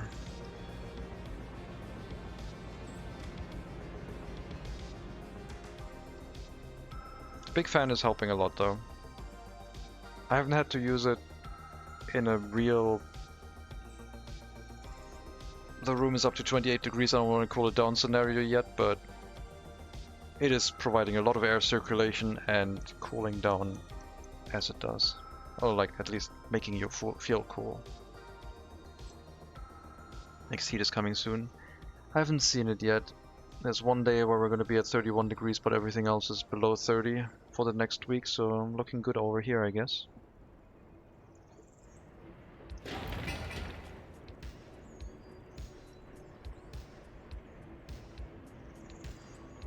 But yeah, I'm sure it's not over yet. I'm gonna have to lower the blinds tomorrow, the outside blinds, and prevent heat from coming into the room. I see 30s all week next week. Not for me. I mean, it's still up to 29, but not as bad as the first heat wave where we went up to 34.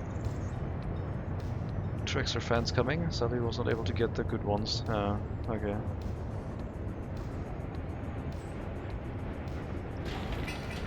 Yeah. I mean, the one I have is like ginormous and makes a lot of noise. Cannot run that at night, or people will probably complain, rightfully so. I don't know how loud it is actually through the walls. But when I have the door open in the front and run the fan, I stood outside and it was pretty loud inside the stairwell. Can you fly with it? I haven't tried yet. Probably not, because it's limited by the power cord. Put it on your back and jump. Well, the power cord is the issue.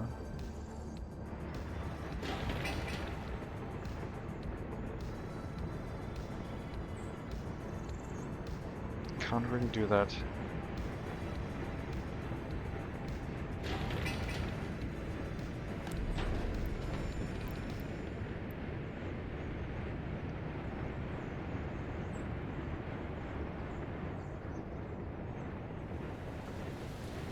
Oh, rail construction vehicle has had its repair being done.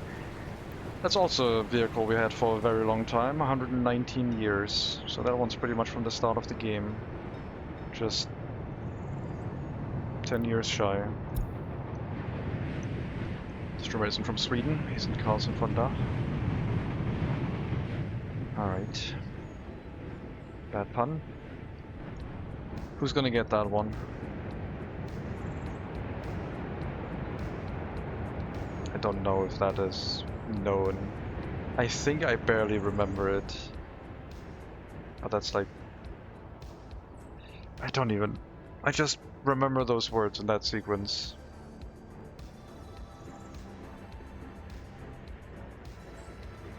I guess I'm good.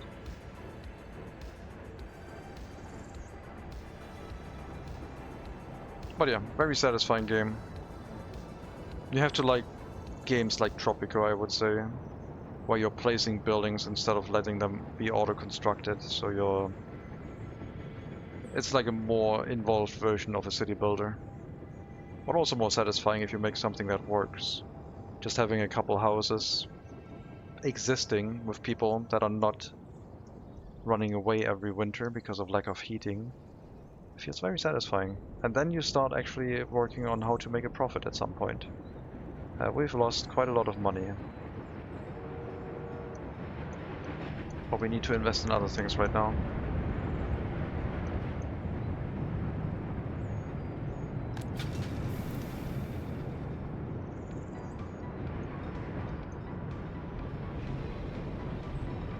Our new train engine soon to be used, plus 47 of these train cars is what we want to use to deliver coal to the new coal storage. Once it's up.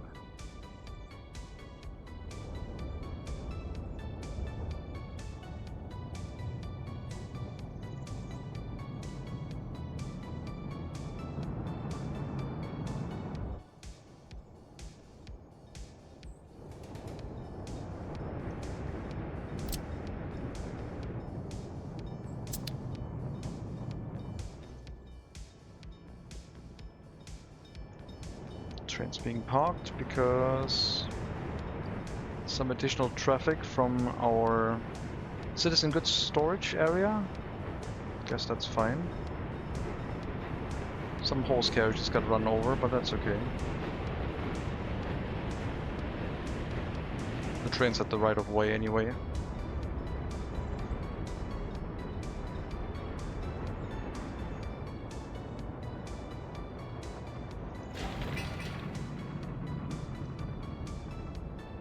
So maybe by next winter we will have everything set up. The rail construction is the one that's going to take the longest. I think the buildings are almost complete. And we can build the line leading out of the coal delivery area. And then the coal loading area still needs a bunch of train tracks built. But we only really need one right now, I guess. We want to send the train picking up coal from the power station center southeast, the coal pickup for the cement production, and the coal for the MegaCity center from the new area.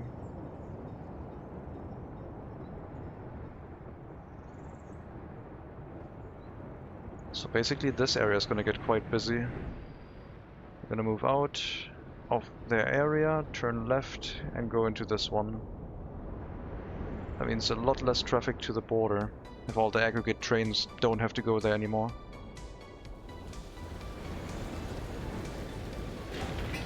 Well, I say all aggregate trains, all coal-based aggregate trains.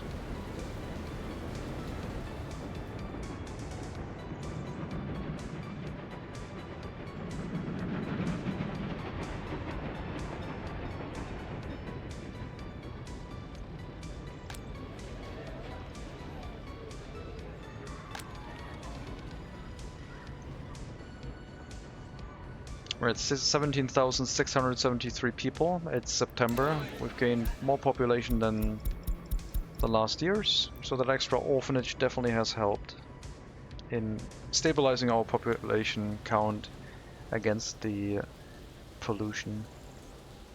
We'll let it run a couple years with this current level and see where it settles in.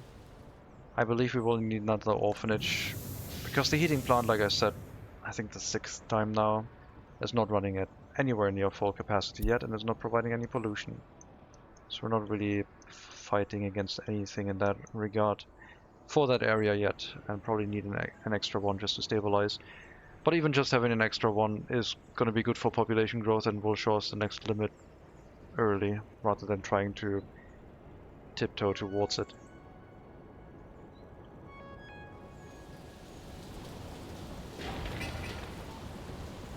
We are lagging behind with the steel production.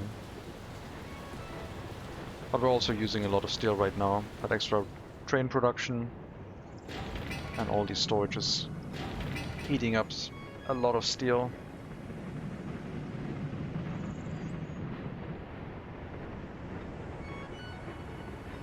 Quite costly.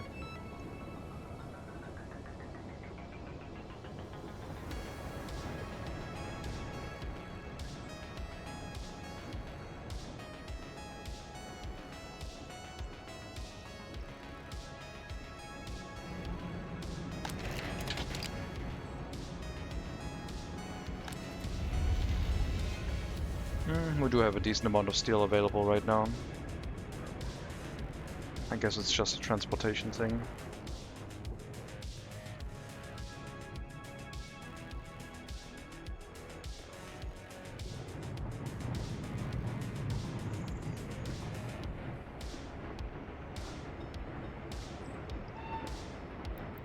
We do also have the ability to see your city from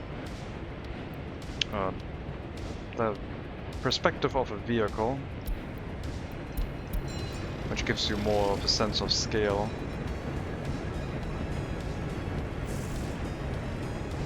Tram is pretty high up.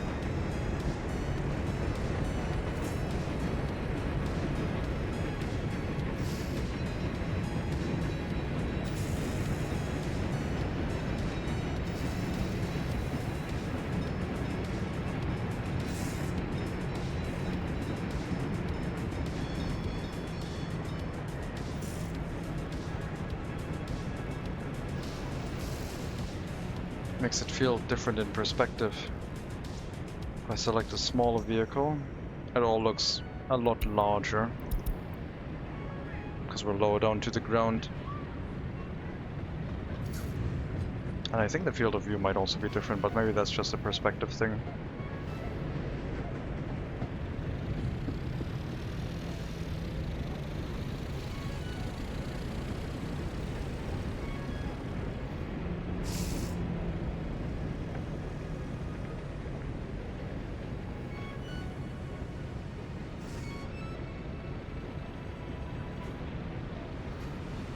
Hello, Mary Mentis.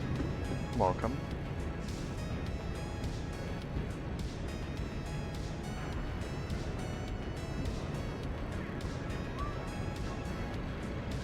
So yeah, it's not a city builder where you make pretty cities in the traditional sense, where you make bombastic structures made out of steel and glass and they look very fancy and modern.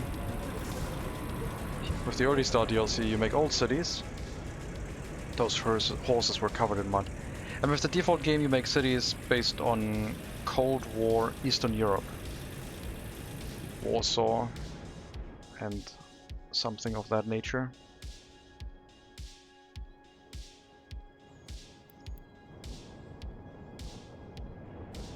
Okay, the other train is waiting to enter. This currently would get in the way of the other train, so it's not entering, which is causing a bit of a traffic jam. I'm sure it'll be fine. We do have buffers and storages set up where a rail traffic jam for a week or two is hopefully not gonna destroy everything.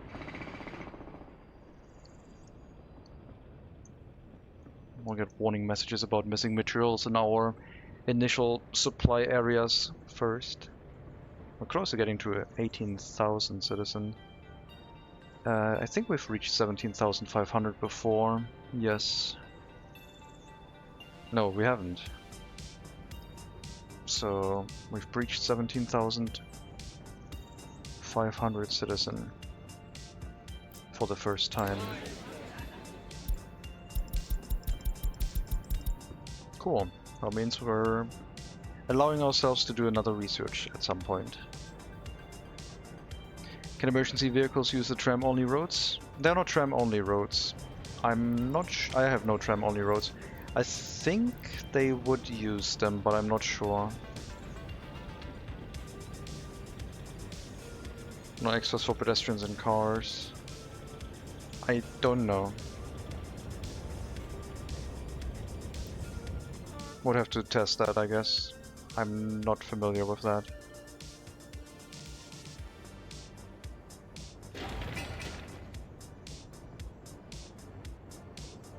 I know they can't go in a one-way road in the wrong direction, so maybe they are not allowed to use the tram roads either. Otherwise it would just disrupt the tram traffic. If it also allows things like technical service vehicles. But then again, technical service vehicles can go through no motorized vehicles allowed signs, I think.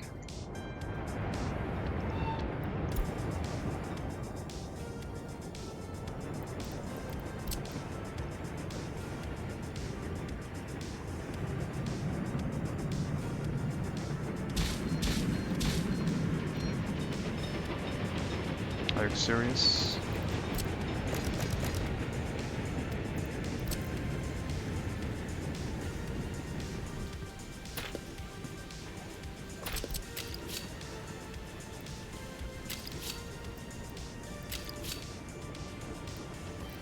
Oh no, not the fence. Come on. No, I messed up. Oh well, that fence is easily accessible. We can demolish that piece and rebuild the train track, I guess.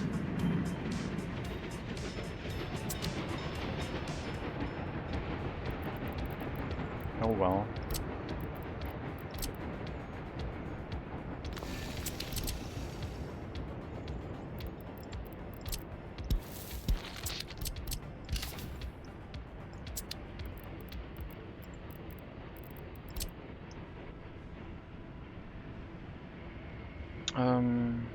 Yeah.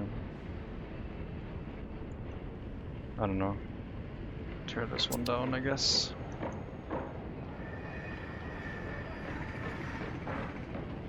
Maybe I'll place another fence following the train tracks.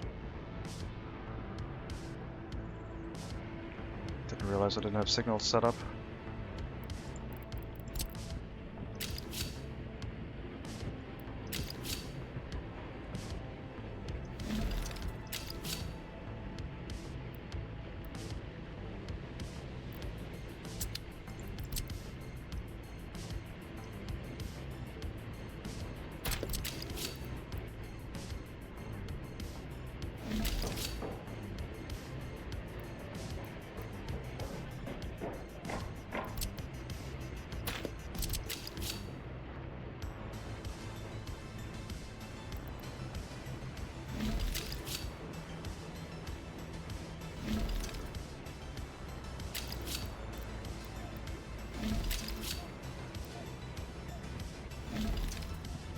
Okay. That should allow us to set up the signals now.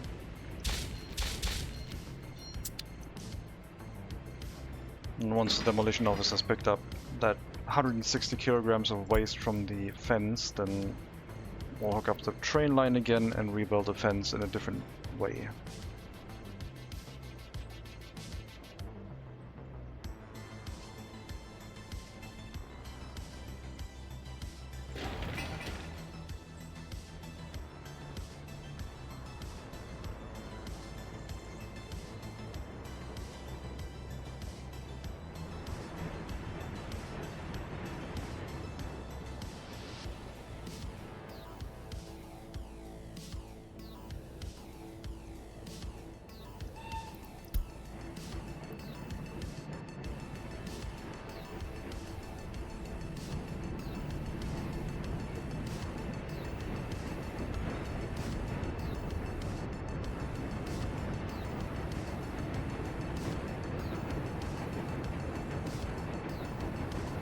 Well, hopefully the rail traffic jam can unclog itself. We do not have a small amount of trains running, but I think a little bit of a delay is acceptable. The coal buffer will definitely be helpful.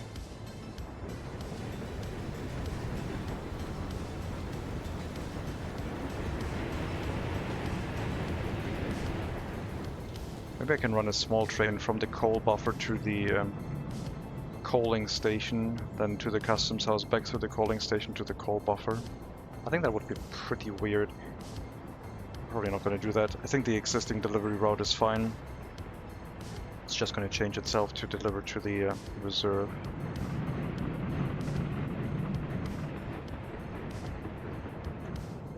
And then delivery to the city doesn't have to go through the coaling station anymore.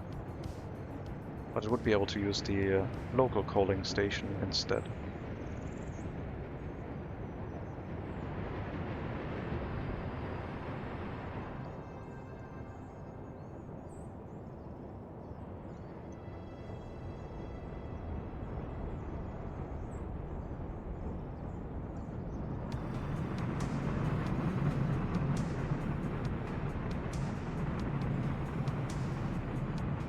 Alright.